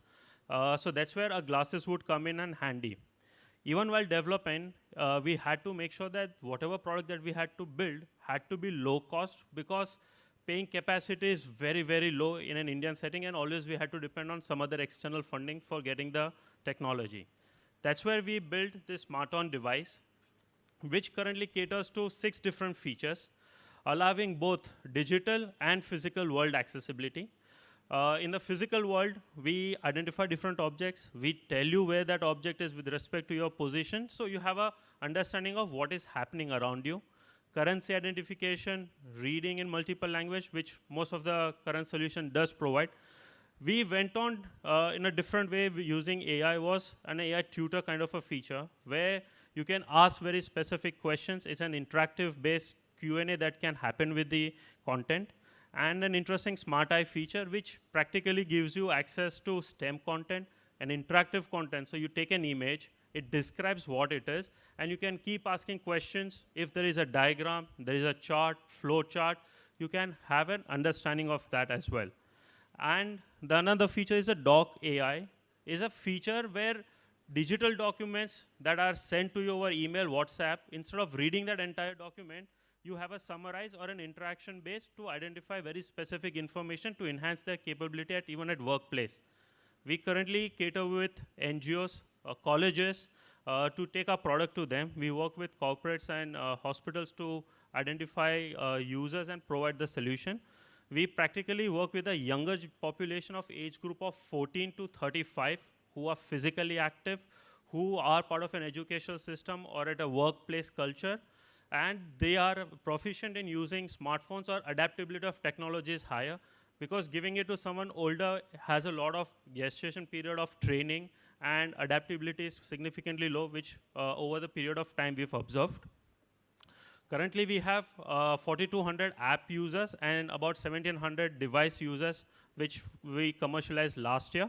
We also have a dedicated dashboard where we track all the activities that the user is using, especially knowing which features that they are targeting to, and that helps a visually impaired support team to call them, provide information about the other features, and how we can actually leverage the technology in their day-to-day life.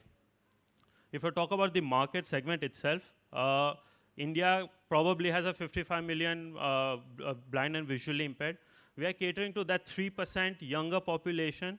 Overall, even if we are able to sell the device at 15,000, we still have close to 280 million revenue. But expanding that to global level will definitely increase our reach. In India, there are a lot of products that are being built. But commercially, in India, three major products that are being part of the market are our product, Smart Vision glasses, and Jyoti AI glasses. Overall, we have uniqueness in terms of number of features that we provide and the accessibility of that app within the accessibility of the phone. So the user engagement is significantly better compared to our competitor, and the usage and the experience of using the product also is better. Overall, we do all the AI integration, app development, and technology building in-house.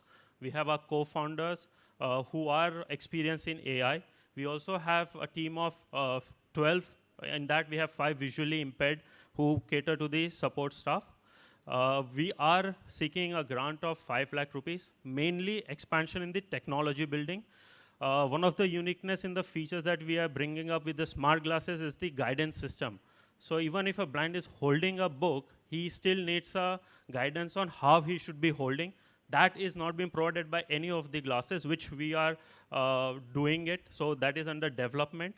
We have a success rate of 85%, which we are taking to 95%. The updates will be rolled out soon. The other important feature that we are integrating is a Doc AI knowledge-based, meaning you can upload 15, 20, 25 documents, whether they are digital, scanned, and you can simply ask, and the AI will scan through all the documents and give you that information.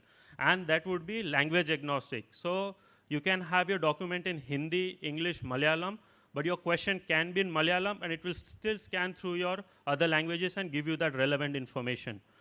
We are also increasing our user base. 30 seconds. Yeah. We are also increasing our user base to iOS users, keeping in mind our global expansion plan.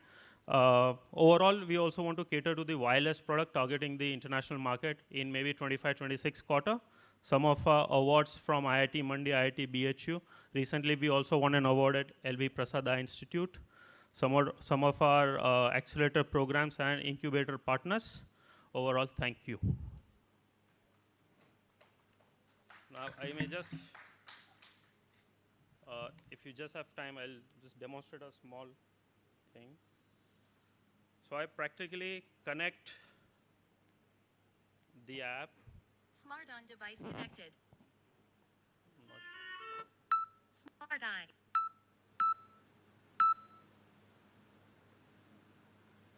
So I was just holding the paper upside down.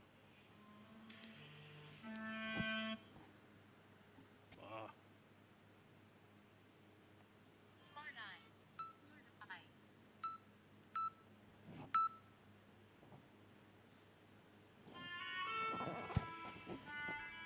Internet. Yeah, okay, so yes. This is an image of a laminated anatomical diagram of the human heart, being held by a person. The diagram illustrates the circulation of blood through the heart, with labels pointing to various parts like the left atrium, right atrium.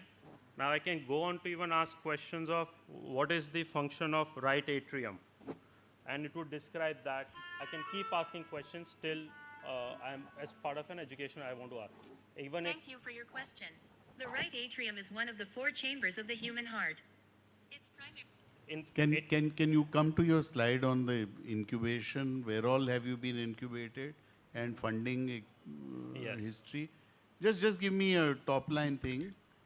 So you've been at IIT Mandi, iHub, IIMB. Okay, so several, all right. So IIM we recently got incubated. Fair Yeah. enough. And what is the total funding that you've raised so far? 13.5 lakhs in grant from last financial year. 13.5 lakhs. Okay. And from the inception? From the inception, so for this particular product, which we started in 2022, from that point till today, for this product, we've raised 13.5 lakhs. I see. And then bootstrapped the So rest. you have other products also, the company? Yes. So before COVID, as a startup, we were building autonomous ground vehicle platform. So main technology development happened at that time.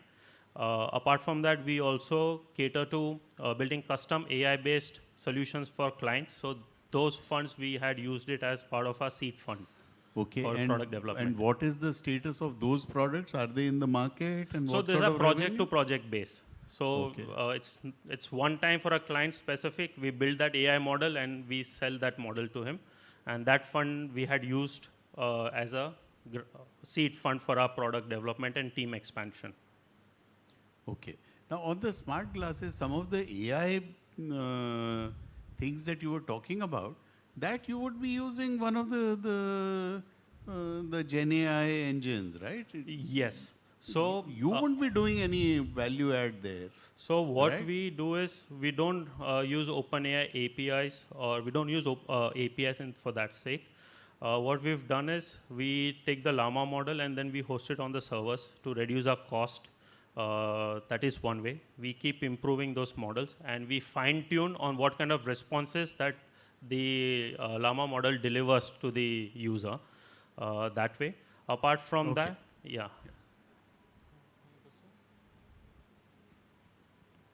How do you see your competitors? Like, see, from morning itself, out of 15, we found 3 are based on the glasses. So how do you see the competition? So if that product is in the market, then they will know how difficult it is. That is from the market aspect. Secondly, if you talk about feature to feature and customer experience, then it is very difficult for them to compete with us because we follow a strict talkback and accessibility development that we do.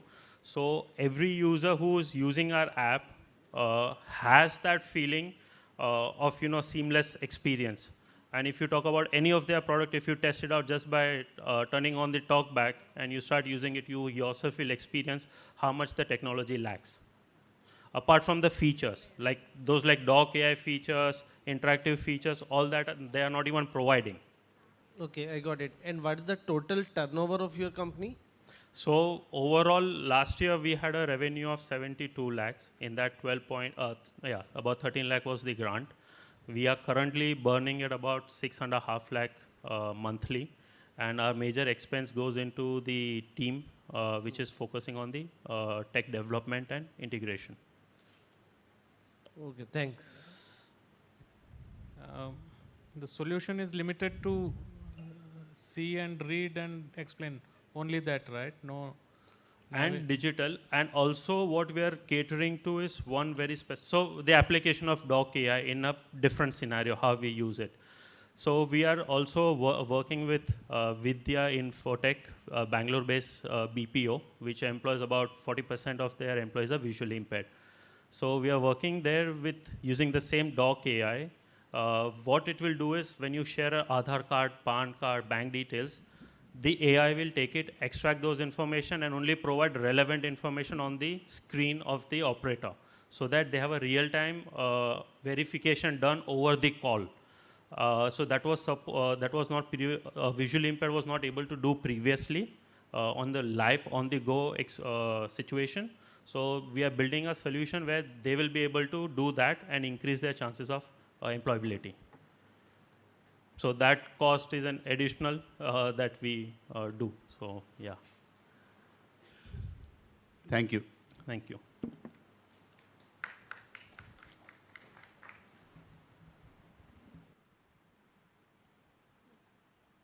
Next is the Able Company.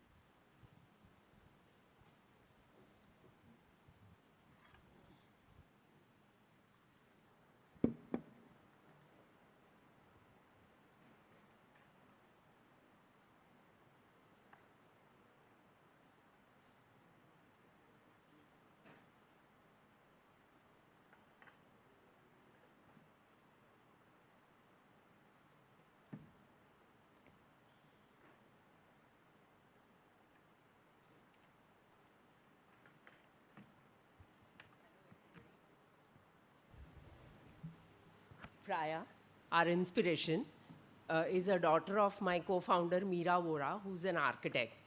She's under my care from the day 18-day-old baby, because she was born with a rare deformity called arthrogryposis.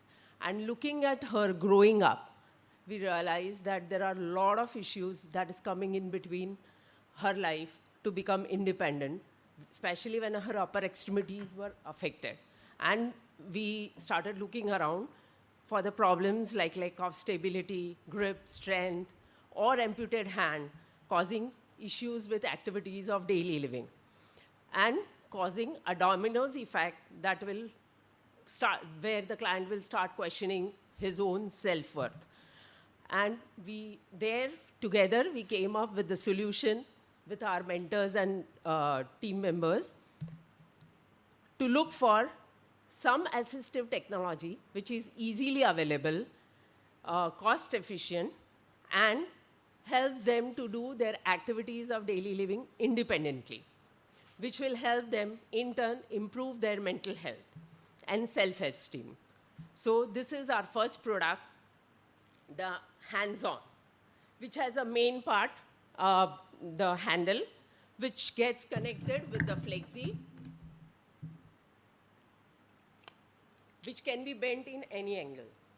And to that, we connect different accessories, and you don't need to use a lot of your hand, yet we'll be able to perform our day-to-day activities with comb, brush, or fork, and we have a multi-tool which can be attached to the handle easily, to which you can attach pen, pencil, or stylus to work on a computer or a mobile.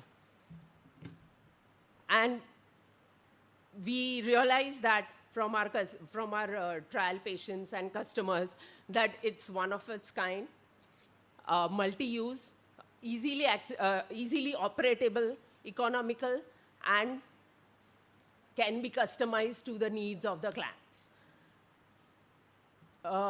With these two USP, versatility and multitasking, we have patented our product, and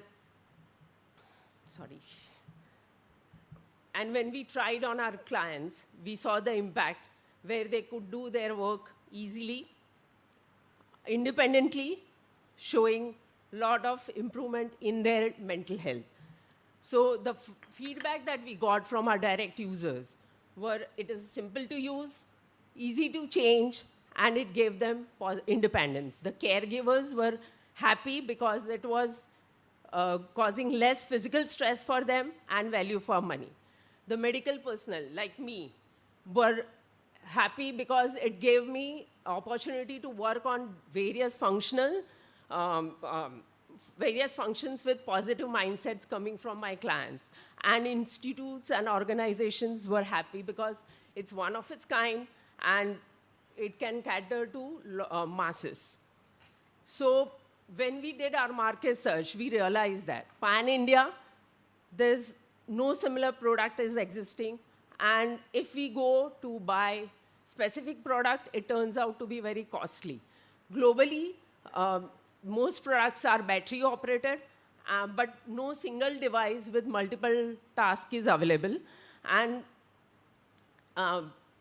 so our product, which is specially designed, can be customized, multitasking, and 100% mechanical, available in different sizes for kids and adults. So these are our customer segments, the direct users, the caregivers, the healthcare providers, and institutionalization. And our reach to market strategies are social media, digital marketing, collaborations, networking, in-person marketing, exhibitions, etc. So when we are looking at market size, there are about 1 million hand amputee in India.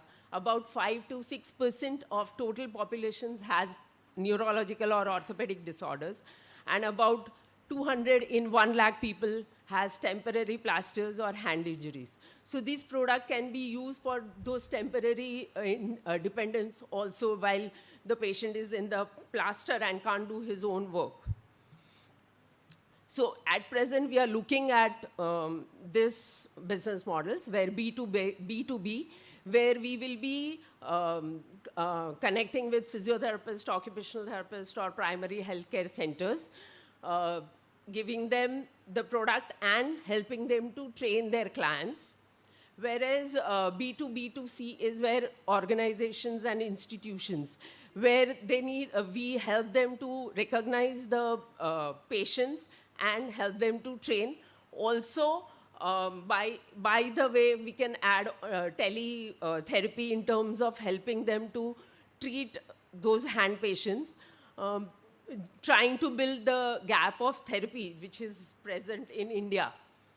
And also B2C, which as of now we are not focusing very strongly. And of course, keeping connections with our clients, customizing the products as per the need of the client.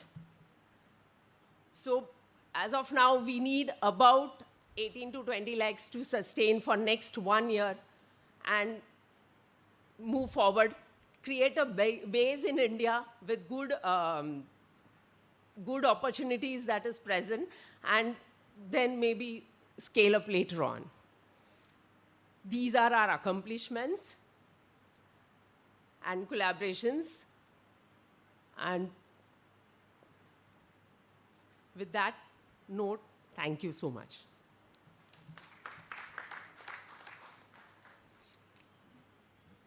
So the product is already out in the market? Or you are still at pre-revenue No, stage? it's ready for sale. It is ready for sale. Okay. So, and are there any testimonials available from caregivers and so on? Yes, we do. Okay. And what is the general sort of So there's this bilateral hand amputee client from Arunachal Pradesh, and when we send them this product, he just couldn't stop smiling. Yeah. That is one thing we loved. And he was asking us to customize this so that he can play table tennis in Paralympic. That's Excellent. one of the things. Excellent. But perhaps, you should now go in for some very structured sort of feedback, that if you're giving it to X number of people, how many of them benefited, what sort, and so perhaps Yes, sir. do We that. are at that stage, and that's why I am here today. That is why you are here today. Okay, thank you. Thank you. So it's a lovely device. You might want to look at Amparo, A-M-P-A-R-O. They're a UK company that are going into Africa. Do you know them? I don't think they're a direct competitor to you, but I think that one of the things you could pick up from them is how to market what you're doing. They do an excellent job of marketing, something similar, but only for upper limb difference. They're only looking at upper limb difference. They're not looking so much at limited functionality or fine motor control or strength. But yeah, and also just patented in India, and then thinking about how you're going to protect this more globally, because it's something that could be quite easily copied. That would be my only concern for you. Yeah, so we are looking at international patents. I mean, for next 1 year, we are waiting. I don't know what it is called, but you hold it for. If you need support on that, let us know. If you need help, because patents can be expensive, even just to do the initial work. So you might be able to help with some. Yeah, thank you. Friends and. Looks good. Thank you. Thank you. Thank you. Thank you very much.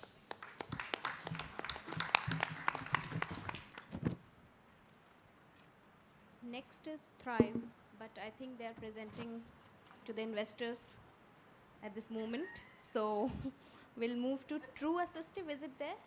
True Assistive. They are also in the next other room. Moving to the next. UDOT is prepared. 5 minutes. Who's prepared to present? Wheelies?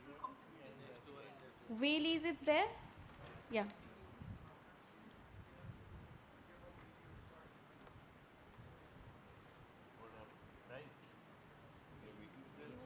You are taking time? Okay, let's take. Okay, 2 minutes, yeah. Go to the next one. So they all are actually preparing the presentation, so they are not ready because I moved to the next and next and next. Shresht, are you ready? Yeah. Which one? Shresht, number 23. 23. Oh. Okay. They are all pitching for the funding.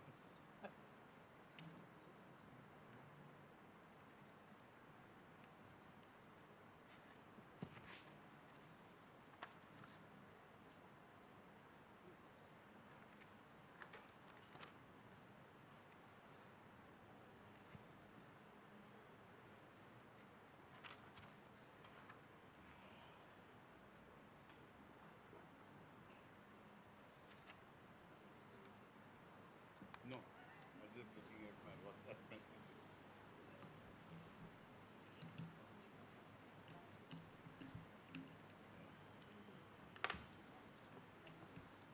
Oh, Southgate is not.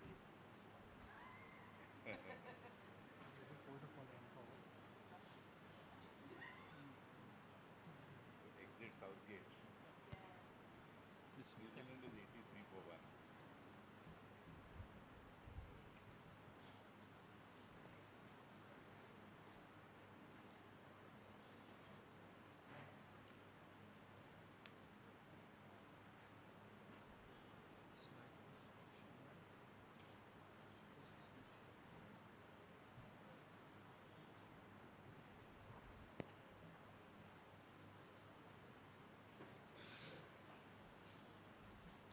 Hello, can I start? Yeah. Hello, good afternoon to everyone present here, to the esteemed juries and every participants over here. I present my warm welcome. So, I'm Vishnu Saravana. I'm an audiologist by practice, and I'm currently doing my PhD under Professor Vidya Ramkumar, and I'm representing Shresht company. So we are an early startup, and Shresht abbreviates to services to reach children with speech and hearing disabilities using technology and telepractice. To give you a bit of a background on the prevalence of hearing loss, globally 6.5 children have hearing loss, and in specific in India, every 6 in 1,000 newborns have congenital hearing loss, and 2.5% of the children have late onset hearing loss due to various risk factors and due to many middle ear disorders and such. And to identify all these, newborn hearing screening is mandated throughout globally. However, it's only been followed in high-income countries such as USA, UK, Canada, Australia, and it's very difficult to mandate in low-middle-income countries due to various factors such as the high equipment cost it has and the personnel required to carry out all these newborn hearing screenings at a very mass scale. But however, in various LMICs, they have been trying to implement various programs to facilitate newborn hearing screenings, but it has not been mandated nationwide.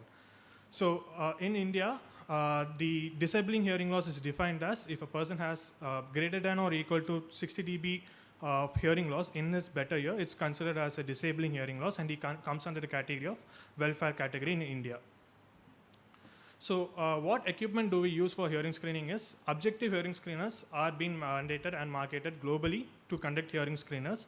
But because these are more sensitive, but we also have to consider the cost of these instruments. So on an average, these instruments cost around 3 lakhs to 5 lakhs per device to carry out these hearing screenings. The objective hearing screenings such as autoacoustic emissions and automated auditory brainstem responses are being utilized in various LMICs and in high-income countries as well. But in India, publicly, checklist and informal behavioral screening such as bells, claps are being used to identify these hearing losses at the block levels or the door-to-door access. And however, these are very low in cost, but these are very least sensitive to identify hearing loss. So as of now, there's no standardized, accurate, low-cost solution available for children to identify hearing loss. To give a bit of a background of the professional aspects, so in India, for a lack of children with hearing loss, there's only 4 audiologists present to do all these tests, and it's been the same for all the other countries, even though if it's been high-income countries. So this is a recent data that we took it from our systematic review. So how can we overcome these strategies is using task shifting. That is not only the audiologist professionals to do all these screenings, but at the block level, we can task shift it to community health workers or any other frontline health workers to do all these screenings. And these have been done in other low middle income countries and they are very successful on it. Another thing is using mHealth or eHealth software applications to do these hearing screenings. But right as of now, it has been designed only for adults, and it's for children, it's mostly over the age of 4 years, it's been available to do all these hearing screenings, and it's very high in cost.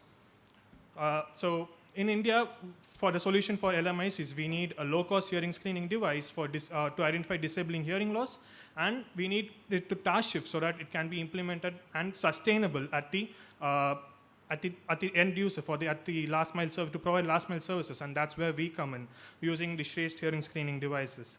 So we are from a research lab converted to an early startup, and we provide affordable and sustainable tools and devices for not only for screening, but for diagnostics and rehabilitation of individuals with hearing and communication disorders. Because we feel that not only for identifying a children, we also have to intervene to provide them rehabilitation to make them safe or to be empower them for the real world. So we have various solutions now. So we have developed a subjective hearing screening, which is called Shrestha Screener, and an objective hearing screening, which is currently under development, which is the affordable autoacoustic emission screener. Apart from this, we have developmental disorders, speech and language checklist based on the RBSK checklist and less screening. These are all used to be pen and paper, but we changed into an mHealth based system, and we have put it in a web form and it's freely available for everyone at the level to check what it is. And we also, apart from this, we also provide model-based logistic support to any of them who wants to implement this at the ground level. So these are the two products that we have right now. So the one is the subjective hearing screening, which is market ready. And if you see here, we use only commercial headphones and transducers, which are very low in cost. And the current version, we are foregoing of the hardware that you see over here. We're only considering the software application, which is this is the third version, but right now we are working on the fourth version we're shifting it all to the mHealth based app. And another thing that you see in the next photo is the affordable autoacoustic emission, which is currently under development. So for the subjective hearing screening, we have been collaborating with Enability and 10X, which is a part of IIT Madras Research Park. And Professor Anil Prabhakar has been giving us the inputs regarding the development and software and hardware advices regarding to the device. So this Shrestha screening device consists of hearing and developmental and speech language tools. In hearing, as I said earlier, it identifies disabling hearing loss in Indian context, and which can be the data that we get from here can be data tracked. That is, all the data that is the screening data is uploaded to a cloud-based system. That is, we don't miss out a child who has at risk for hearing loss. And these are all done by trained grassroots workers. They require just a minimal amount of training, just 2 days training to carry out all these hearing screening functions. And all these devices are very validated tools. So these are the different iterations of screening devices that we see. And this is a UI of it. So we have the demographic data, and we also have the high-risk checklist, post which we have ambient noise system monitoring. That is, if the noise monitoring or the ambient noise levels are more than 50 dB, we can't carry out, the testing cannot be carried out. And we have it, that is the test user phase, and the results is shown over there. So these are all clinically validated, and the validation results are, we can see a sensitivity and specificity of more than 90%. So this is a UI of the Shrestha speech screener. And this speech screener is also validated, and the articles have been published in peer-reviewed journals. This is the comprehensive model that is we have been developed in collaboration with the Tamil Nadu Rights Project. So we can see the screening, telediagnostics, and telerehabilitation. So every screening and screening is happening at the block level, so that the patients don't have to travel to any intervention center. So because most of the patients in rural areas are daily wage workers, and in order for them to have an access to healthcare, they are losing a lot of money on that day. So we are asking the healthcare workers to go to door or in a block level to facilitate all these screenings. So we identify persons from the upgraded primary healthcare centers, early intervention centers, and Sarva Shiksha Abhiyan schools to conduct all these screenings. And for telediagnostics, we have trained tele-facilitators to manage this. And we audiologists at the Shreyas Lab will be overlooking the telediagnostics and providing the tele-rehabilitation services. Your time's up. Just 2 more minutes. Just 1 minute. 30 seconds. Okay. So this is the affordable autoacoustic emissions that has been done in collaborations with IITA Madras Research Park with 10X. And I'm doing the validation part of it, and still it's under development. So the vision is to implement early identification intervention to support across nation and even support globally with other similar LMICs who have similar health infrastructure such as India. So this is our team. So Professor Vidya Ramkumar, Anil Prabhakar sir, Devashri is a senior PhD research scholar. So this is our manufacturing cost of the device. So we are pricing the device at 35,000 at market, but the manufacturing cost is 27,000. So we have received various fundings. For one of the funding is DBT Wellcome Trust India Alliance, and the next we have for the Shreyas Screener, we are scaling it up using the Shri PVF grant that has been awarded this year. So until now, we have been used 22 lakhs to develop the Shreyas Screener, and with the use of the Shri PVF grant, we are scaling up the process to lower the hearing loss identification from 60 dB HL to 40 dB HL. So currently, we have screened up to 700 odd children, from whom we have provided 29 diagnostics for audio and speech, and more than 150 rehabilitations have been provided so far. So this is our go-to-market strategy. We have different verticals. One is through public education and health systems, and others through private education and health systems, and through also education institutions such as ENTs and speech and audiology departments, and probably to other LMICs such as Sri Lanka, Bangladesh, Bhutan, Zimbabwe, and South Africa. Sorry, you need to stop. Thank you. Thank you. Time for jury. So there was a couple of things I'd like. There was a lot there, and there's a couple of things I thought were missing. One is the cost of, and a comparison to your competitors. So I've seen devices like this for, I think since I had my first spin out, which was a wheelchair biomechanics spin out, which was a complete failure back about 15 years ago. So I think an analysis of that. The second thing I'd just say is that there are a lot of large tenders out at the moment by people like UNICEF, the UN Partnership on Assistive Technology at scale, for doing large-scale screening for hearing and vision loss. And it would be probably useful for you to see who gets those tenders, what are the type of partnerships that get those tenders, and what's the technology they're using, because a lot of people are trying to move to this task shifting. I'm not saying you haven't got something unique or special, but it needs to be positioned within that ecosystem. Does that make sense? Yeah. So to answer your both questions, the first is ideally, globally right now, average the hearing screening cost is around like 3 lakhs to 5 lakhs. And what we are targeting is 1/10 of the cost, which is close to 35,000. And regarding to the task shifting, so my research supervisor, Professor Vidya Ramkumar, has been doing this for the past 15 years, and she has done task shifting right from the start. And we have also published in various research journals regarding the models that we have to follow when we are doing task shifting, and various guidelines that we are also incorporating into it. And the models that you see here, it's part of a research subject. And we took a district in Tamil Nadu, which is a rural district. It's near Perambulur. It's called near Tirchi. And it's a very rural district. And we have collaborated with the government agencies over there to implement all these devices to get real-time data from them. I'm sure that's all excellent. I don't doubt it. And I've seen in the past ventures be successful when they don't have very good research. Okay. Because they do a better job of selling themselves. Okay. That's my point. Is how do you sell yourself into that ecosystem? Not have you got great researchers? You've got wonderful academics. I have absolutely no doubt that the academic credentials of all of those people are excellent. And so you do have a USP. Yeah. But within the market of task shifting, WHO is doing a load of task shifting. There's a load of technology. HearX, for example. You know HearX, right? Yeah. So that's a mobile-based technology. Yours isn't particularly. Like it's a different technology. So HearX is most for adult population. We are going for children. Yeah. But that's not in the presentation. That's my point. Okay, so where do you sit in this market of investable space? Is not in the presentation. And what's in here is an awful lot of very, very good research, which Okay. is excellent. Okay. And I'm very interested personally. But I just think knowing exactly where you sit in that ecosystem would help these, well, maybe I'm misinterpreting, but it might help people who are not in the research area. Okay, okay. No, absolutely. So one question that I have is that yours is more of a software solution, because you know the hardware pieces that you were showing seem to be off the shelf Yes, in sir. the pictures. So, Yes, sir. so it's a software solution. Not ideally, it's not completely software. We are preferring more of off-the-shelf transducers because of the cost current to it. So the standard headphones or the speakers would cost you each piece of 40,000 to 60,000. Okay. And we are using off-the-shelf, and we have done a fair bit of research on it to see it gives a good output, and then only we are proceeding for the next test.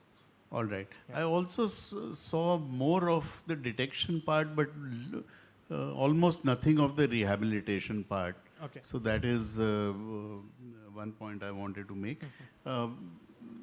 You are still pre-revenue or early revenue? Do you have some revenue? No, we are still sustaining through the grants that Through we the get. grants. Yeah. And we are putting it mostly for R&D. So, you know, I think what Kathy said, I will just like to rephrase it in a different word. You've now been there for almost about 3-4 years now. Yeah. Okay. It's time to move out of the lab and Yeah. time to hit the market. Yeah. So Okay? we are just in the process of shifting from a research lab to a company. So you have mentioned you have applied for some awards, IP awards, Yes, DBT Welcome and Shri PVF grant, sir. but you still not received any grant. No, the first stage screener that I've shown you, the subjective hearing screener, is filed for IPs, and the affordable OE is still under development. So this DBT grant you already received? Yeah, we have received, and we are on the 4th year of the grant. It's 2.5 CR. Yes, sir. And then 1 CR, like 96 lakhs is Shri PVF Shri grant. PVF That also you have received. I can't understand. That one more grant, Shri PVF grant, you have mentioned 96 lakhs. Yes, so sir. that also you got it. Yeah, and we it's got up- it. This is the first. The last month was we first received the grant money first. Yeah. Okay. And the Shri PVS is for scaling up the Shri screener. Thank you. Thank you. Thank you very much for patiently listening. So is Thrive ready to present?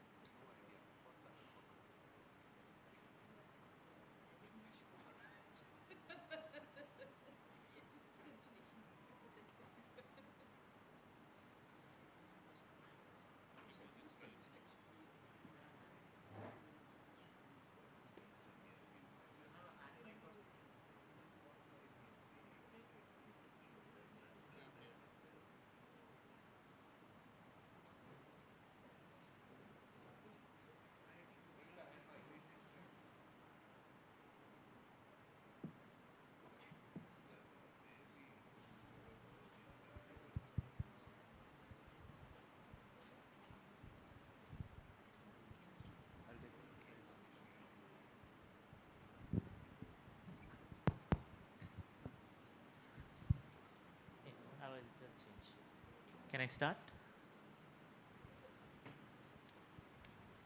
I don't see the timekeeper.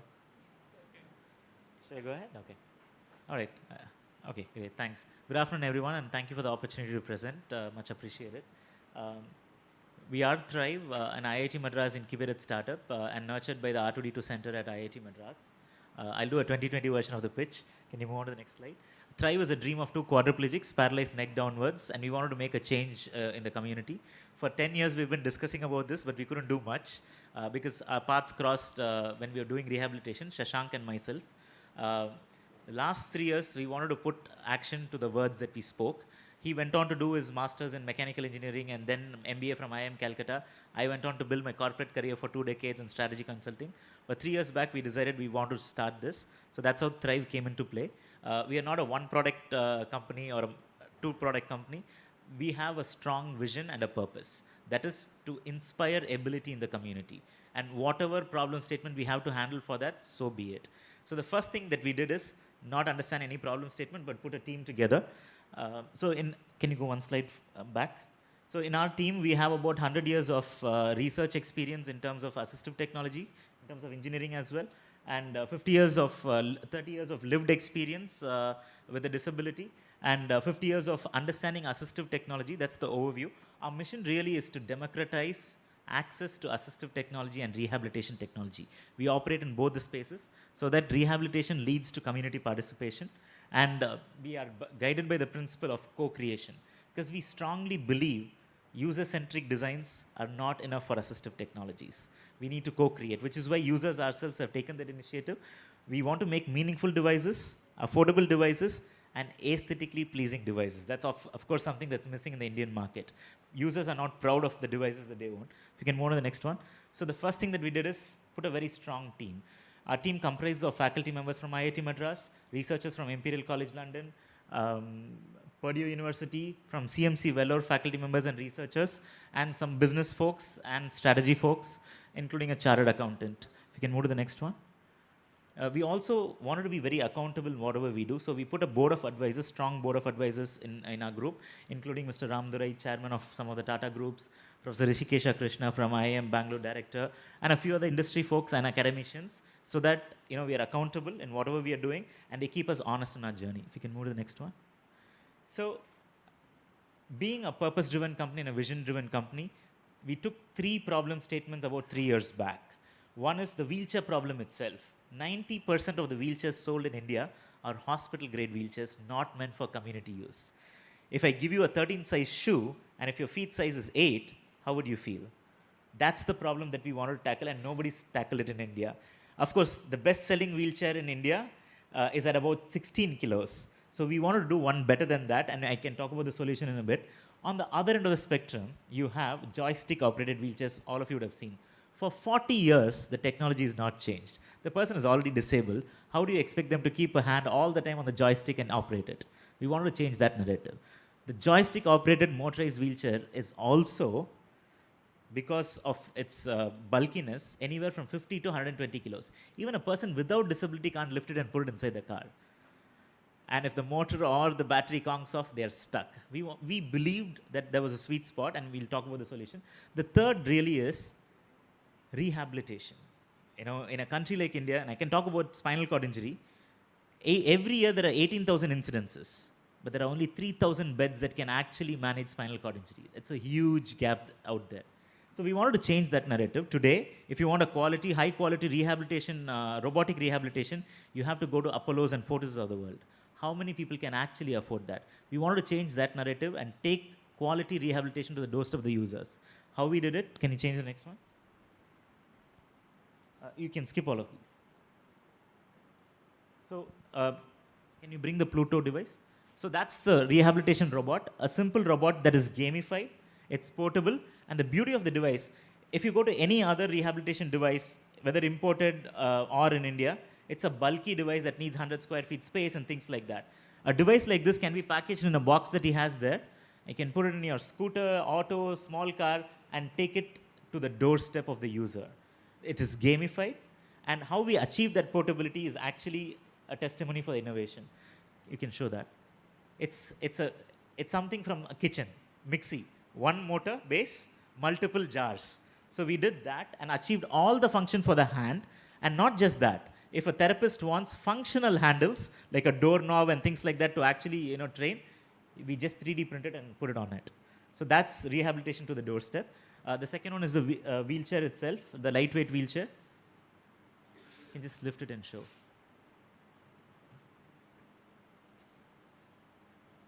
That's how it is. And this is ISO tested.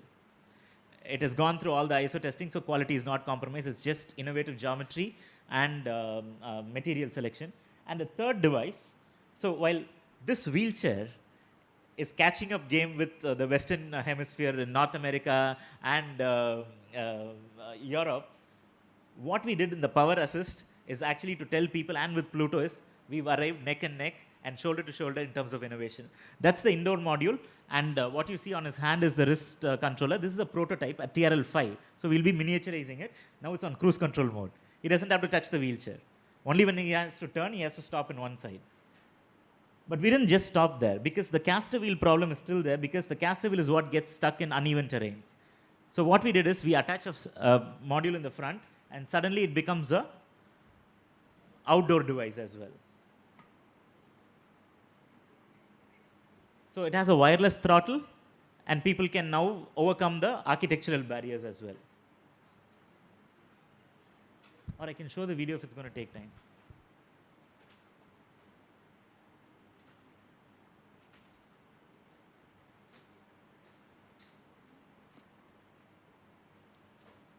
Break.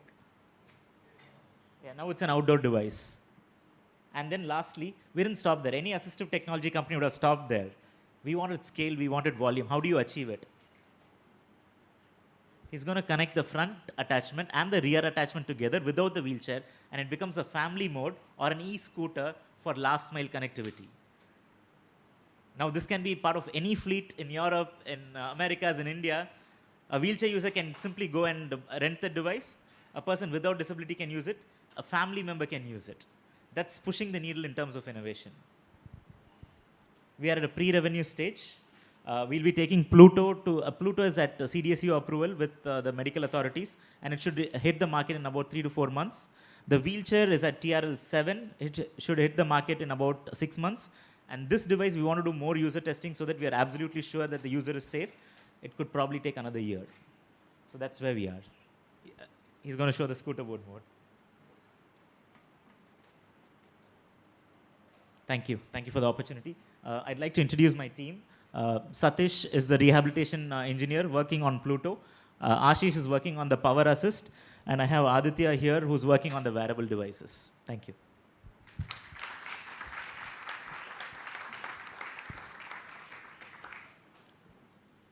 So what is the team strength that you have right now? So in terms of the core team, at Thrive, we have about 5 people. But we also have staff deputed from R2D2 Center at IIT Madras. That is another 5 members. Okay. And IIT Madras, you've been incubated since when? Last 1.5 years. 1 year. 1.5 years. 1 year. Okay. And what sort of grants you have received so far? Yeah. So R2D2 operates in a model called grid model. Grants, research, industry, and dissemination. They pick up the grants. The R&D funding comes from those grants. After that, whatever we do in terms of manufacturing, everything is our own investments. We've raised about 40 lakhs from the co-founders itself, and then 30 lakhs from some of the board of advisors. Mr. Ram Durai, Mr. Ramesh Mangleshwaran, and one medical doctor have put in value investment. All right. No equity dilution so far? Until now, no. Nothing. But are you looking at raising a bigger check? Yes, we are. So right now for manufacturing, we'd probably take a loan because there are assets. But when we hit the phase where we have to go into the market, which is in another 6 months, we want to raise money. Okay. And do you work closely with NeoMotion as well? Absolutely. So I'm a mentor for NeoMotion as well. Okay. NeoMotion is India-centric. We want to take it to the globe. We believe all of these devices are as good as anything that you can find there. Okay. Thanks. Thank you. Nice to see everything. When your number came, you were in the other hall. Yes. How did the present go? I think it went on reasonably well. Okay, thanks. But I think it's a long haul. It's going to take 6 months. So what we are trying to achieve through this grant is immediately start off with the user trials overseas and India for the wheelchair. That 5 lakhs, if we get it, might help. And second, for the fact that the reach that the organization has, it's going to help us in terms of publicity as well. How much it may cost? Only the wheelchair. Right. So the bill of material, and this is something probably people who may not share, the bill of material comes to around 30,000 rupees. That's also because just the wheels, forget about the frame, just the wheels are imported from China. India, despite being the largest bicycle manufacturer, they don't manufacture wheelchair wheels. So we have to import it. Now we are going to make some investments so that we can bring it further down. A lightweight wheelchair from NeoMotion in India sells at about 85,000 rupees.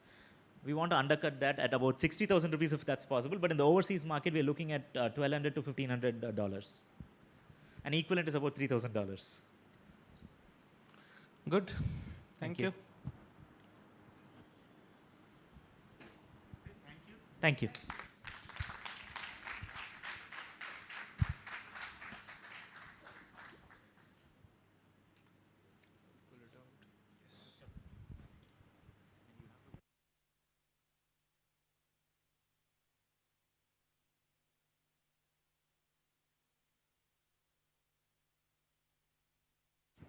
Next is for true assistive technology.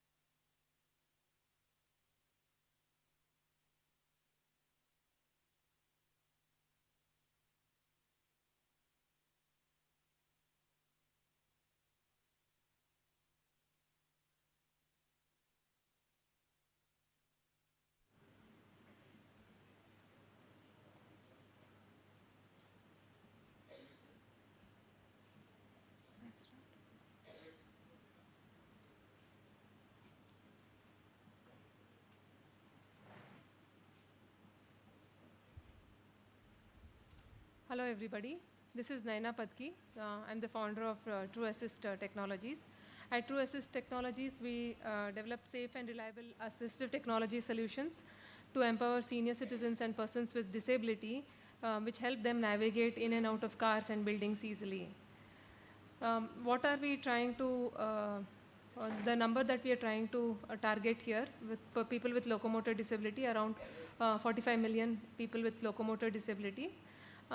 Why this number is there is also because of the senior citizens who are having some form of issue, maybe knee replacements, hips, spine issues. We are catering to them as well. What are the challenges they face? Challenges with respect to travel accessibility, location accessibility, as well as independent living options. These are the solutions what we have at TrueAssist.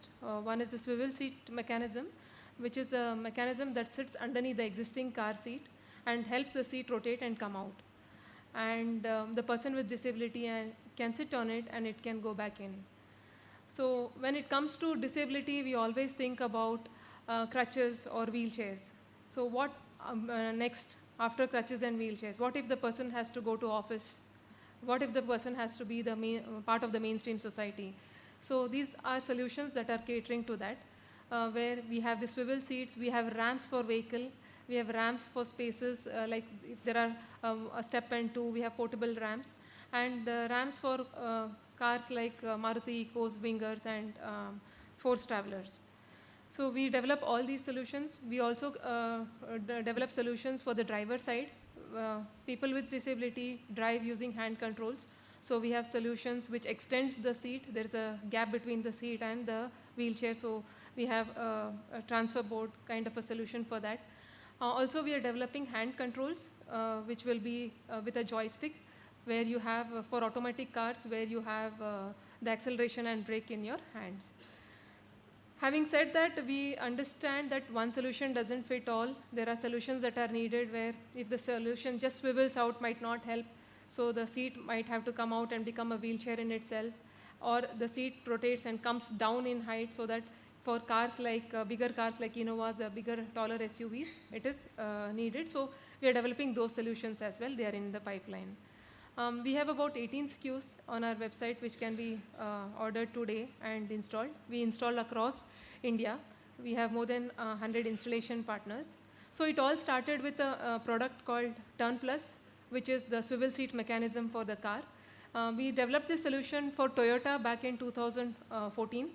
But this solution didn't take off very well in the Indian context because the price was very high. So it was about 1.5 lakhs, and it was priced on only for one car variant, the Corolla Altis. So we went on to make it more generic. Now today we install in more than 80% of Indian car models. We have more than 700 customers. And this solution is designed in such a way, it is robust. We give a 3-year warranty. It's cost effective compared to the imported variants. It is generic, fits in so many car models. It can be assembled and unassembled in just 4 to 5 hours. And it's tested as per the automotive standards of India, the seatbelt anchorage, open, close, crash test, all these tests. So we are trying to tackle about 45 million market, and in the next 3 years, we are trying to achieve about 12K units in sales. And senior citizens coming in the category of needing such solutions is increasing day by day. So that is also a significant number that is being added here. Our go-to market is to build a good dealer network. It is not to build our own dealer network, but to work with the geriatric centers, the senior living communities, the wheelchair providers, all these organizations. Plus, we are working with a couple of hospitals and also cab aggregators. So our solution has been as an accessory with Hyundai. We are partnered with Hyundai. 3 of our products are available with Hyundai to order across their showrooms. We have incubated at IIM Bangalore, and we won a mobility challenge with them, and for Maruti Suzuki. And so Maruti is evaluating these products. We are doing some specific testing, their requirements, their compliances, and we should be as accessories with Maruti as well. And we've done demonstrations at Tata and Mahindra, Renault, Nissan. This is our core team. Anand is the innovator of the product. He comes with more than 25 years of mechanical industry experience. I come with the business development and marketing experience. Our advisors are Manjunath and Deepa. We are associated, these are some of our associations. We are clients like Maruti, like Microsoft, Kickstart, Janani, to name a few. And also we are partnered with companies like JLL, where we offer this solution to clients of JLL, where their transport requirements are met across, they have more than 1,000 clients across India, so we partnered with JLL for this as well. Some of our incubation partners are listed below. We won a couple of awards, Karnataka Startup Award, Elevate, then we won the Social Alpha BIRAC Award, and our story was covered as part of the Discovery Channel, The Journey of India, and we've been mentioned by Anand Mahindra and others as tweets. So from the grant perspective today, we are looking to, we are working with Nammayatri, is an aggregator who is working on an ONDC platform in India, and they have a major presence in Bangalore and other cities. So what we want to do is we want to do a pilot of having some cars with this mechanism installed so that we can showcase that it works in a setup like an aggregator. Because tackling Ola and Ubers is, it's a long haul. We've been trying from years to do that, but Nammayatri has agreed to have a category of an assistive purple ride. So, and we are working with Enable India for this. They are helping us on how this can be positioned. And we want to have this pilot so that it is proven in city like Thank Bangalore, you so and much. then we We take now it move from to there. the jury. Thank you. Yeah. So that concludes my presentation as well. So we are trying to do the purple economy where the drivers are also earning additional incentive by having these solutions. Right. So just wanted to understand, of course, you're working with Hyundai, so therefore they would be continuing with their product warranties and so on. But if you install it in other vehicles, does the product warranties, etc., get impacted? You mean to say the car warranty? Yep. So the car warranty. Because, normally they say that if you modify the car, the warranty is no longer applicable. So We are not doing any major modifications here. So no wear and tear, nothing. So the seat is removed, the mechanism is installed, and the seat is put back. And also it is tested as per all the automotive standard tests, right? Seat belt anchorage, crash test, open, close. but it may be a good idea to talk to them about this particular issue. And what about insurance companies? Insurance companies also we've spoken to, and Hyundai themselves know about all these things. Warranty is not hampered. Yeah, Hyundai would not be because they are your partners, but others, there may Even be an Maruti, issue. And, yeah. and also, because insurance companies tomorrow should not say that this was a swivel seat and this, that, etc., and therefore I'll not pay. So, So those are some genuine... True. I agree. Most customers ask this because everybody is worried about the car investment that they have done when the warranty is not applicable. So for insurance as well, what we do is you can claim this for insurance. You can show that this mechanism is installed. Some insurance companies take about 100-200 rupees more premium, but they are covering all of this. Okay. Also, you're a mature company now because you've been around for a few years, Yes. right? When was the company formed? The company, we've been a consulting company, but assistive tech company has been just 2 years. We've 2 been years. a consulting company. And what is the amount of funds that you so far raised? We've not raised anything. It's No bootstrapped. grant or only no- grants we have raised. We've Okay. raised about 60 lakhs in grants. 60 lakhs.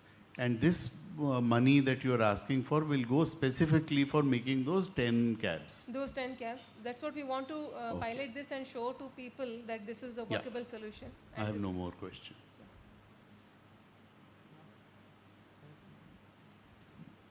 So, how much are your revenues? So in the last 3 years, it has been close to 2 crores. Okay. And is cumulative 3 crores or every year you are getting 3 crores? Cumulative. Cumulative. So, In the last year, we made about 1.17. 1.17 in FY24. Yes. Okay. And 23-24.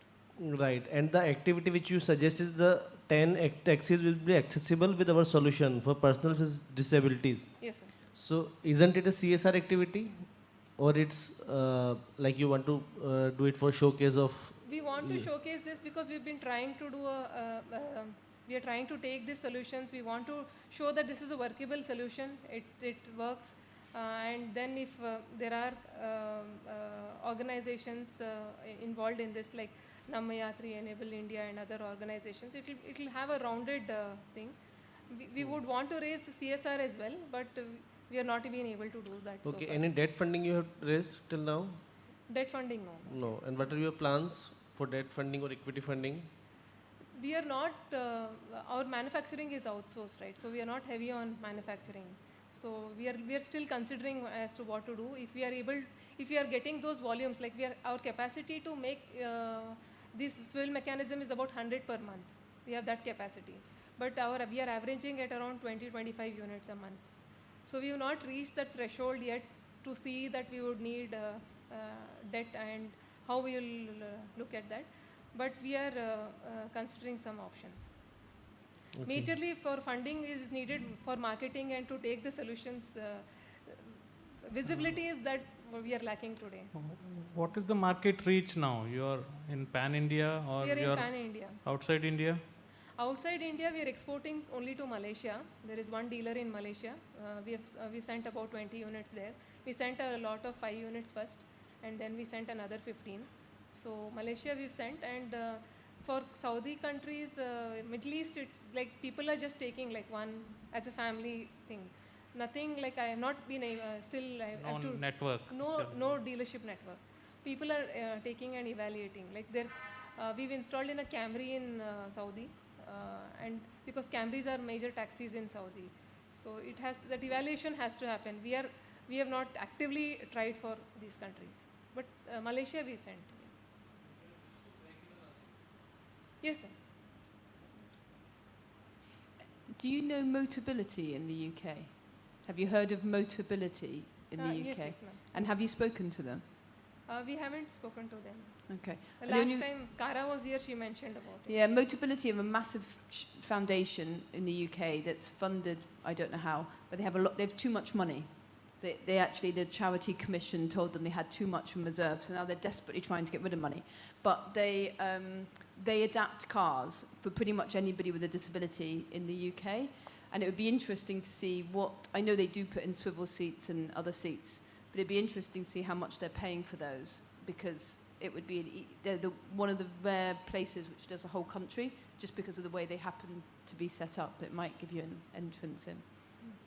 So we did some. I'm so things sorry with because of the time constraint. We Bronze. have to cut this short. Sure, But we would do catch up over dinner, Okay. and you can discuss further. So now I invite you, Dot, the presenters. Thank you. Thank you for the time and listening.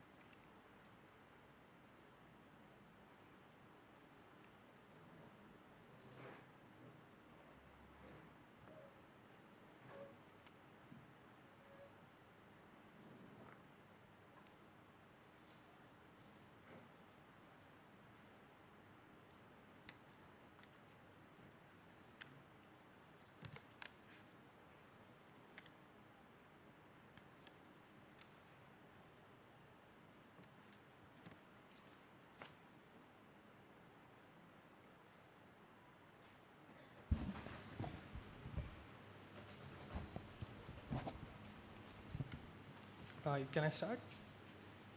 Sure. So my name is Kaviraj. I founded this company in my final semester of college. I graduated in 2023 from IIT Guwahati. And our goal is to basically transform education for the visually impaired. The reason we're doing this is that if you go to any blind school in India, which we keep doing, you'll notice that there's always a shortage of special teachers. In fact, most of the high schools in India for the blind do not have STEM.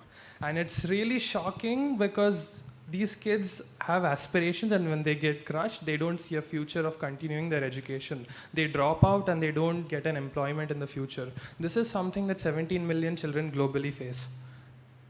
So, I mean, what exactly is the loss with vision, right? Like, the first is that visual content is really inaccessible. The thousands of images we see on the blackboards, on our textbooks, the graphs, the lines of equations, none of that is accessible. Neither are the instances when the teacher tells you to draw something. You're missing out on all of those. The second problem is it is very easy to teach a sighted classroom. I mean, all you have to do is write on a blackboard and the 30 kids behind you get the reference. But in a blind classroom, you have to create tactile graphics, go one-on-one to each of them, hold their hand and actually move it and explain what it means. A teacher cannot repeat this process 15 times with every single child. So she eventually leaves out some of the children and tells, I can't do this, I give up. So it's a very vicious cycle. And the solution for this is fairly simple in our mind. We're building a tactile display. Basically, we envision 10,000 raisable dots on a surface, refreshing at more than 5 times a second. So the dots kind of lift and lock so you can feel it with your fingers. This can display multi-line braille, graphics, animations, and even user interfaces. It is a touchscreen environment and it is audio enabled. So you have the best of both worlds, audio and tactile. This is not a very new concept. I mean, if you look at any university in the world, for the last 40 years, they've been trying to do this. You see research groups all over, but that is not something that has been realized. Until in 2015, a company called DOT managed to miniaturize this technology. This is a very bulky technology, by the way. So they managed to make it so small that it fit into a watch, and they got 350 crore in just pre-orders. That kind of opened people's eyes, telling, okay, this is a very big market, and any innovation quickly catches on. So they did that, and then they told, okay, cool, we're going to make a tactile display. I mean, we solved a problem for Braille, reading Braille, the time in a Braille watch. A population of less than 5% knows Braille, and these guys, we got so much money with that. What can we do with graphics? They built the tactile display, but even the kids who could afford it did not see their problems getting solved. There's a few reasons for that. The first, of course, is the cost. I mean, for 10,000 dots, they cost around 43 lakh rupees. So what they did is they made the display smaller and smaller until it was not very meaningful. You couldn't get a lot of content out of it. The second problem was the refresh time was really slow. So some of these use cases we imagined were not happening. And the next thing is they told, we're going to solve for everything. You know what, we're just going to make graphics accessible, be it for education, livelihood, whatever. And that doesn't work because education is an abyss of its own and it needs its own focus. So within a year, we committed to this project just last year with no experience in this domain, in tactile displays, and we managed to make it 30 times cheaper and 8 times faster. We built the technology for that, ground up, multiple layers of innovation. So our focus is clear. We spent around 6 months on the ground just volunteering, trying to figure out what works. We did not look at the solution. And then we figured out, let's build an education platform which caters to all these gaps that teachers and students face, be it motivation or outcomes or whatever else, right? And we'll mainly cater to these 3 setups of education, the blind school, inclusive school, and online learning. And while we were doing that, we were building this on the tactile display, we realized there are 2 major gaps we have to solve. When a visual impaired person gets access to content, they need to comprehend and consume it as fast and as efficiently as sighted people. So we build a lot of tools, I won't go into detail about that, to do that. We tested that as well. The next is, if you want to teach a class of blind students, it should be as easy as standing somewhere and the 15 kids get the context. You don't have to go one-on-one, and they comprehend it at a pace which is, I would say, maybe comparable to sighted classrooms. So again, we've done a bunch of things to enable that as well. And the initial segment, so we target this as a tactile display for every single student. And the initial segment is the institutes we are telling we will adopt STEM. We are looking to bring on technology. They might have brought on laptops and other things in the past. And the SOM for this is around 4 lakh students, which we see evenly split between developing and developed countries, which translates to $1.1 billion just in the educational tactile display segment. So primarily our customers will be B2B, and their purchases will be facilitated by different schemes and policies. In India, it will be something like a classroom model, more supported by CSR initiatives. And we have absolute price control on this market. We will have, because there is no device under $20,000 for education. So yeah, we will do this as a bundle of devices and operate globally. We started building a Braille embosser. Then we pivoted after realizing what we did didn't really add value. We got 20 lakh as a grant, and then we've had follow-on grants of up to 6 lakh rupees. We built our first tiny module in Feb, and tomorrow in Empower, we will actually have our first 200 dot tactile display module ready. And we want to do a pilot in December by the end of this year, where we actually demonstrate the value and the technology, and then look at some global partnerships to do more pilots and scale. By August next year, we expect to know how we engage with our stakeholders, and the first year revenue and commitment target is 80 crore rupees.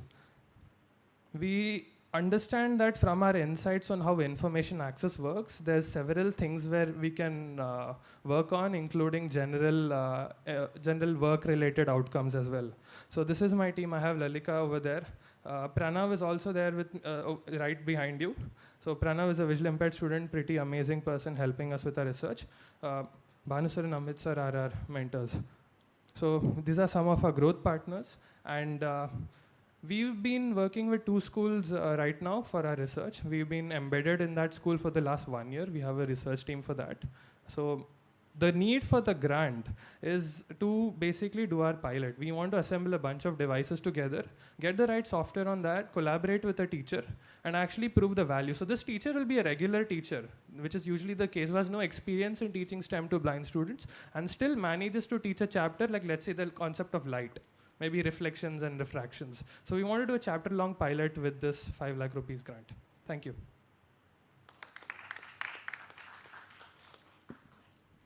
Thank you. I have a couple of questions. What's the fundamental technology you're using? We've built our own electromagnetic technology, but we've built it on our own. So usually there's one interaction innovation we've done. So if you look at tactile displays, they refresh line by line. So we also built an instant drive technology as well. So it kind of refreshes in an instant. We bunch of things, yeah. And you'll be demonstrating that tomorrow? Tomorrow, You can yes. see it tomorrow, At okay. our stall F1. And so if you were to say which TRL level you're at the moment, what would We're you say? moving towards 4. So we validated the micro actuator. We've done a lot of basic latching tests. So basically if the dot goes up, does it latch? Does it refresh fast enough? What is the error rate? We've done that. We've kind of gotten our assembly techniques quite good. So we'll be scaling to, I think, a 2000 dot display in 2 months. In 2 months, Yeah. okay. Okay. Yeah, so, for this tactile display, what could be other usages also? Yeah, so we've seen that wherever there is spatial information that has to be accessed, there's either you get it through auditory means, or you get it by using all your fingers and getting that data faster. So we see wherever there's a lot of referencing to do, for example, programming or things like that, we see benefits there. I would say navigation, but we've not validated that, so I don't want to make that claim right now. Okay. But in jobs. Okay. And, how do you tackle you mentioned that one of the challenges is content, not enough content being available. Yeah. So how do you tackle that challenge? Yeah, so we've already started working on how to convert existing content into tactile, and we're doing it in a way called segmentation. We're basically coming up with new methods of representing data, like time variant representations and all. So we're working on that, but right now we're doing it manually. That should be automated, or we work with content creators. I think it's a mix of both. Yeah, so work on some technology by which you can smoothen that entire process. Is what I Also, would suggest. interestingly, I didn't mention this, but tomorrow we'll also be demonstrating a self-learning module.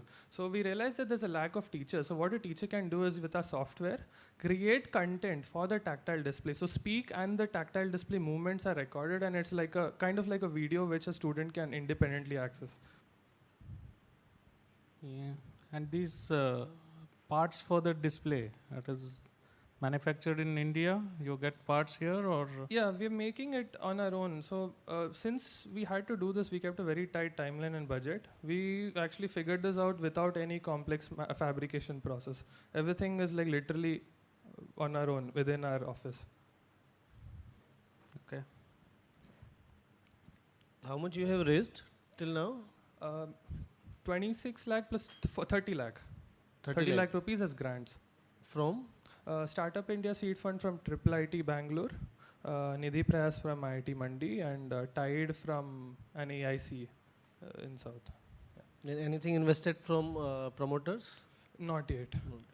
We just came out, so we don't have anything. Thank you. Good. Sure. Thank you. Thank you so much. I would now like to invite Wheelie Solutions and request them to be precise.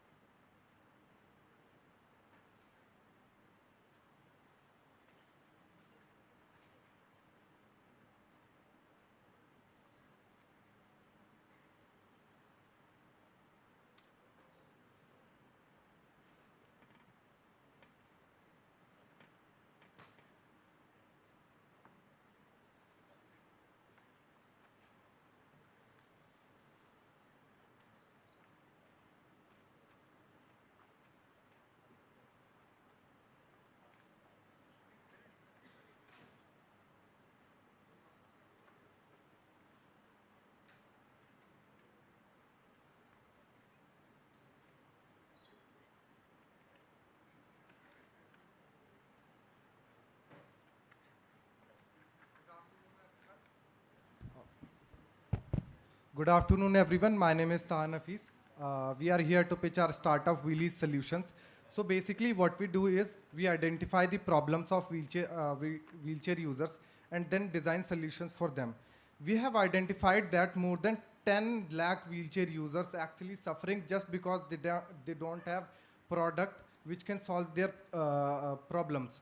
So we had identified that due to these things, wheelchair users are actually dependent on others, which actually reduce the mobility, which causes the limited access to education, jobs, and social lives. So after understanding the problem, we have designed our solution called Clippies. Clippies is an attachment that can convert a manual wheelchair into an electric-powered one within 10 to 15 seconds. We have designed our clip-on kit in such a way that it can be attached to multiple wheelchairs. It can go more than 40 kilometers on single charge. It is actually compact and lightweight design. It costs you very low at the time of maintenance. So basically this is our product. It can be attached to different types of wheelchairs. So if I come on competitive analysis, there are multiple companies who is actually manufacturing these types of kit, but majorly NeoMotion is capturing the market. So we have identified the significant gap between them. The first one is NeoBolt can be attached to only NeoFly, which cost you around 40,000 plus. The total pricing cost a user approximately 1.2 lakhs. The second major problem is that the servicing cost of the product is actually very high. On the other hand, our product is designed in such a way that it costs actually very low. And also one big problem is the weight. If a user want to carry NeoFly, NeoBolt on a car, he will not be able to carry just because of the weight. And many wheelchair users are actually not able to use NeoFly just because of its weight. So for the business model, we have B2B and B2C. For B2C, हम लोग direct sales करते हैं हमारी website से. For B2B, we have different partners, offline sales partners like hospitals, clinics, institutions, and we are also planning to partner with Zomato, Swiggy for creating employment. For the target audience, we have manual wheelchair users, elderly wheelchair users, and NGOs. For the GTM, we have 3 phases. We are in the first phase. We are actually doing 50% advance and 50% at the time of delivery because we don't have capital. We are totally bootstrapped. And we are doing online marketing. We are using users' testimonials, stories. In the phase 2, we are planning to run awareness programs. We will do webinars, we'll do offline marketing, we'll do camps, we'll do campaigns. We also introduce a referral discount system, which will basically increase our sales. In the third phase, we will collaborate with companies for CSRs and sponsorships. We'll also collaborate with airports, institutes, delivery partners, so that our product can be significantly as a employment product. For the financials, we'll do 60 lakhs in first year. For the second year, we'll do 3 CRs. For the third year, we'll actually do 12 CR. So this is the impact. Totally, we have sold 3 units. I'll specifically talk about Sarwar Ali because he's actually very dependent on the family, which significantly restricts his mobility within 1 to 2 kilometers. But after the clip-on kit, he'll actually going 20 to 25 kilometers. I have a video where I can show.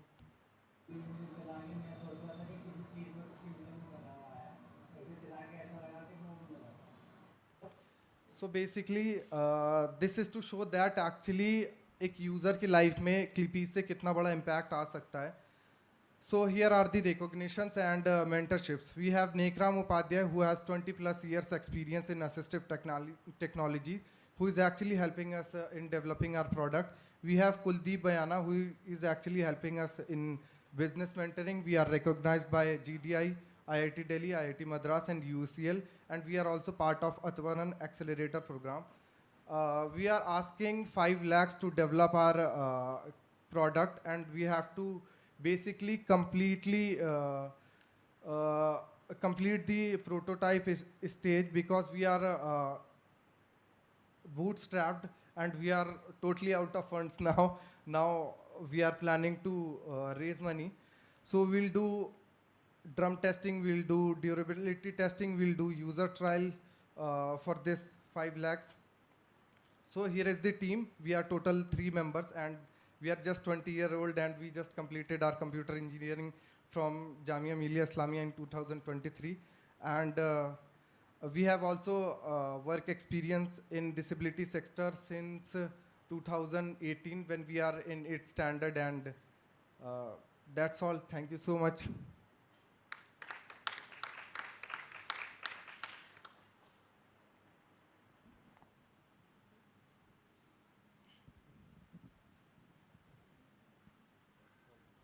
Hi.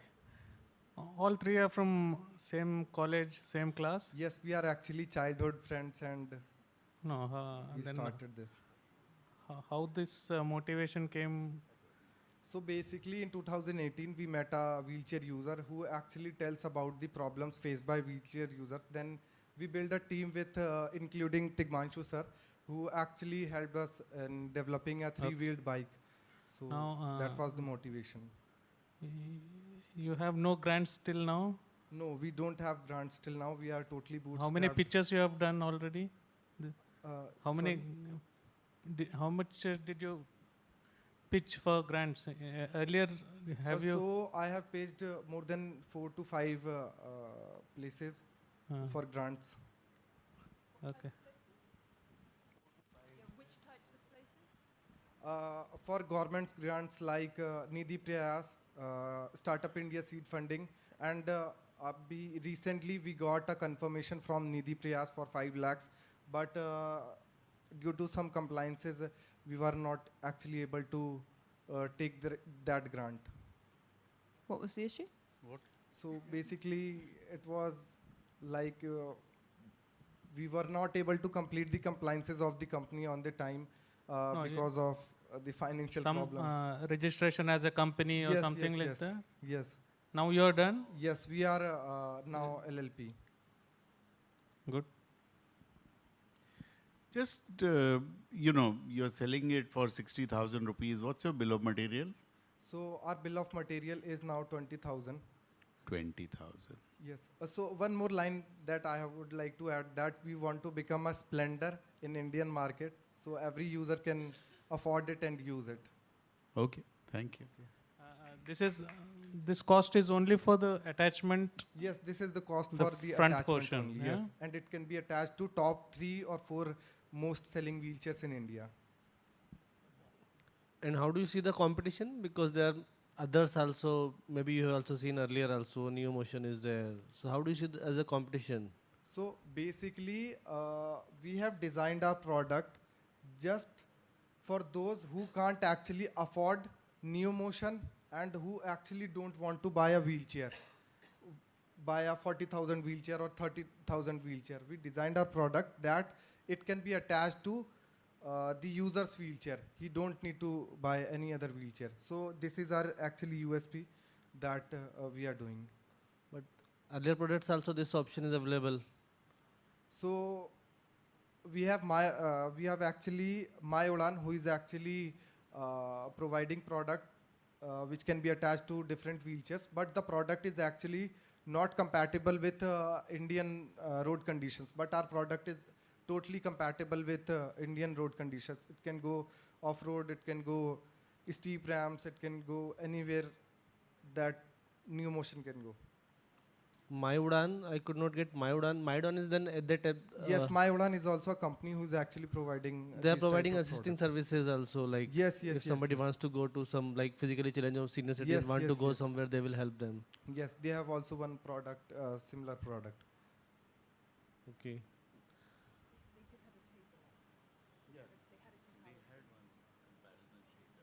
Okay, maybe. When you had gone outside there. No.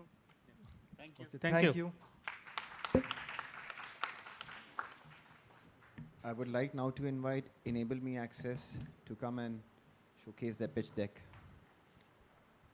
Enable Me Access.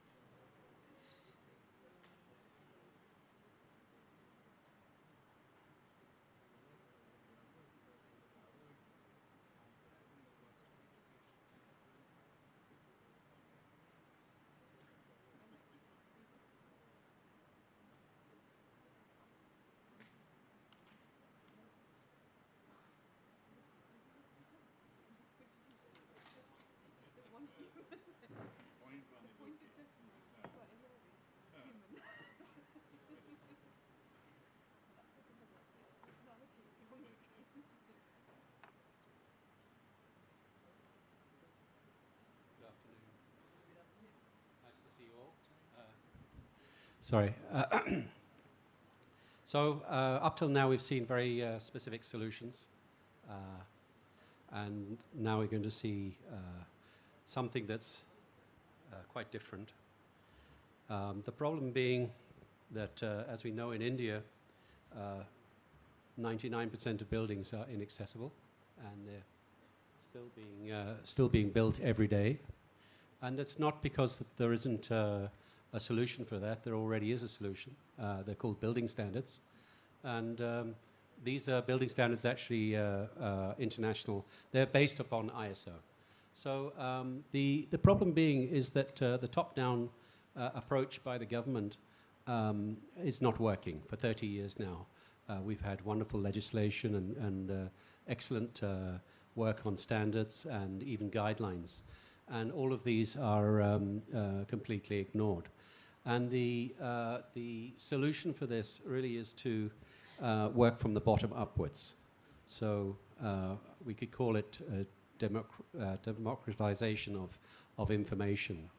And after all, the people who are going to make your building accessible are basically the contractors. And they have no idea about universal design. Even the students and architects don't know anything about universal design. There are very, very few. And that has come to light over and over again. We've done years of research into this. actually working with universities, consulting with architects and so on, attending the National Building Code, the BIS and so on events there. And what we found was that the problem in India is that those who need accessibility are not those who are providing or who should be providing. And so the interpretation of the standards, if that's ever done, is by people who don't actually have anything invested in it. So they have lack of interest. So the important thing now is to provide a system where those who need to actually do the work, i.e. architects, students of architecture and so on, they should have this information at hand. So basically we're bypassing all the hierarchy and going straight in at the bottom and providing a solution. And so we'll be... So the principle is universal design. So for instance, here we have a very expensive machine here, which would be completely unnecessary if a ramp had been built when this building was designed. And if you look at the width of the stage, a ramp from somewhere near the door to this side would have been well within the standards. So this is a problem with lack of understanding within the construction industry. So we'll be...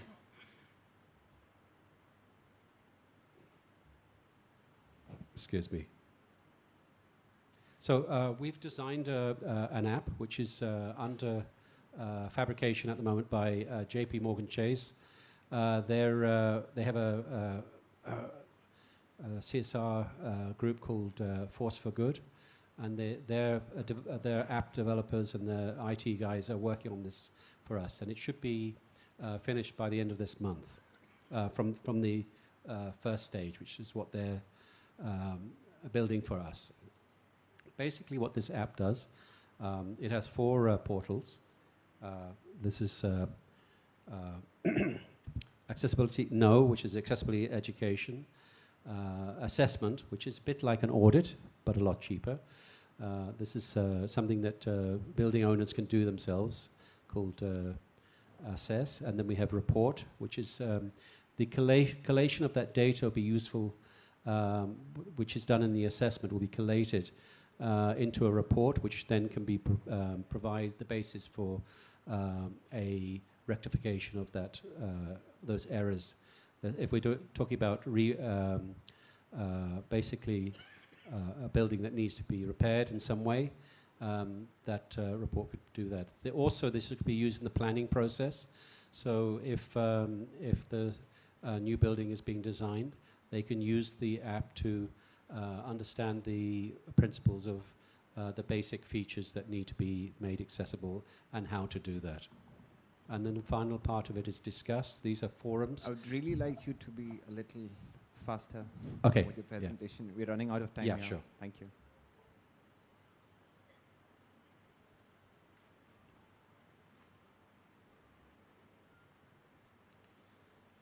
So this is something, now we've been doing training for university students and basic government officials, planning officers, CPWD, and so on for many years. And what we found is that it's not very, you can't educate enough people. It's just groups of 50 people every few months. It's not going to solve the problem. So the purpose of this app is to make it ubiquitous. This information will also be available everywhere to everyone at any time. So these are the basic areas of accessibility where universal design is applied.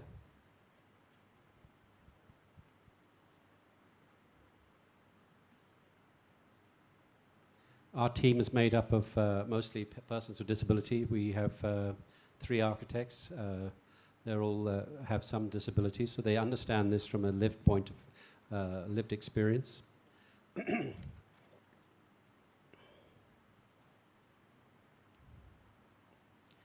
And we're looking to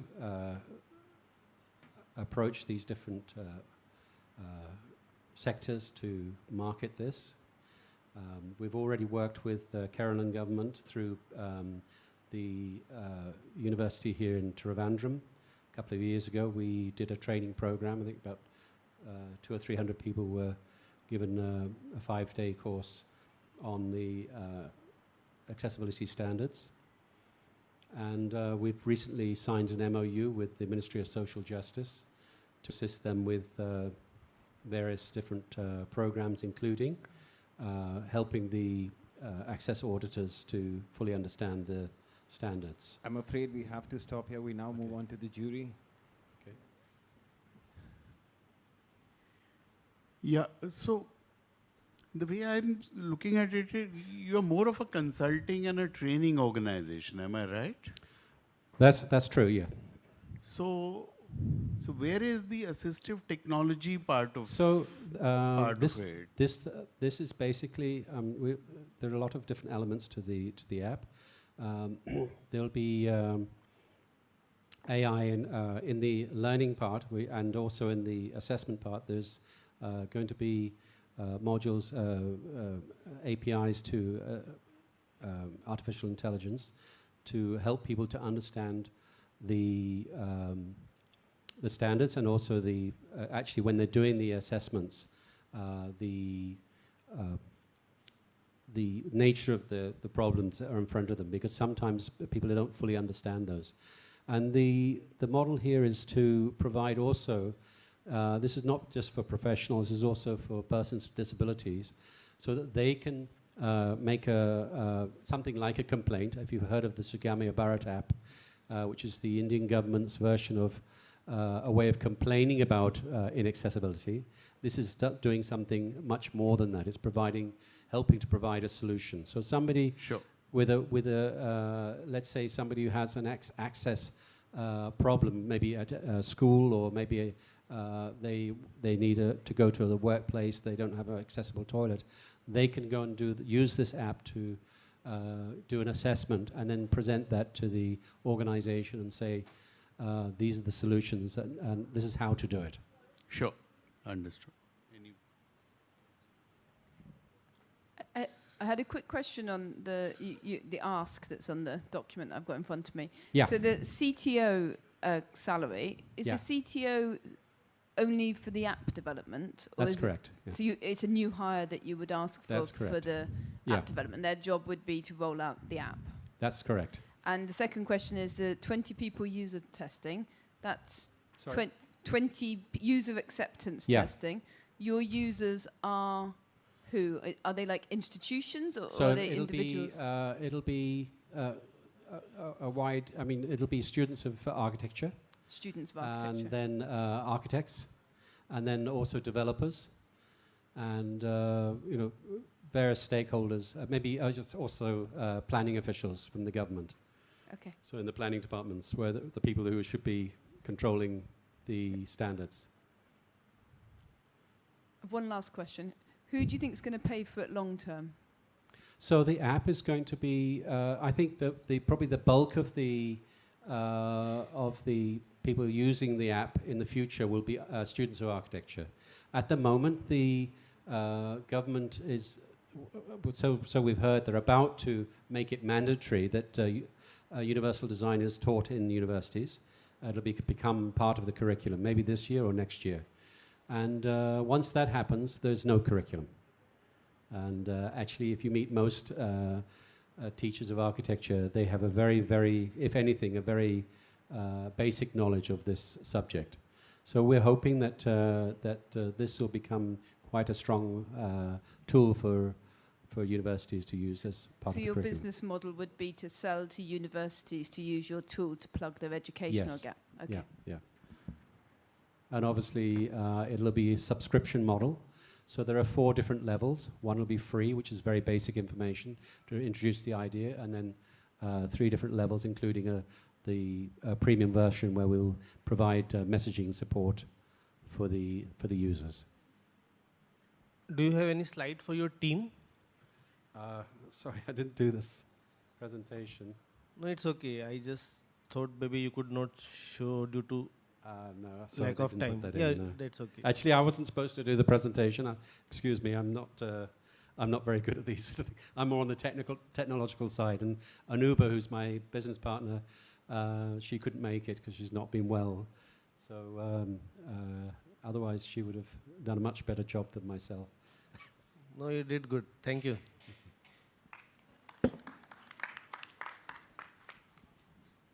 I now invite Aurolab to come with her pitch deck.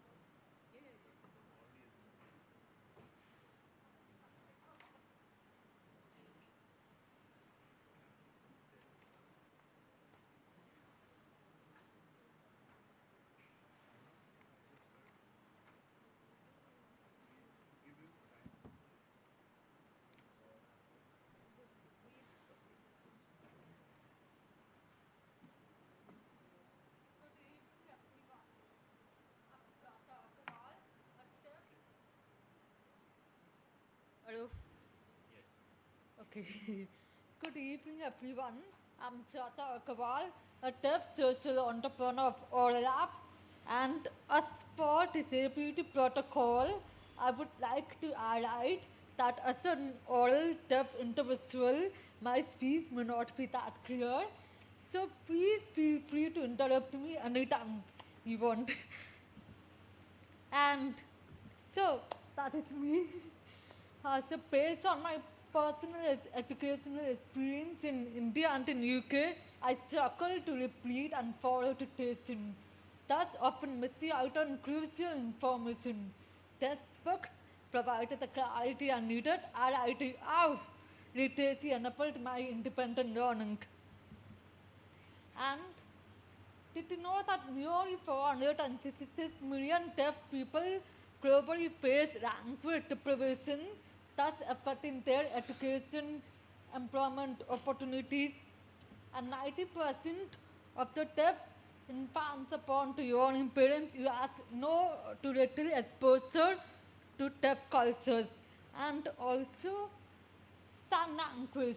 The first language of a deaf person does not have a written language, and thus it affects nearly 90 to 95% of their vocabulary. And also, did you know that 12th grade deaf student literacy skills is equal to 31st grade year students? And many deaf students tend to drop out of middle or high school due to lack of inaccessible education and poor literacy skills. And only 3% of the deaf children have access to bilingual education globally. So the global market includes 466 million deaf people, which includes 63 million people in India. Nearly 80% of 34 million deaf children globally do not have access, including 95% of deaf children in India. And which affects 75% of its illiteracy rate globally, and in India, 90%. Thus, this indicates that only 3% of deaf children globally and 1% in India receive quality education. And we have conducted an extensive on-field market research with deaf schools, colleges, hospitals, and workplaces across Chennai, Pune, Mumbai, and Nashik. This research helped us to find out the lack of written skills being present in the deaf students, and most of the communication that takes place between a deaf individual and a hearing individual is through writing, and the lack of confidence in the writing skills. Oral App is an all-in-one accessible platform that provides for all the education needs for the deaf community. It empowers deaf individuals through literacy, communication, education skills, and exposure to lead a fulfilling life. Oral App USP is bilingual education, prioritizing sign language to learn English through integrating offline community engagement along with online learning to boost English literacy. So these are 4 solutions wherein we offer guided reading, engaging stories, vocabulary building, along with sign language interpreter through e-storybooks for the deaf children to enable independent learning. This is an example. So basically, this is a video of a sign language interpreter which will have words associated with a sign, and on top of that video, we have the proper text words. So we try to reinforce reading, and then as we finish that, right, then we give them only the test space, because we want to enable and reinforce reading by encouraging the child to stand back. And in order to understand if there is active learning or recall taking place throughout the activity, we offer them MCQ questions. And these are testimonial. So I'll be showing that in the end. And we have conducted a few prototype tests with a few schools. One is in Pavani Special School, Visakhapatnam, and Clark School for the deaf in Chennai. And these are another solution which we have specifically created for communication access for deaf elders. So as we have seen here that most of the deaf children and elders do not have access to literacy. So what we do is we help convert the ISL-based sentence into proper English sentences. Like for example, if it is ready meet I, it gets converted into I am ready to meet. So it is easily understood by the hearing person. And if the hearing person sends a message which is difficult for the deaf student, they can click on that message, it gets converted into sign language avatar. And it was in all solution-based platforms. These are a testimonial. Actually, all the videos are on Google Drive, so I'll show it in the end. And our team includes me, who has a strong deaf domain experience, and along with a master's degree in innovation and entrepreneurship at the University of Warwick. And we are also associated with the Digital Impact Square and groups like Earthart.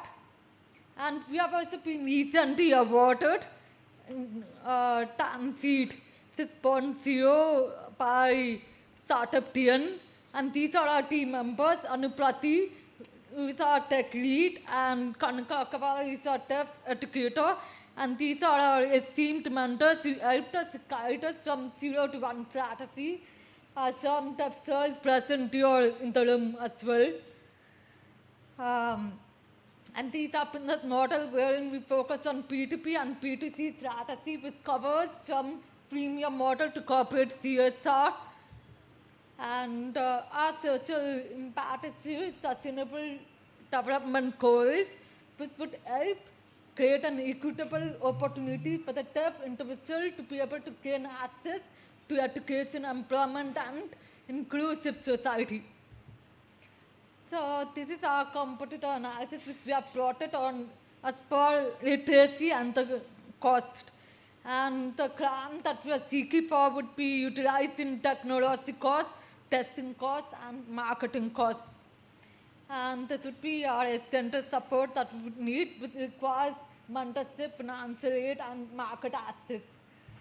And let us make my exceptional journey the norm for millions of deaf individuals and empower them to lead a fulfilling life. Thank you. Thank you. So may I come down? So I can reiterate. Thank you.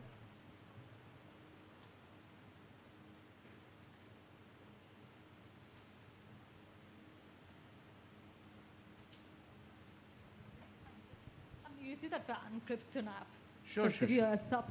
So you are essentially doing from text to sign language. Am I right? Not exactly, but teaching them English through sign language. And- So like literacy. And it will be English, which all languages? For now, English. Well, for now it is Yes, but English. slowly we plan to include other languages as well. Where exactly are you right now?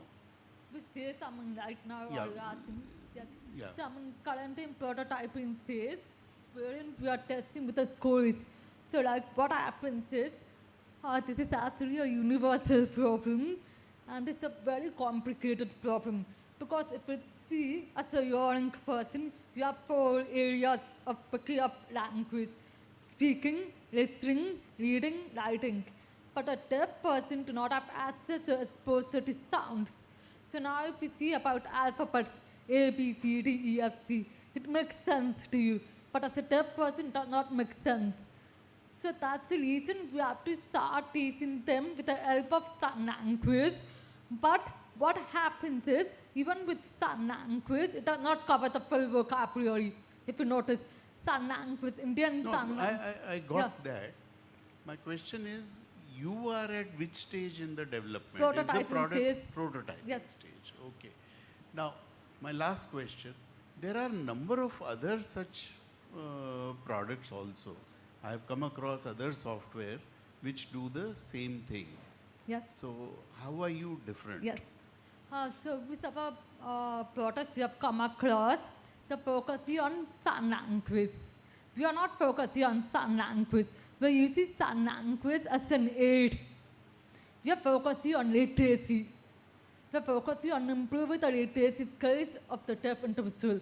If you go to any deaf school colleges, if you ask them, so I've gone to a BCom student, second year, I've asked them like, what is your hobby? Very simple question. They were not able to answer it. I've asked them like, what is your age? And how old are you? They knew the answer for what is your age, but not how old are you. And imagine this is a 21-year-old boy. Sure. So we're focusing on literacy basically. And how has it been funded so far?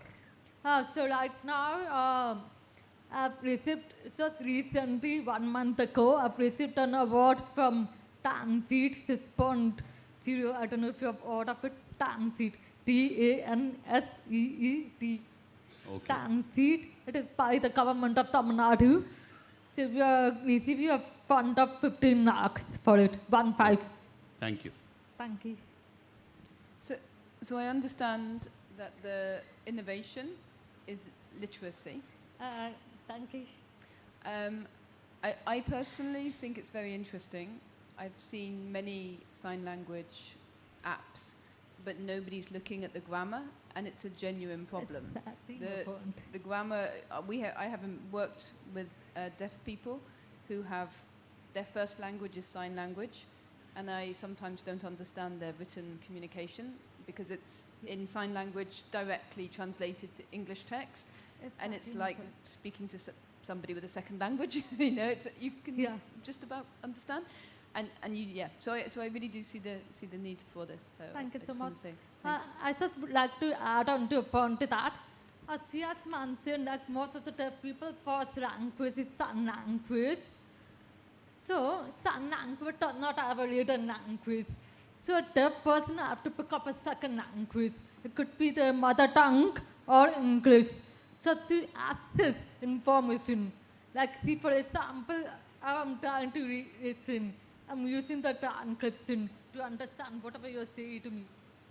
So that's the importance of literacy. It helps you travel independently. Yeah, I'm sorry. Yeah. What is your strategy to reach to your clients? Yeah. So right now, I'm also working with Enable India.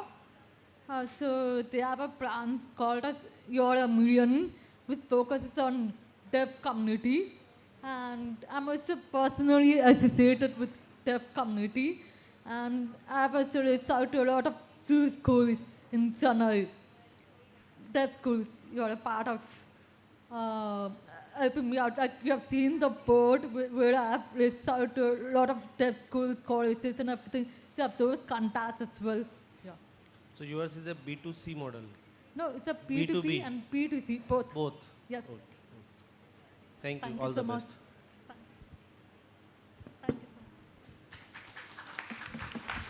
We have the last presenter of the day, Uplift Q. Yes. Please be quick, yeah. 5 minutes for you.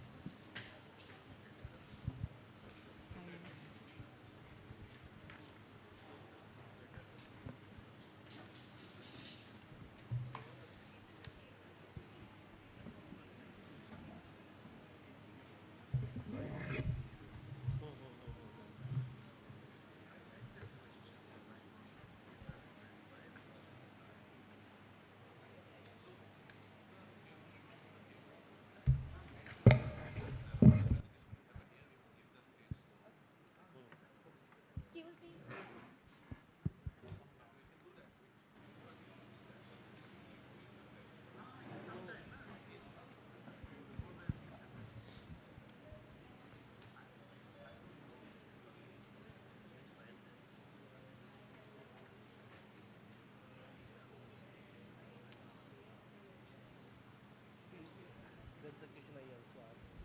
But she replied properly that she is improving her visibility. So basically it's helping her business. So she is maybe just helping her business. So I think we should go for it.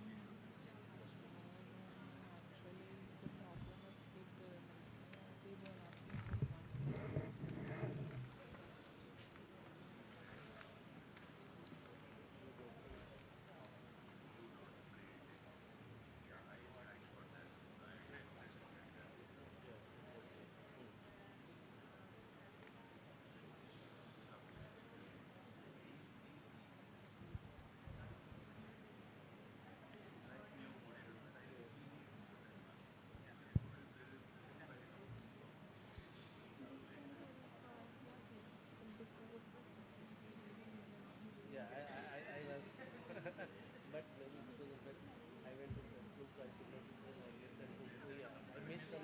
Yeah, I missed the initial side. I think no.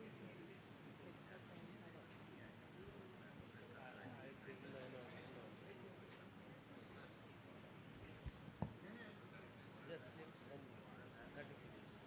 That is good. That is good. That is good.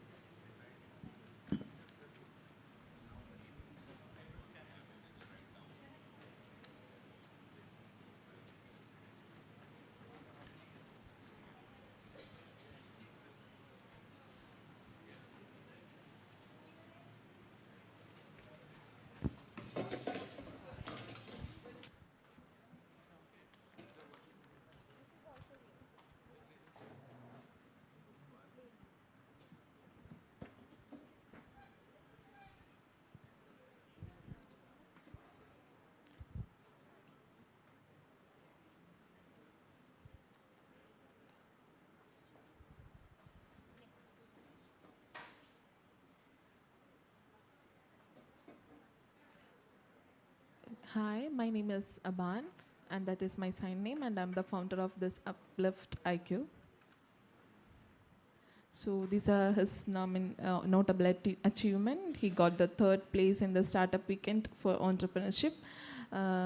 Almost 98 startups were there, and also his workshops, like online workshops that is being conducted, is rated around 4.7 star.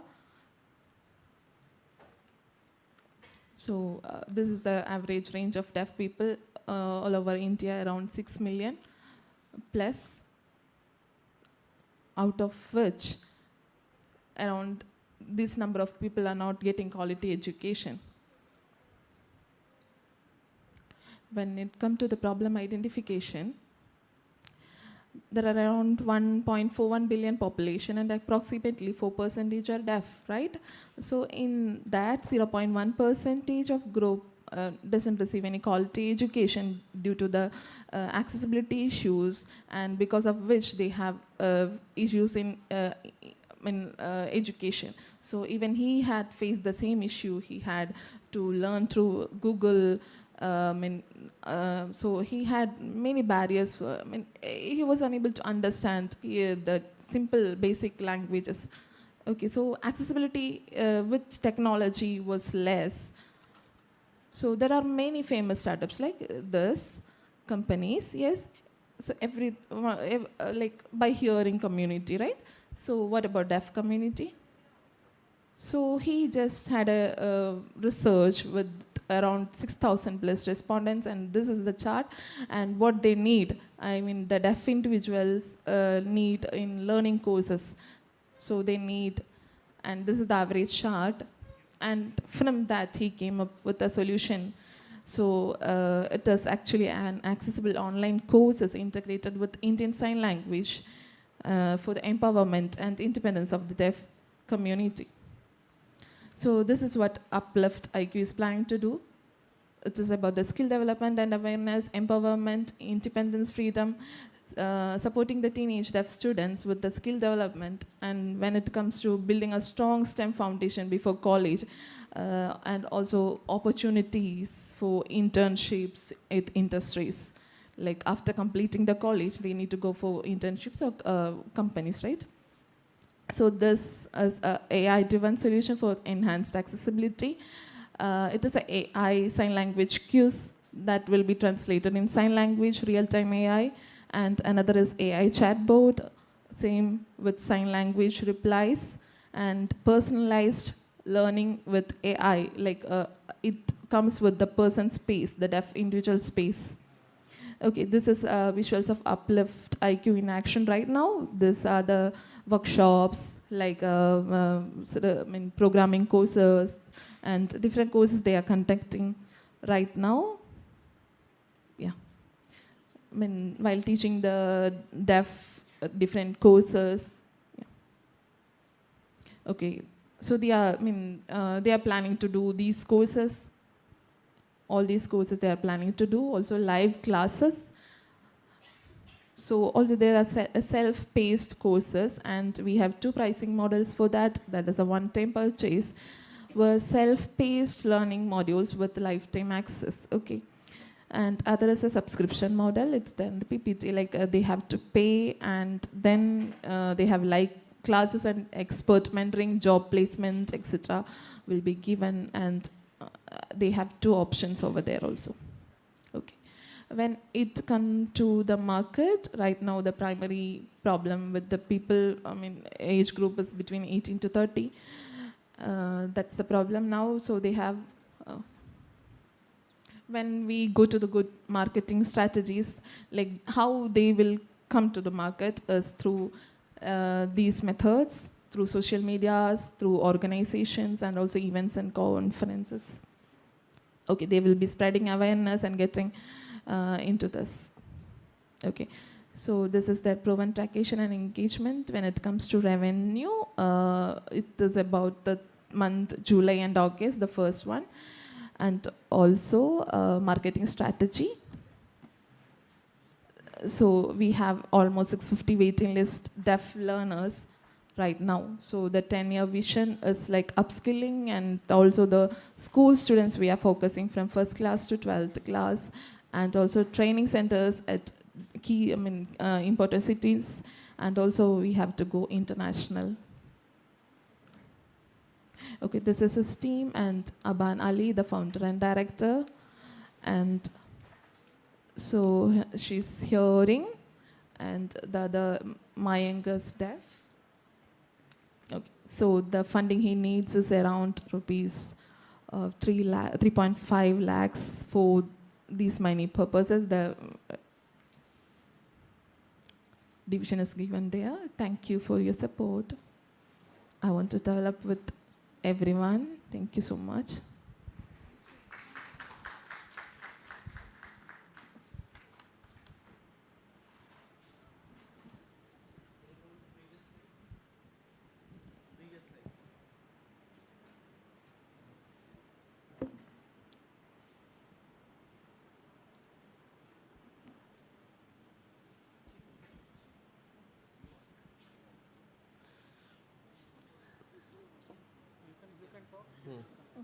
Okay, at what stage you are presently? Stage or age? Stage. Stage.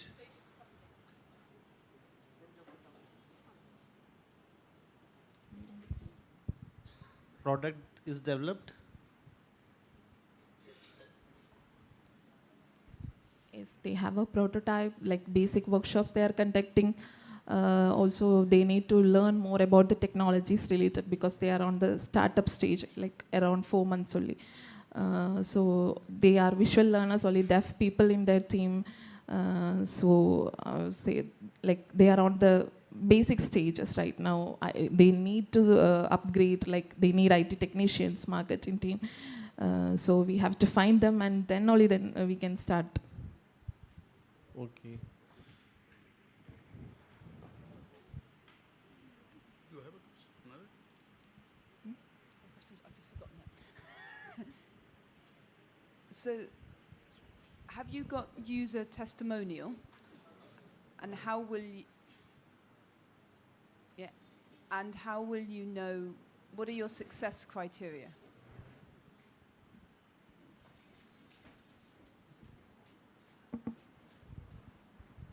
They started just 4 months ago, and within 1 year or 2 years, they are planning to have a big success. But right now, we are on the research stages, and we are collecting the data also, and also we are engaging people to our applications.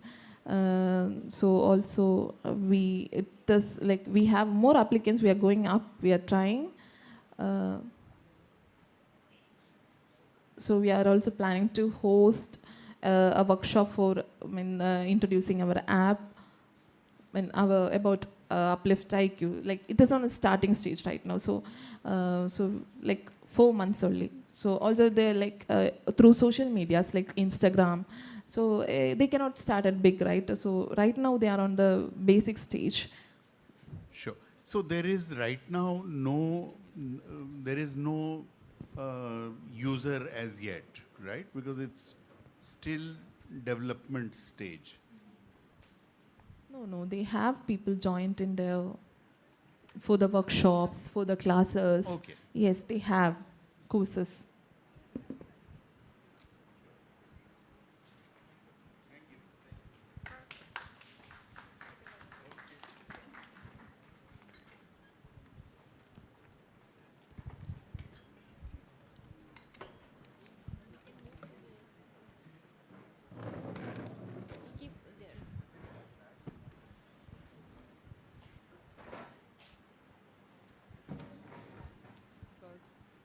PPT was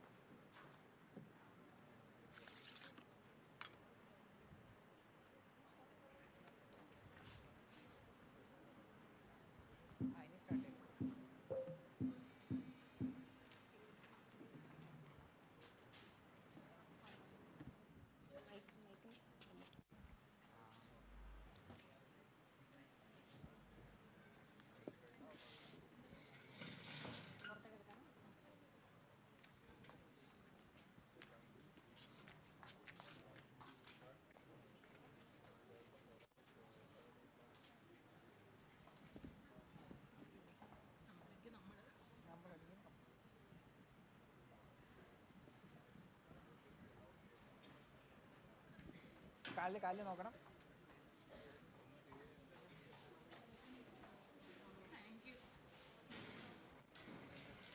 ഒന്ന് arrange ചെയ്തു.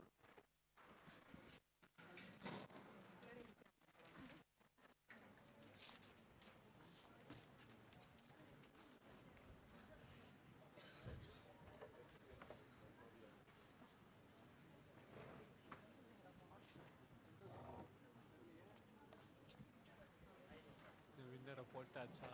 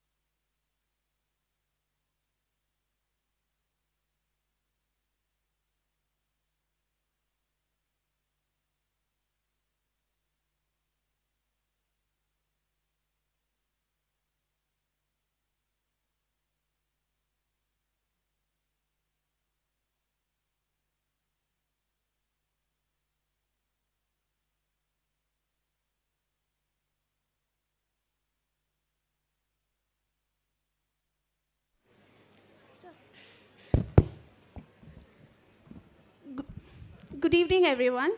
Before we begin the ceremony, there's an important announcement to make. The assistive technology stalls at Empower have been made accessible through SpaceFelt, a smartphone app that provides audio descriptions for visually impaired visitors. With the app, visitors can scan the QR codes located at the right corner of each stall's table. Further, sighted visitors can also use their regular scanning apps to scan them and obtain descriptions and contact details of the stalls. SpaceFelt is developed by Grailmaker Innovations, a startup based in Hyderabad. For any assistance, please approach any of the volunteers. Thank you.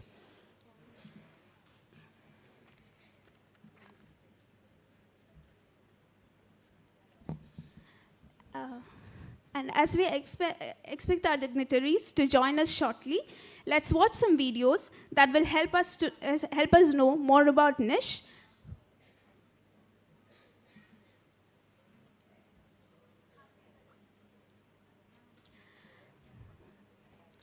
As we expect our dignitaries to join us shortly, let us watch some videos that will help us know more about Nish and the passion with which we work to serve the community. With the tagline, "We care, we are here because we care." Thank you.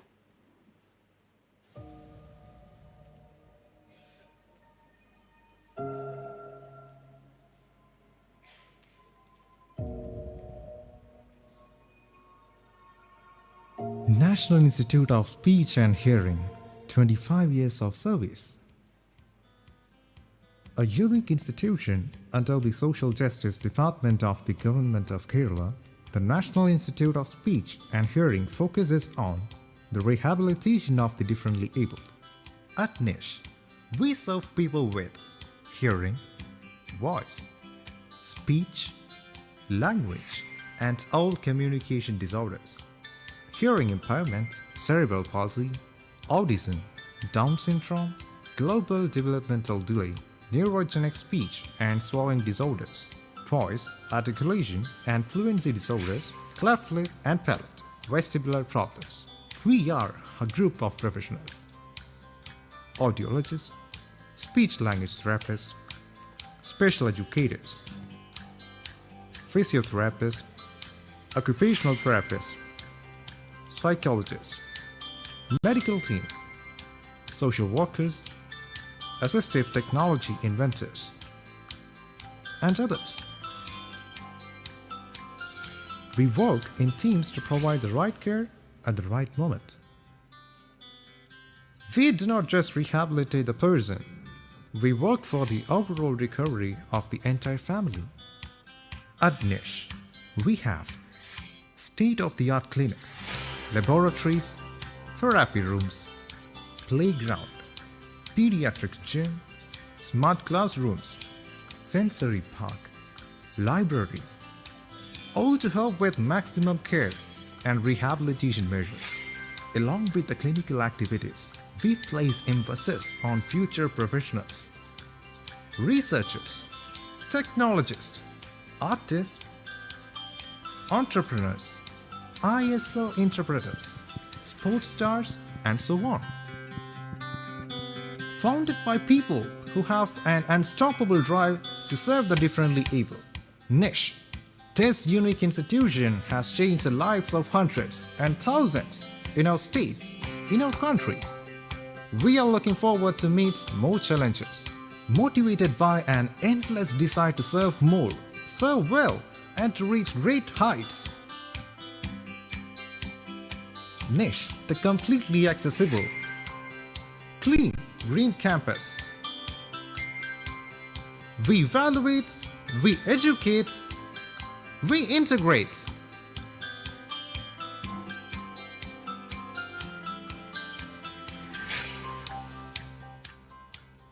Nish, we are here because we care.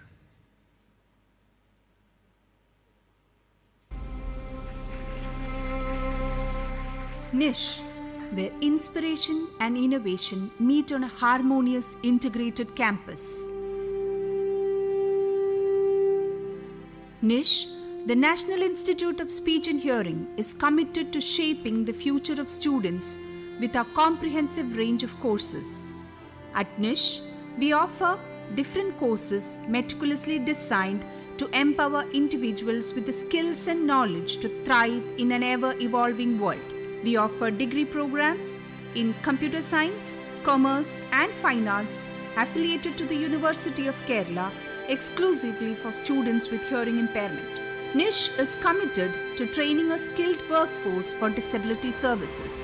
We offer graduate and postgraduate programs in audiology and speech language pathology, in addition to a graduate program in occupational therapy. These are affiliated to the Kerala University of Health Sciences and recognized by the Rehabilitation Council of India. Along with that, we offer diploma courses approved by the Rehabilitation Council of India, such as Diploma in Indian Sign Language Interpretation, Diploma in Teaching Indian Sign Language, and Diploma in Early Childhood Special Education. We also provide a certificate course in assistive technology. Our campus provides the perfect backdrop for academic excellence, a completely accessible campus,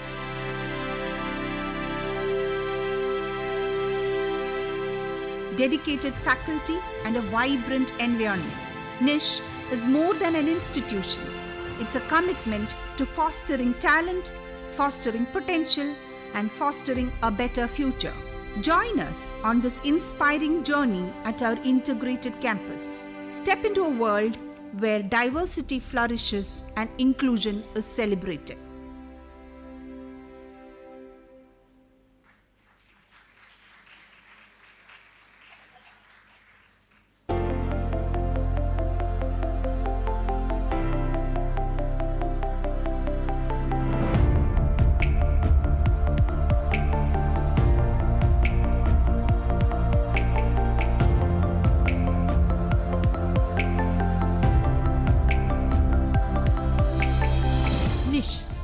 ഭിന്നശേഷി സേവനത്തിൻ്റെ 25 വർഷങ്ങൾ.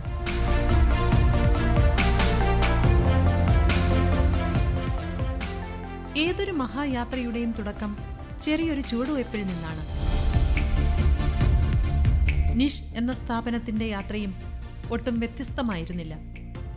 എളിയ നിലയിൽ നിന്ന് തുടങ്ങി ഇന്ന് സംസ്ഥാനത്ത് അങ്ങോളം ഇങ്ങോളമുള്ള 10,000-കണക്കിന് ഭിന്നശേഷിക്കാർക്ക് ആശ്വാസമാക്കുകയാണ് national institute of speech and hearing എന്ന നിഷ്.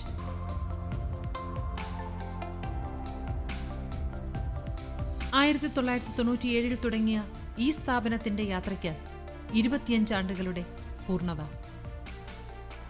ഭിന്നശേഷി പുനരധിവാസ മേഖലയിൽ ശ്ലാഘനീയമായ സംഭാവനകൾ നൽകി പ്രവർത്തിച്ചു വരുന്ന national institute of speech and hearing അഥവാ നിഷ് സാമൂഹ്യനീതി വകുപ്പിൻ്റെ അഭിമാന സ്ഥാപനമാണ്. ഭിന്നശേഷി വിഭാഗത്തിൽപ്പെട്ട സഹോദരങ്ങളുടെ വിദ്യാഭ്യാസത്തിനും ശാക്തീകരണത്തിനും സാമൂഹ്യ പുനരധിവാസത്തിനും സാമൂഹ്യവൽക്കരണത്തിനുമെല്ലാം വലിയ സംഭാവനകളാണ് ഈ സ്ഥാപനം നൽകി വരുന്നത്. ദേശീയ തലത്തിലും അന്തർദേശീയ തലത്തിലും അംഗീകാരങ്ങളുള്ള മികവിൻ്റെ സ്ഥാപനമായി നിഷിനെ വളർത്തിയെടുക്കുന്നതിനാണ് സാമൂഹ്യനീതി വകുപ്പ് പരിശ്രമിക്കുന്നത്. ഈ വർഷം നിഷ് അതിൻ്റെ രജത ജൂബിലി ആഘോഷിക്കുകയാണ്. കാലാനുസരിയായിട്ടുള്ള പരിഷ്കാരങ്ങൾ, നവീകരണങ്ങൾ ഈ സ്ഥാപനത്തിലേക്ക് കൊണ്ടുവന്നുകൊണ്ട് നമ്മുടെ സംസ്ഥാനത്തെമ്പാടുമുള്ള ഭിന്നശേഷി വിഭാഗക്കാർക്ക് ആവശ്യമായിട്ടുള്ള സേവനങ്ങൾ നൽകുക എന്നുള്ളത് ഏറ്റവും പ്രാധാന്യത്തോടു കൂടി സാമൂഹ്യനീതി വകുപ്പ് കാണുന്ന ഒരു ലക്ഷ്യമാണ്. വിവിധ ജില്ലകളിലേക്കും നിഷിൻ്റെ പ്രവർത്തന സാധ്യതകൾ വിപുലീകരിക്കുക എന്നുള്ളത് അടിയന്തരമായി ഏറ്റെടുക്കാൻ ഉദ്ദേശിക്കുന്നു. രജത ജൂബിലി വർഷത്തിൽ മികവിൻ്റെ കാതങ്ങൾ താണ്ടാൻ ഇനിയും നിഷിന് കഴിയട്ടെ.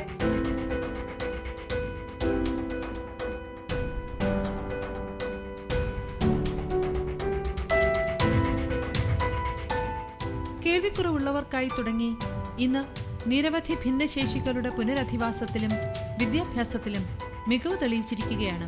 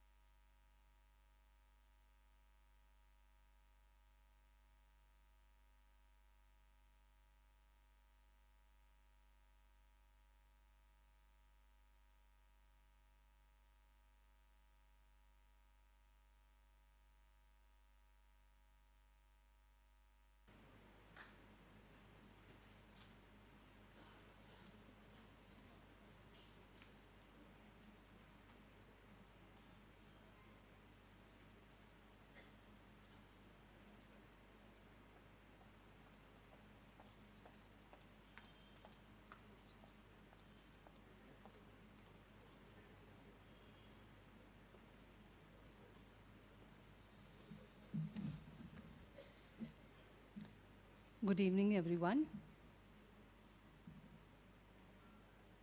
Let's start this evening with a silent prayer. We request you all to rise for the prayer.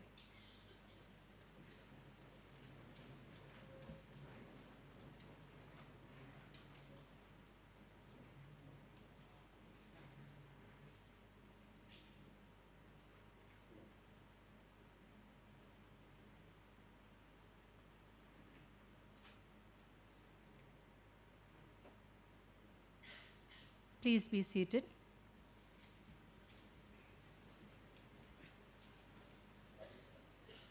On behalf of the National Institute of Speech and Hearing, I would like to extend a warm welcome to all for the Empower 2024.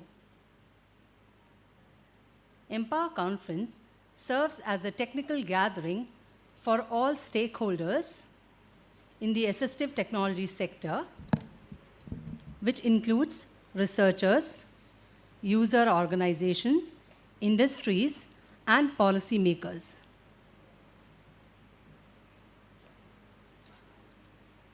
It gives us immense pleasure to have with us this diverse and exceptionally skilled group of leaders, professionals, and innovators with us today.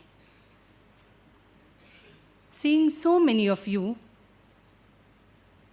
here to gain knowledge, exchange perspectives, work together, and influence the future advancement in assistive technology is incredibly exciting.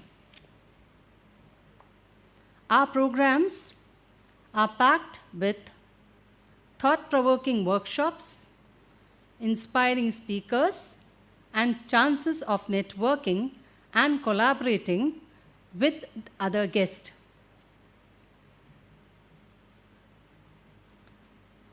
We are honored to have with us Shri Puneet Kumar IAS, an Indian Administrative Service officer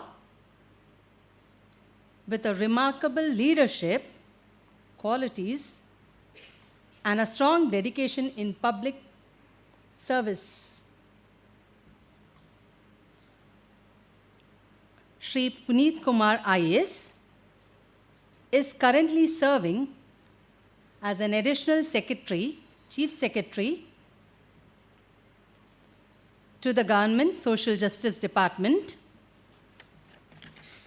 Sir is known for his creative approach to governance and has played a pivotal role in spearheading projects that have produced a long-lasting impact. As a distinguished IAS officer, we think that your welcome speech would set the right tone for our conference and offer us valuable insights. We are honored to invite you to deliver the welcome speech at our conference and inspire us with your knowledge.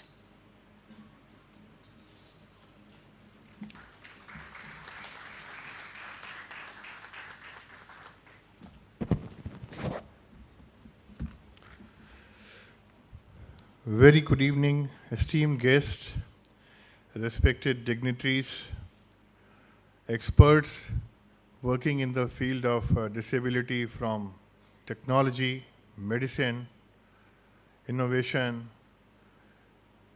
young startup innovators, all the participants who have come from across the country and even from international organizations, friends from print and audiovisual media, and my team members from NISH.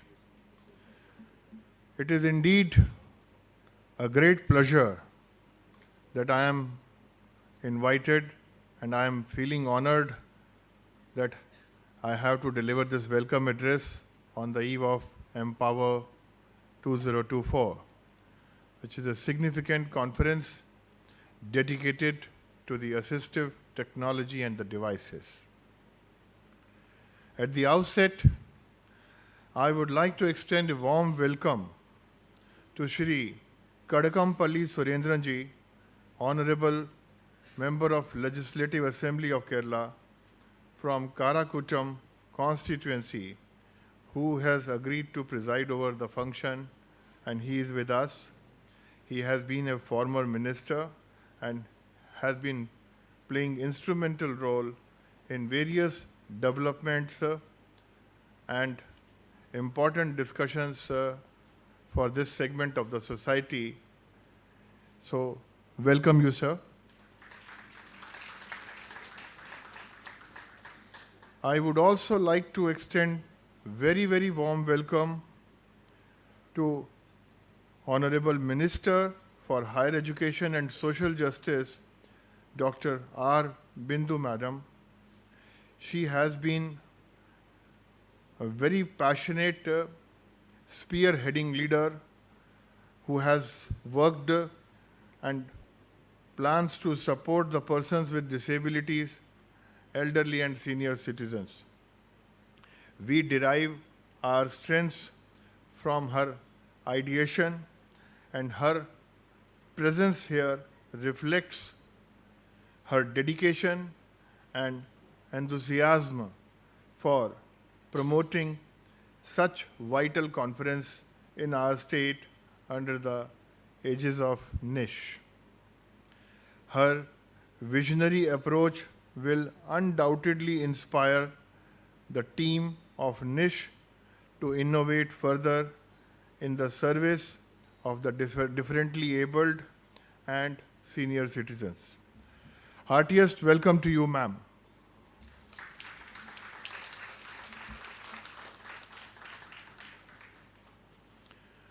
I would also like to extend a very warm welcome to our new director, Shrimati Priyanka ji. She has not been able to join, but she has already started taking very keen initiatives immediately after taking charge of the department or the Directorate of the Social Justice. I would like to extend hearty welcome to Dr. Catherine Holloway, a professor of interactive design and innovation at University College London. Catherine is the academic director of Global Disability Hub also, which operates in more than 60 countries and is World Health Organization WHO's first global collaborative center on assistive technology. We welcome you, Catherine.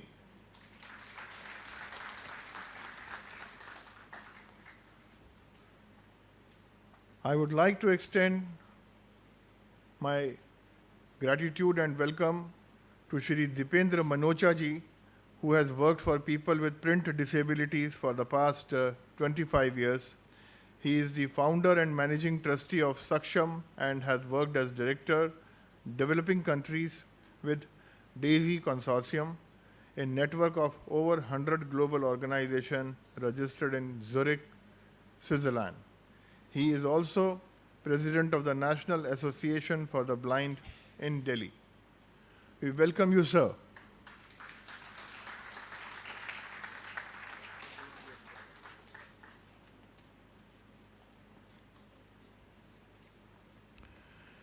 I would like to extend my warm welcome to Shri Anup Ambika, CEO of Kerala Startup Mission.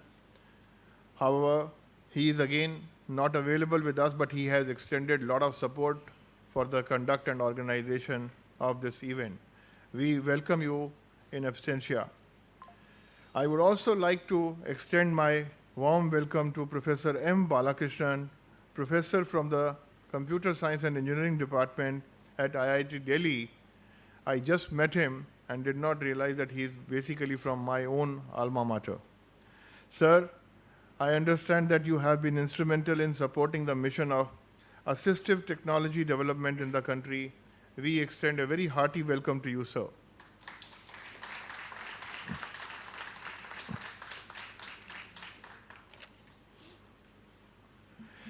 As we gather today, we are a part of the movement to enhance the lives of the people with disabilities and elderly persons through innovative solutions and inclusive practices.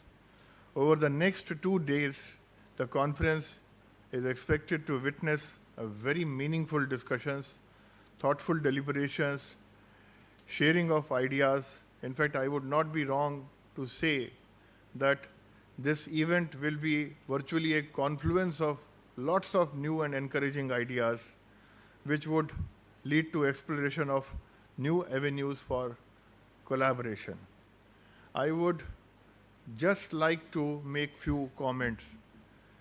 India is having a population of elderly citizens to the tune of 10.4% of its population. Kerala state has around 18.5% of elderly population of its state population.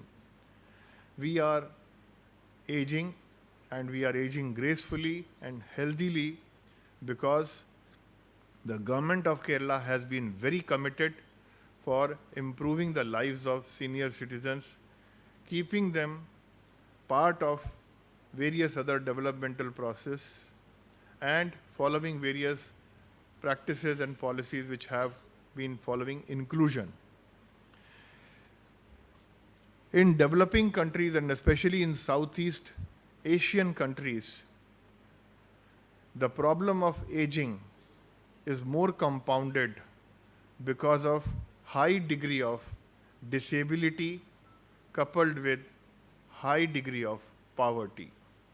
And therefore, it requires the collaboration and contribution of all of us, all the experts who have gathered in this particular event for working out technologies.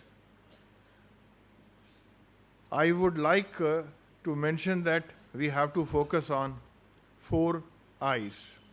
First I stands for inspiration. We need inspiration to work for our elderly population and the population which is suffering disability of one or the other form. We need to innovate. Innovation is the second I. The third I is the integration of these things, and the fourth I is the implementation of the solutions which have been formed by such integration. Now, in Kerala, we are working on our new policy for aging, learning from our past experiences as to where we need to improvise further so that we could be more useful to this segment of society, which is going to be almost 20% of our population within next few years. We cannot leave them behind. And this problem is universally growing across the globe. India as a whole also will be experiencing this problem. However, Kerala is doing it much faster. This conference is committed to accessibility, innovation, and empowerment. We are privileged to share this space with the pioneers from academia, industry leaders like Microsoft and Google, who have chipped in with a very important role for hosting this organization and provided us support. Most importantly, it is the end users who bring first-hand insight into our work. There have been a lot of technological interventions by the technical team in collaboration with IIT Chennai, IIT Delhi, IITM Bangalore, and many other organizations. This event is a powerful call to action resonating with just one purpose: to build a future where assistive technology forms the bedrock of an inclusive society.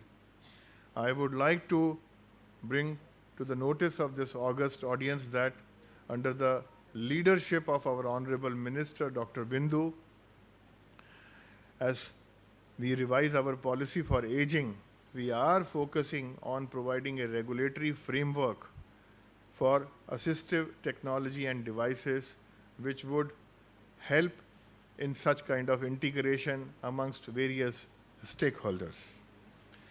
I extend a heartfelt welcome to all the esteemed guests in this auditorium, industrialists, developers, and enthusiastic students, and everyone in attendance today. Your presence adds immense value to this conference, and together we can create a more inclusive future. Today, over 2% of our population, which is affected because of various disabilities, can experience life-changing impacts from the assistive technology. However, there are economic and social barriers. Economic barriers can be addressed by the regulatory framework where the government has to play an important role. Social barriers require the help from the innovators and the technologists.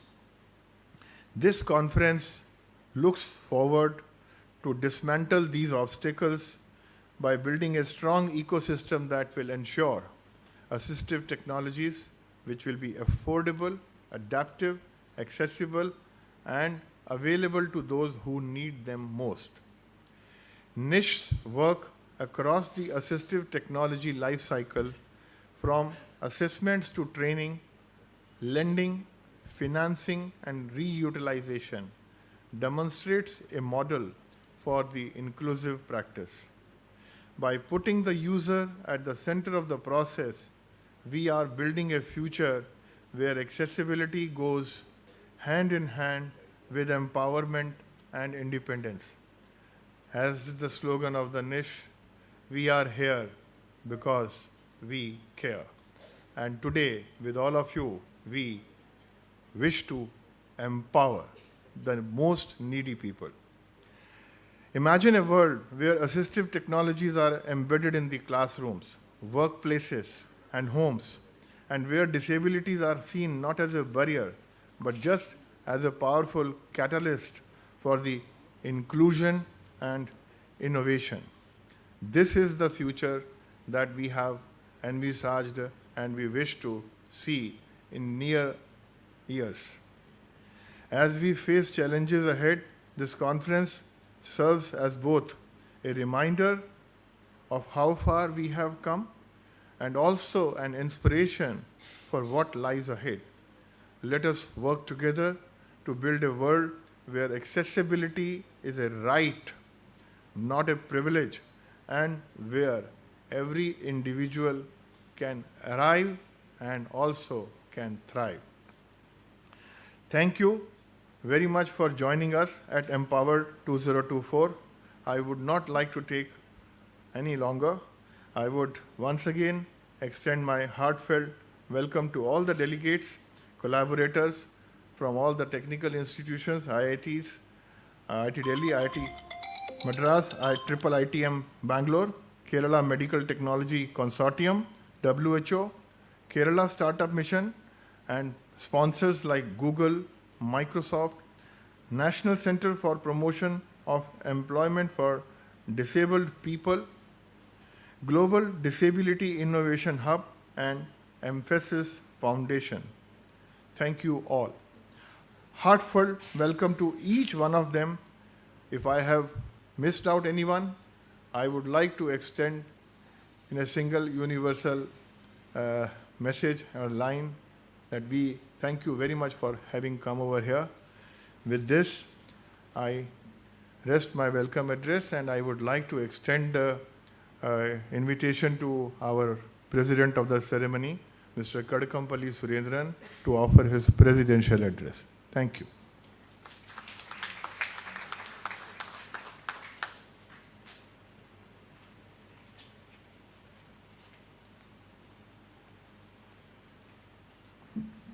Thank you, sir. Shri Kadakampalli Surendran has held several key positions in the state government of Kerala and is known for his active involvement in the political landscaping of the state. Shri Kadakampalli is a prominent leader of CPIM in Trivandrum district and represents constituencies in Kerala Legislative Assembly. Sir handled the management of Hindu temple while serving as the Minister for Devasam. In his capacity as the Minister of Tourism, Sir worked to expand Kerala state's travel industry with particular emphasis on infrastructure development and promoting Kerala as a global tourism destination. Please join me in extending a warm welcome to Sir Kadakampalli Surendran, and we request you to deliver the presidential address.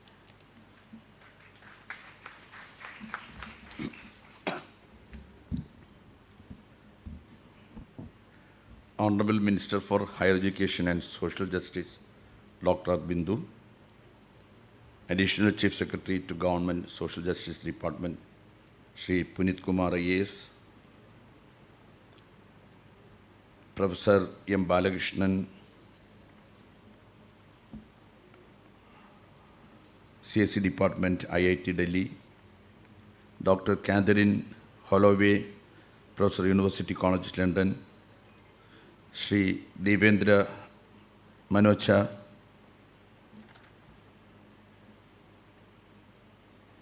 Executive Director Dr. Suja K. Kunnath, and other distinguished guests and participants.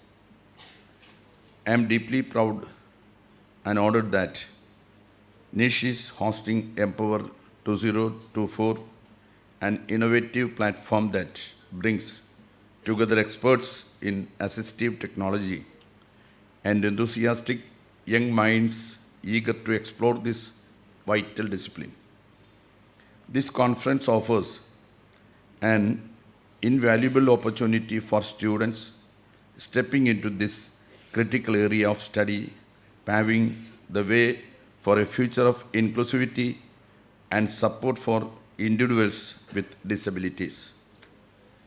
The support from the LDF government under the leadership of Honorable Chief Minister Pinarayi Vijayan has been crucial in enhancing the standards of the National Institute of Speech and Hearing. The government recognizes NISH's pivotal role in uplifting individuals with disabilities and has proposed elevating it to university status, significantly expanding its capacity for impact. However, the unavailability of land for expansion remains a major barrier to achieving this goal. Despite this challenge, the government is committed to resolving the issue and finding a solution that will enable NISH to grow and excel as a leading institution in the field of assistive technology. This reflects the government's unwavering dedication to promoting inclusively and social justice. Not long ago, individuals with disabilities often face isolation in society. Thanks to the forward-thinking initiatives taken by NISH and the guidance of the Social Justice Department, Government of Kerala, we have witnessed remarkable achievements, advancements in education, rehabilitation, and employment for these individuals. Various government initiatives continue to improve their quality of life and expand opportunities for their advancement. Similarly, the elderly face significant challenges as family structures shift from joint to nuclear, leading to smaller households.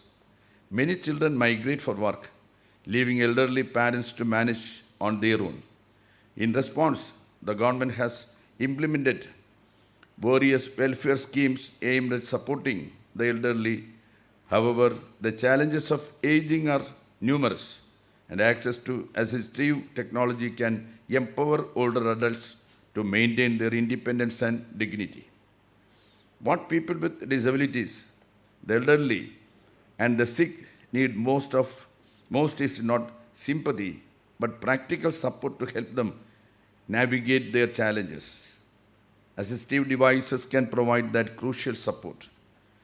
Importantly, greater awareness of assistive technology is urgently needed, increasing its visibility and benefits through public discussions and exhibitions on disability, aging, and assistive devices is essential for widespread and impact. Students have a pivotal role in these efforts.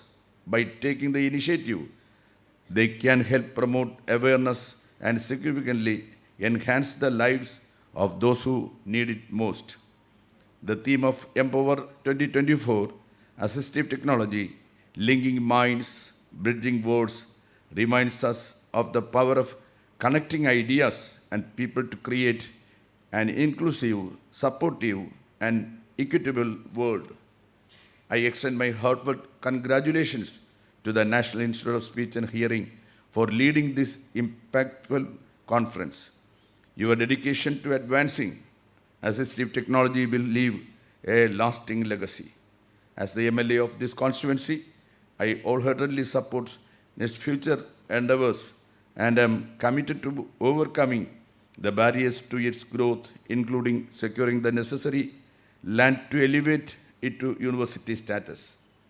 To the younger generation, the future is in your hands.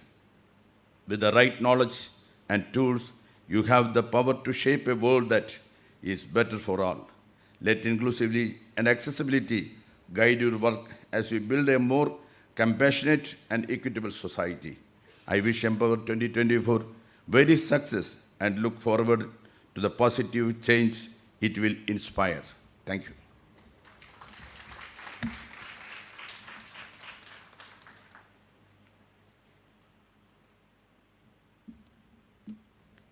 Thank you, sir. We request Dr. R. Bindu, Honorable Minister of Higher Education and Social Justice in the Government of Kerala, to formally inaugurate the conference by lighting the lamp. We request all the dignitaries to also join us in lighting the lamp.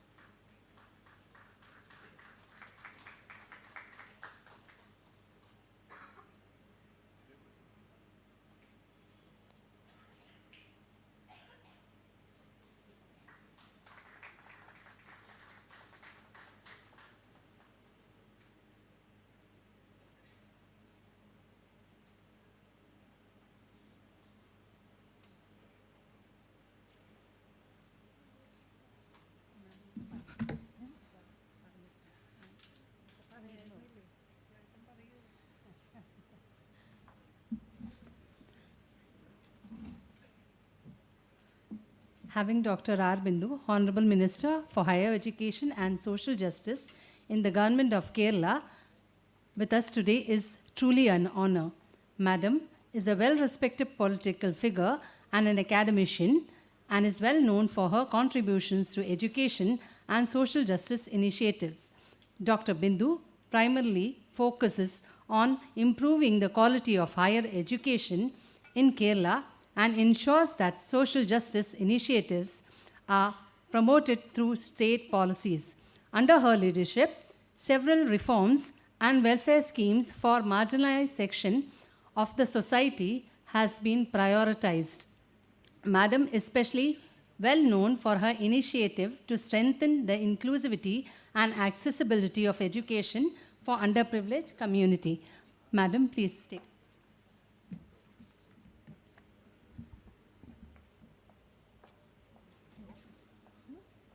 That's okay.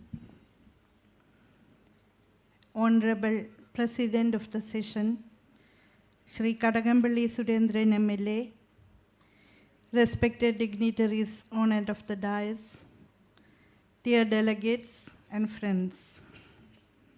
At the very outset, on behalf of Government of Kerala, Let me extend warm greetings to all who are present here to be a part of the annual conference on assistive technology, Empower 2024, a platform for discussing the possibilities of taking ahead the new innovative ideas and measures in the assistive technology sector in the age of unprecedented growth of science and technology.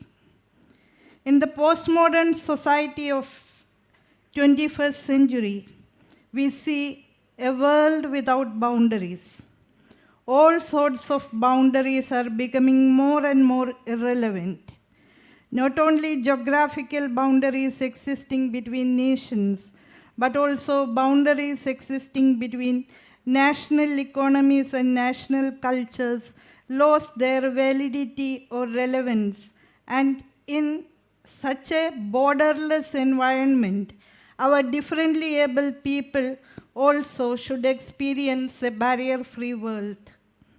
Imagine a space or a society where every barrier to communication, mobility, and independence is erased by innovation. That is the transformative power of assistive technology. This ambitious dream is what is pursued by Empower 2024, the annual Assistive Technology Conference hosted by the National Institute of Speech and Hearing this year. During the 3 days of intense deliberations, leading intellectuals, academicians, activists, researchers, and representatives of the industry will hopefully thrash out the nuances of the issue so that we will be closer to attaining the dream of a barrier-free society where no brand of disability will hamper the individual development that is promised equality to everyone. Remember, the United Nations Convention on the Rights of Persons with Disabilities 2006 emphasized a right-based approach rather than a charity-based one, where a world without barriers, strictures, or obstacles is the right of each and every individual, whether he or she is able or disabled. As per the demands raised by the UN CRPD, India passed the RPWD Act 2016, which ensures a barrier-free environment to persons with disabilities.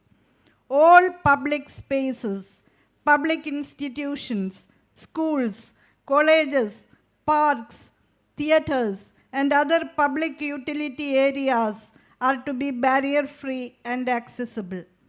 Even websites and other online services are to be disabled-friendly.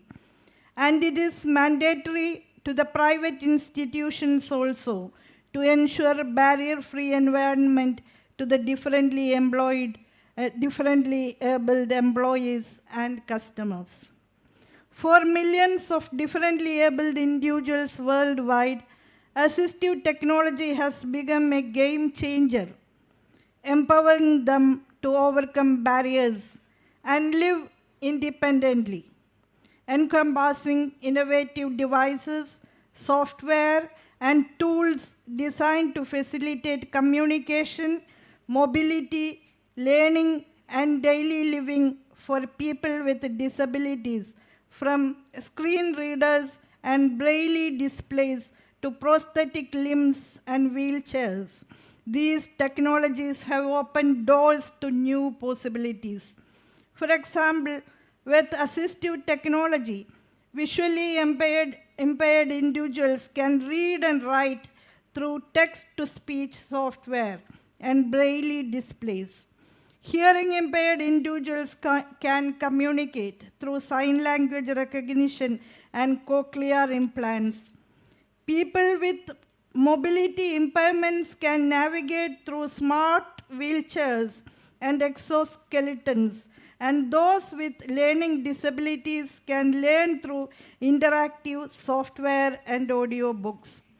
In the case of the visually challenged, assistive technology empowers them to read and write through text-to-speech software, braille displays and audio books, navigate through GPS-enabled smart canes, wearable devices, and mobile apps, get access to information via screen readers, voice assistants, and tactile graphics, connect with others through video conferencing, email, and social media.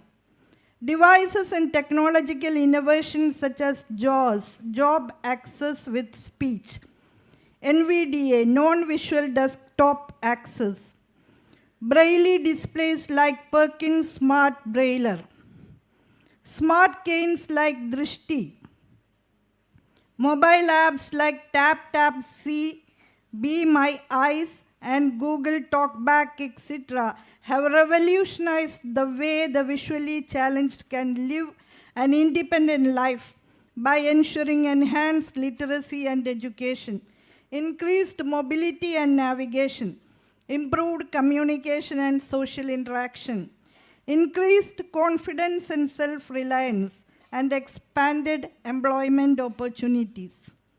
Life of the hearing impaired individuals also is assisted by facilities to communicate through sign language recognition software, video remote interpreting, and messaging apps to augment hearing through cochlear implants, bone-anchored hearing aids, and personal amplifiers to access information via captioned phones, video captioning, and audio induction loops, and to engage with multimedia through subtitled videos, podcasts, and audiobooks.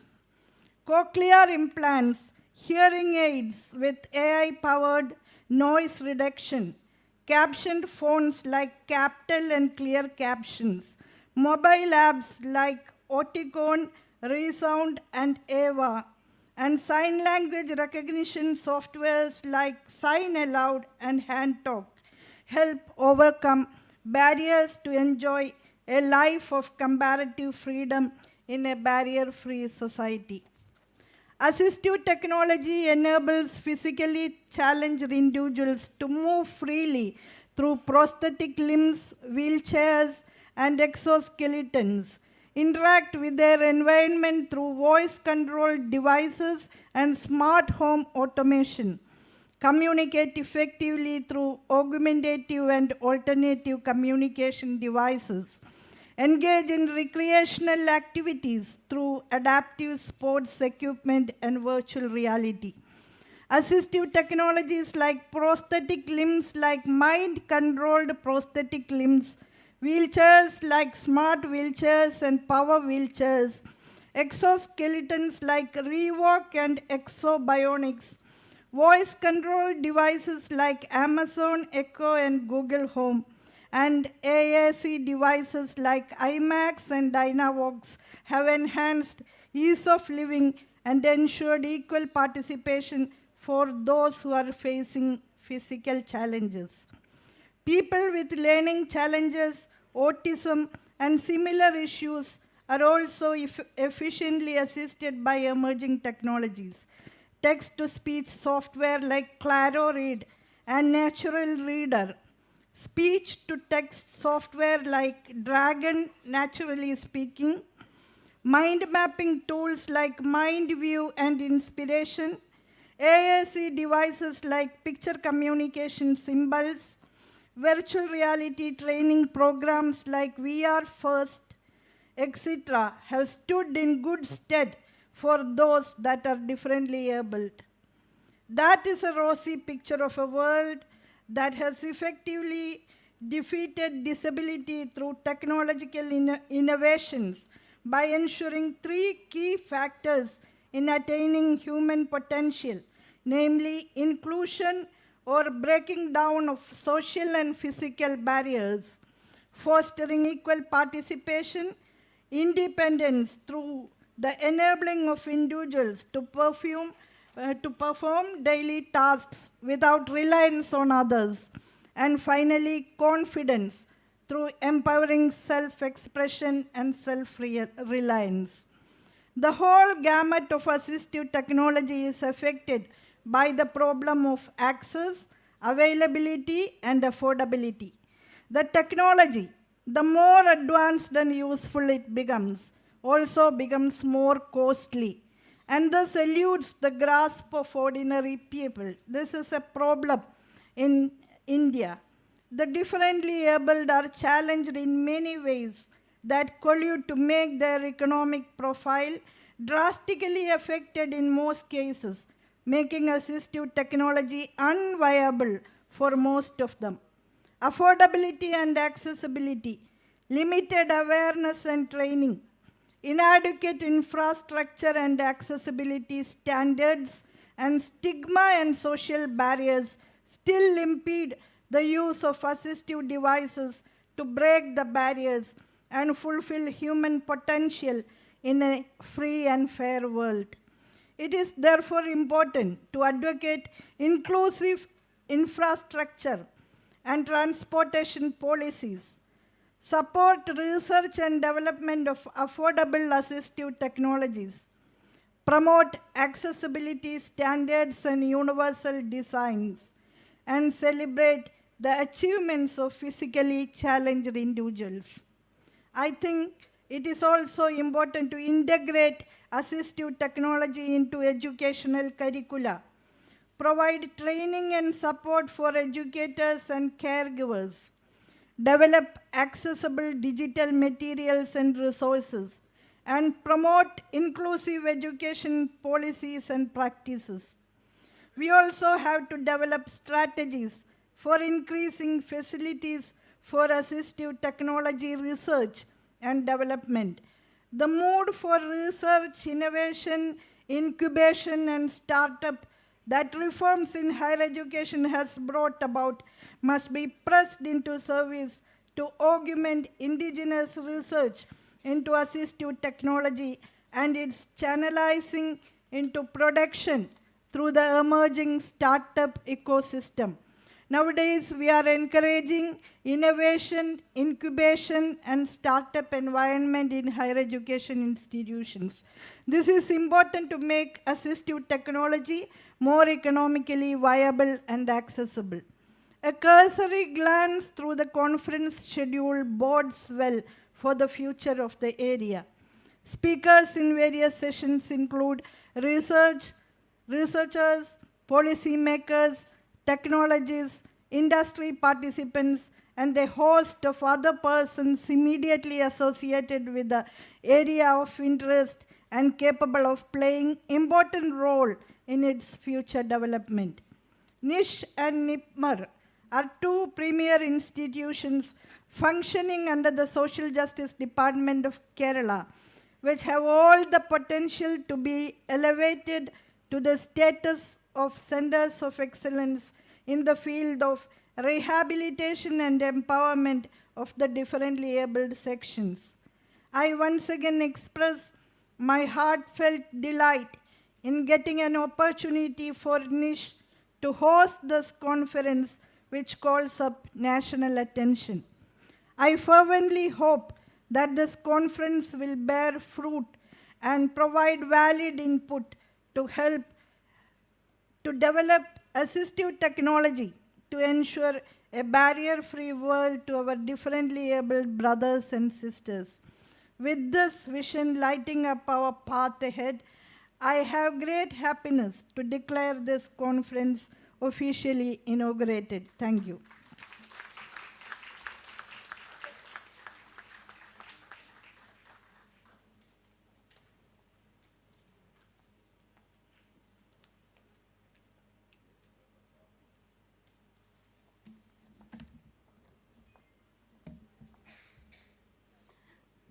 Thank you, ma'am. Next, I'm privileged to invite Professor M. Balakrishnan, Distinguished Professor of Computer Science and Engineering, IIT Delhi. Professor Balakrishnan has made significant contributions to the field of digital systems design, electronic design automation, and embedded systems. Professor has over 3 decades of experience and served key leadership roles, including the head of the department and deputy director. His research focuses on developing assistive technologies, particularly for individuals with visual impairments. He, along with his groups, Smart Cane, a mobility aid for individuals with visual impairments, has transformed lives. Sri Balakrishnan has been recognized for his contributions with numerous awards, including 3 national awards, the ACM Eugene L. Lawler Award, and IIT Delhi's Lifetime Award for the work in the disability space. With utmost respect, I request Professor Balakrishnan to express the felicitation.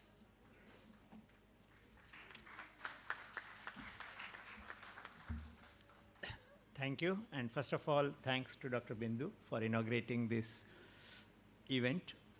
So we started Empower around 7 years back at IIT Delhi, and many of the colleagues who sort of helped us start this, they are still here today. And that's the sort of privilege that we have been able to build a group of people who are committed to seeing this area through, or developing this area of assistive technology in the country. So at the time when we started it, well, there was one challenge.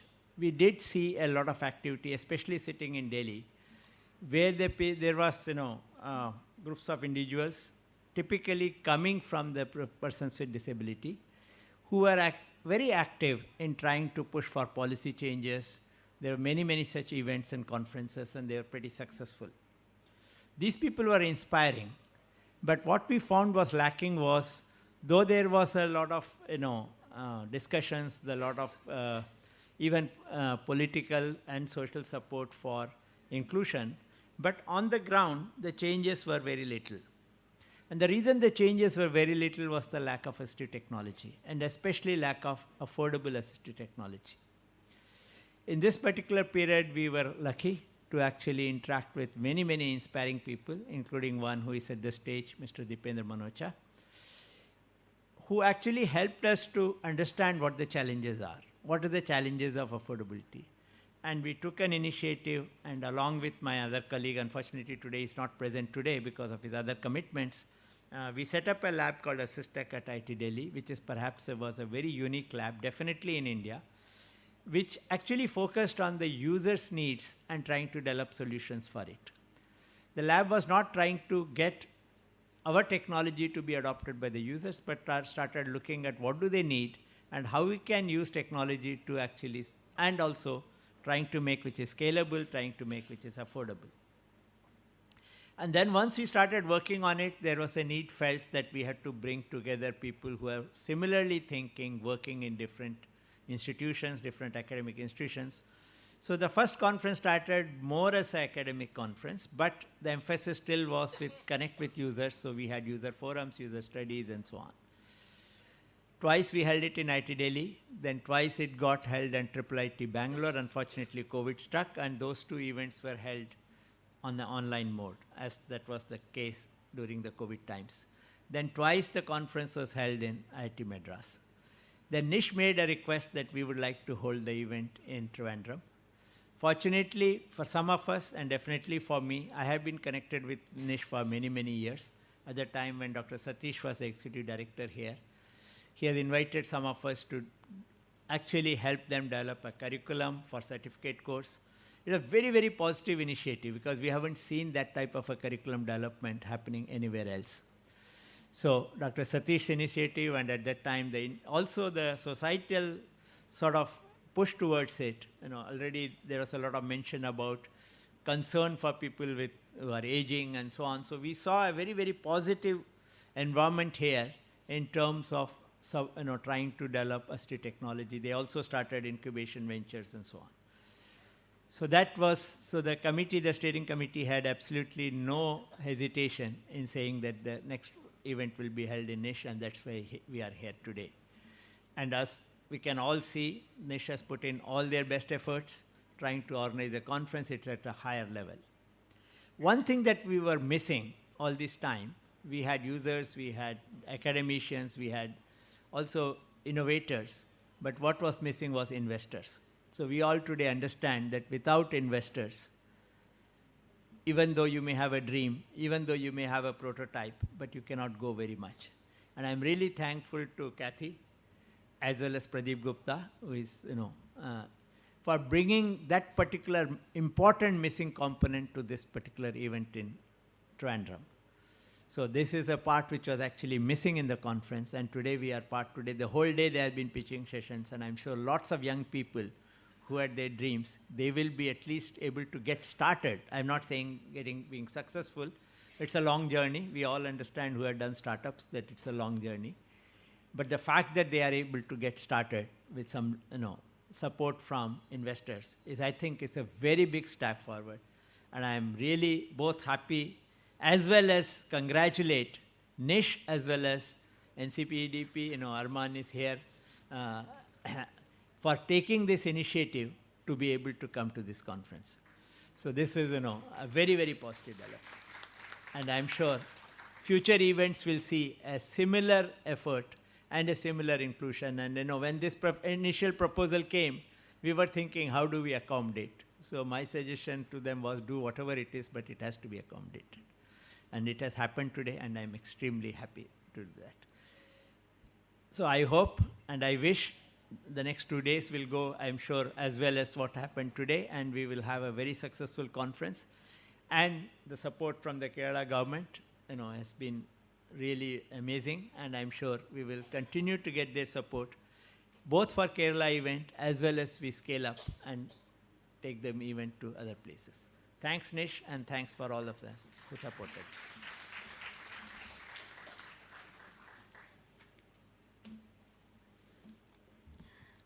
Thank you, sir, for your kind words. Next, we are honored to invite Professor Catherine Halloway, an academic director of the Global Disability Innovation Hub and Professor of Interaction Design and Innovation at University College London, Department of Computer Science. Welcome, ma'am, and I would request you to deliver the felicitation.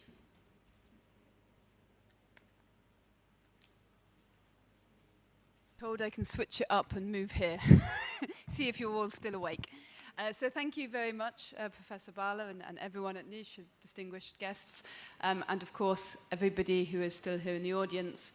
It is a wonderful honor to be back in India, and it is my first time being in God's own country of Kerala.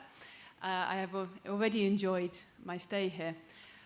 I would like to pick up on two things that I have already heard today. The first is about investment, and the second is that long list, which was expertly curated of technologies, might make you think that we don't have any problems left. It's fixed. Google are here, Microsoft are here, generative AI is here. I'm a professor of computer science, so our job is done. We can go now. However, I would argue that the problems are actually, in some ways, only beginning, because we have also heard that we are living now in a population that is aging, and so invariably we will all be disabled. So we can rework our language of disabled people or differently abled or persons with disability to just people. And we can design for simply people. Because I sometimes can't understand what is being said, and that is because I have the limitation of only speaking English. And so when you speak any other language to me, I'm lost. I simply smile and nod and hope you're not saying I'm a stupid person. But the innovation is not just about the technology. It is about how we work in partnership. I have seen recently many innovations, often built on digital platforms, often built sometimes by big tech, sometimes on the back of advances made by big tech. And when they work because the users have been involved. They work because the policymakers are backing them to work. And they work because in the countries there are sufficient personnel to deliver those products and technology. When they fail because the users were never consulted. And actually, often a lot of time and energy has been put into solving problems that weren't actual problems at all for anybody, apart from a perceived problem. Or there is no infrastructure with which to put that technology into. So we look at that list, and that's a long list. I bet it took time to put together, and I bet by next month there will be more things on that list. And I don't know about you, but any clinician I've ever met, any educator I've ever met, any policy maker I've ever met, has very, very little time. So we have to keep educating all of those people on all of these new technologies, whilst also educating the investor community that assistive technology and disability innovation more broadly is a fantastic investment opportunity. And whilst we do that, we must not lose sight of the fact it's also a basic human right. So our job is difficult, and that is why we need to work together. So I'm very delighted that I'm already working with many people here on the stage and many of you in this room. And at GDI Hub, one of the reasons I think we've had a small role and we've become a little bit successful is because we have worked in partnership. We work in partnership with people here, with IIT Delhi, and with others. We've been invited by the Kerala Medical Technology Consortium. We keep working with partners in order to build accelerator programs, and we've been doing that for many years. We've supported nearly 50 ventures in Africa, another 50 ventures globally, and each and every time the ventures ask us for the same thing. They need a bit of money, they need a little bit of mentor support, and they also need technical support. And we can normally do that. But then they want to try and scale, and it's always been a problem. We keep asking people to invest in the space, to develop a fund that will actually work in the space. And until very recently, we, like every other entrepreneur in the room, failed and failed and failed again to convince people to put sufficient money into assistive technology ventures. So I'm really delighted that we're now launching the ATGF Fund, which is the Accessible and Assistive Technology Growth Fund, with initial investment by the UK government's Foreign, Commonwealth and Development Office, as well as, hopefully, others. I think we now have a general partner signed up, so they will be able to do the work that I don't understand. And we will be able to hopefully support some ventures that are in this room in 5-10 years to go to scale. That fund will only be a success if we continue to work in partnership. The accelerator programs will only be a success if we continue to work in partnership. And so, at risk of boring you, I'll sort of end with partnership, partnership, partnership, and thank you very much for your time.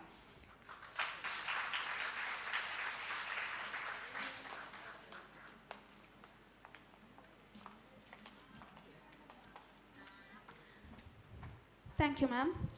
We are honored to invite Sri Deependra Manocha, founder and managing trustee of Saksham, and worked as a director with DAISY Consortium, is a member of the executive committee of the World Blind Union. Welcome, sir, and I would request you to deliver the felicitation.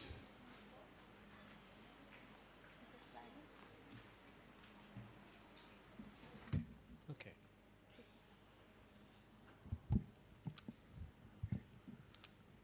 Dignitaries on the dais, the delegates and friends in the room. What an honor to be here again at Empower. What an empowering experience, especially for us. I was just introduced, yes, as Director Developing Countries Program at DAISY Consortium, which has actually taken me to deliver capacity building programs in, physically actually I've been to more than 45 countries across the world, ranging from all high income group countries to lower economies. And that has given an opportunity to observe the issues, especially in the area of assistive technology for persons with disabilities, and the kind of functional limitations that disabilities throw at us, and the kind of impact that has on the quality of life that we lead, the kind of limitations that we see. And I've been doing this for more than 2 decades now. So there's a big change that I have observed which I would like to share here. Earlier, most of the assistive technology which was developed in high income group countries, and often that technology and that solution was simply not available and not deployable in the developing countries. Now, when I say that a solution is not deployable in a developing country, means that that solution is available to just 10% of the population of persons with disabilities, and 90% of the population of persons with disabilities did not have access to those solutions. Fortunately, with the initiatives and the kind of gathering that we have in this room, we are seeing that change happening, that we are developing solutions. Solutions are coming from within the developing countries. Solutions are also coming from high income group countries, which are actually deployable in the developing countries, and thus changing, bringing about a huge change in our lives. When a solution gets developed in a country like India, it, in a way, I see the potential, a very large potential of solving the problem of the world, and not just a smaller percentage of population. Quickly giving two examples.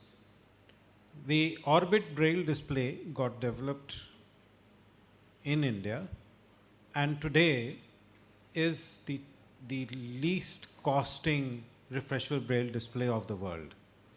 Not just by 20%, by good costing just about 33% to its nearest rival. TCS came up as an industry and gave us a solution, created a platform called TCS Access Infinity that runs the online library of accessible materials. The Sugamya Pustakalaya runs on that platform. That platform now, through WIPO, the World Intellectual Property Organization, is being offered to create online libraries in each and every developing country where WIPO is running its capacity building programs.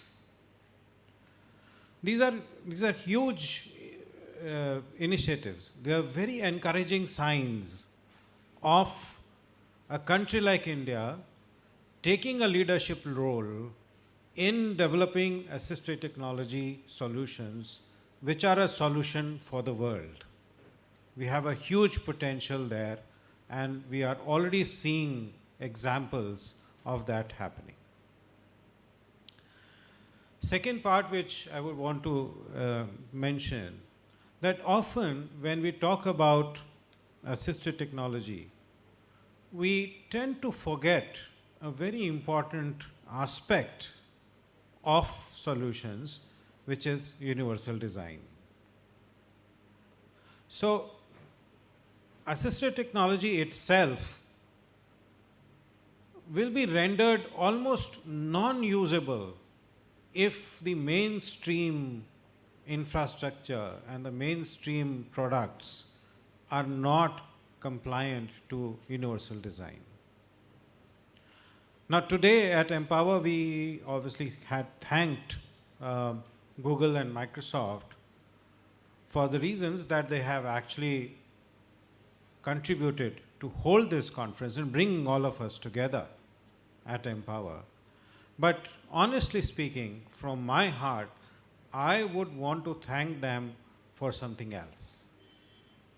They have adopted universal design principles, and the impact of that is much, much, much bigger than any assistive technology that we have ever used. So if Apple and Google and Microsoft had not embraced universal design in creating their own solutions, our lives would have not been as productive as it is today. For example, the UPI app that India is so proud of, the UPI system. But the UPI app that I, as a person with blindness, am able to use, which is the usable app, actually comes from Google. The rest of the apps do not embrace universal design principle and thus exclude persons like us to be able to use those systems.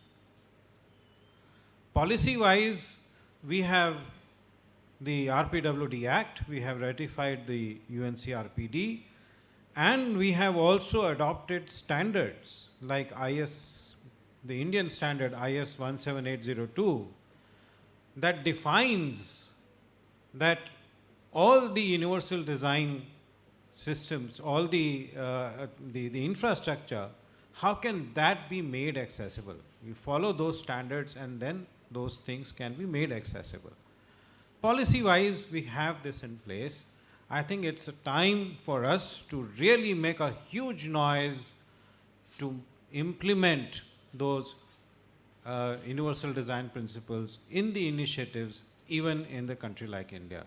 So we should not be just be thanking Apples and Microsofts and Googles. My dream is that we should be, on the same breath, we also be thanking Jios and Ambanis and Adanis and Tatas. I've already thanked Tatas actually for their great work. But the universal design is the real benefit, not their CSR money, but adopting universal design in each and every product that they're bringing about is the change that we would really like to see in the recent future. We added one critical stakeholders, the investors in this Empower. I wish that in coming Empower, we are also able to add more mainstream industry within our stakeholders and bring them also in this room so that we have a constructive dialogue in the implementation of universal design. One more huge challenge after coming up with solutions also is to adopt the real outcomes of those solutions. Are we able to take or accept the outcomes of these solutions within our own systems, like the education system? We have already heard that softwares like screen reading softwares enable persons with blindness and low vision to read and write independently themselves in the mainstream script, not just in Braille. We can now have written communication with the rest of the world independently without being dependent on others. Has the outcome of that been accepted in our education system today? Actually not. Right now also, more than 99.9% of persons with blindness who are giving their examinations are not using this technology. They are still using old method of being dependent on scribes. They are still pursuing oral education. They are still listening to the questions and dictating their answers to somebody else to write. I think the time has come to not to just acknowledge the growth and in the assistive technology, but to actually adopt this in our systems, in our education system, in our job markets, in our workplaces, so that the change, the functional limitations that have been removed, the implications of those are very well adopted and internalized to make the real change in the lives of persons with disabilities. Thank you so much for this.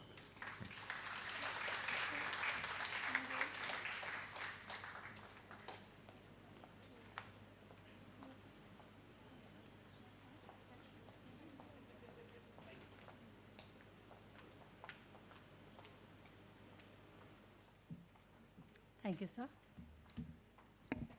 We would request Dr. R. Bindu, Honorable Minister, Higher Education and Social Justice, to release an online magazine, IRIS, by Nish.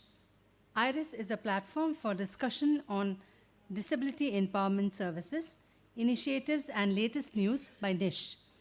It also aims at giving a multi-talented members of NISH a stage to showcase their skills and talents in arts, writing, painting, and much more. Dr. R. Bindu, please come forward.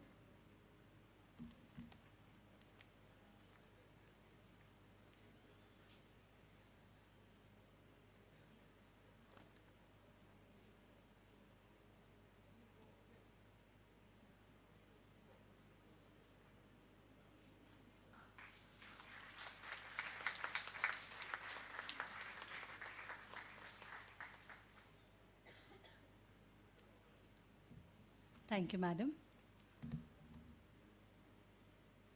Dr. Suja K. Kunnath, Executive Director, Professor, Head of the Department, Neurodevelopmental Sciences, holds a PhD degree in Speech-Language Pathology from National Institute of Mental Health and Neurosciences, Bangalore. She is an academician and a researcher. Madam has an instrument in taking forward the development of Center of Assistive Technology, Innovations at NISH, which strives to meet the assistive technology needs of persons with disability. Without the support and guidance from our beloved Executive Director, Dr. Suja K. Kunnath, this event would not have materialized. So without much ado, I would humbly request Dr. Suja K. Kunnath to deliver the vote of thanks. Over to you, ma'am. Thank you very much. As I stand here in this evening, my heart is full of gratitude, just to say in one line.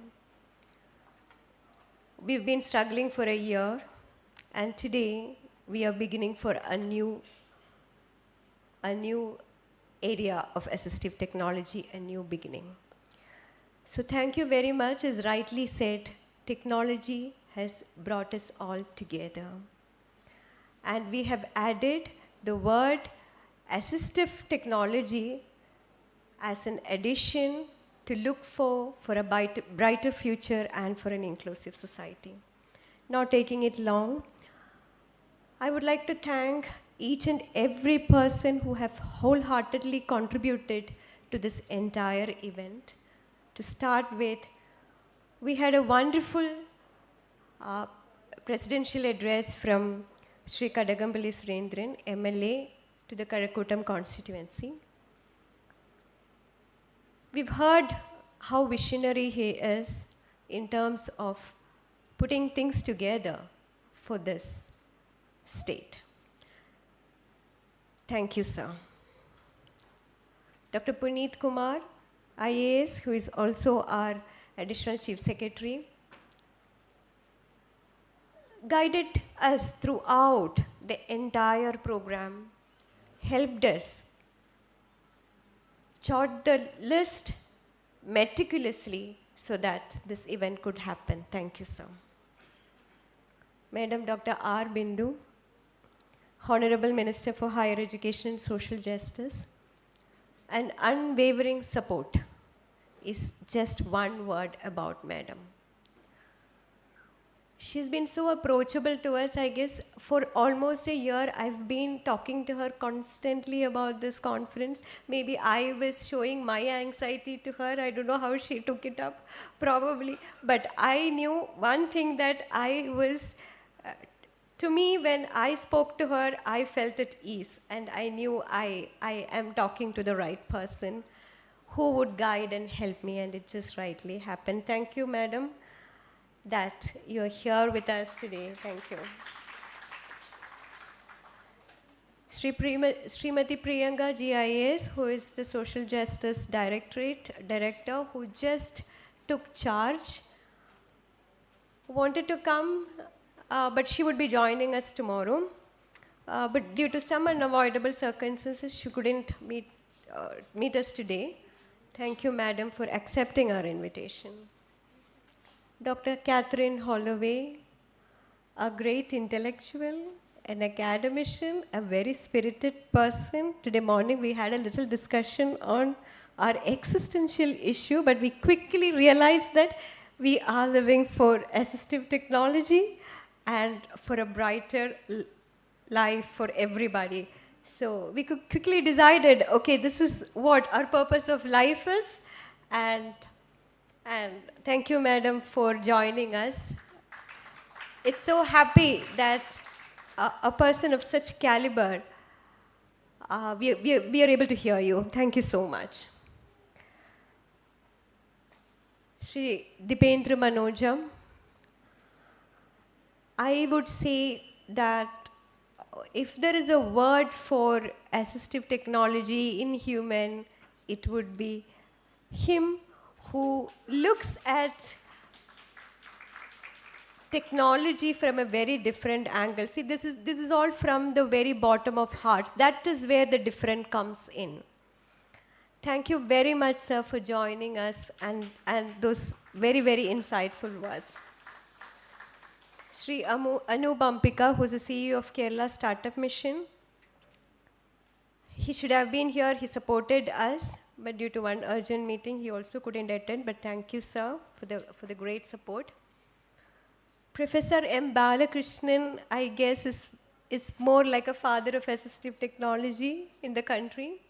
So his wisdom, his vision, it is at his capacity that we all started thinking about this wonderful field of innovation and creativity. When I look at it onto assistive technology, it is just not about engineering science, or it's just not about rehabilitation sciences. It is about people and what they need, and we are bringing in things at very different capacity to make this a creative solution.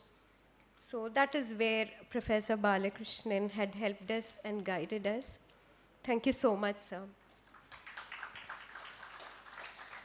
And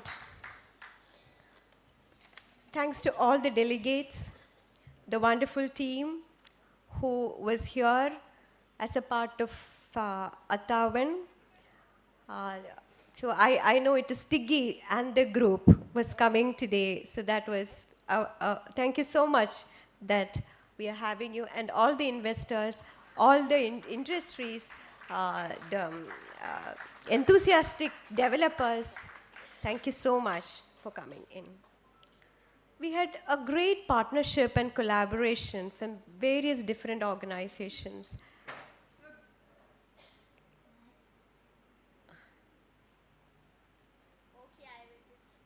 Okay, that was a little fast. Sorry about that. We had wonderful collaboration with various IITs, almost all the IITs, IIITM Bangalore, Kerala Medical Technology Consortium.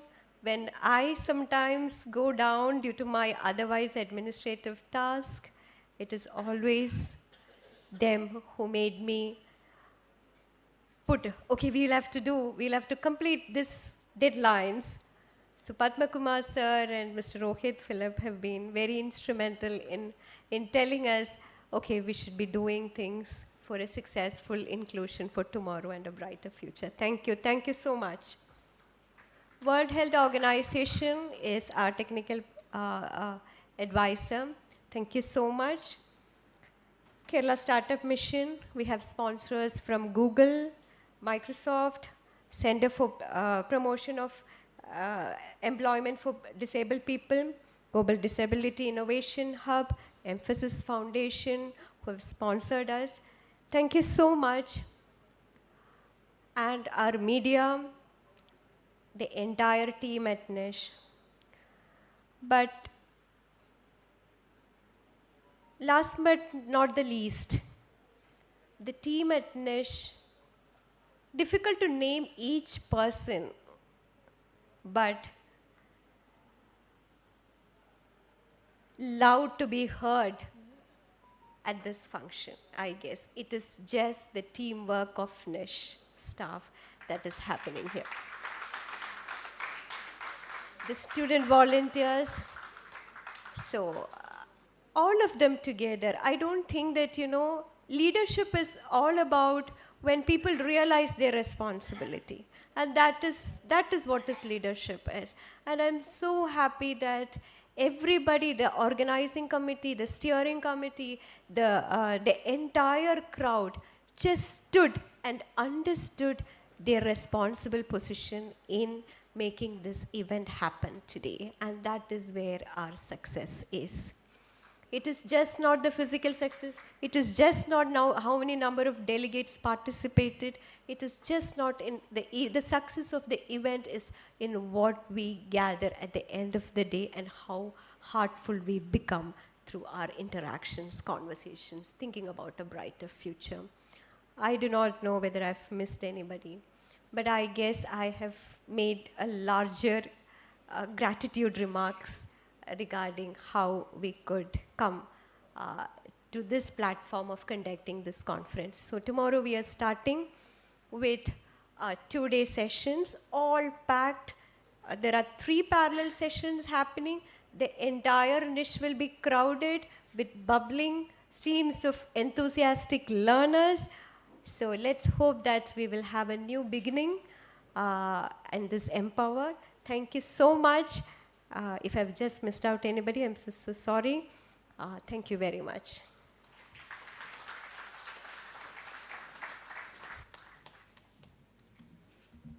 Thank you, Dr. Suja, for those wonderful words. We would request all of you to rise for the national anthem.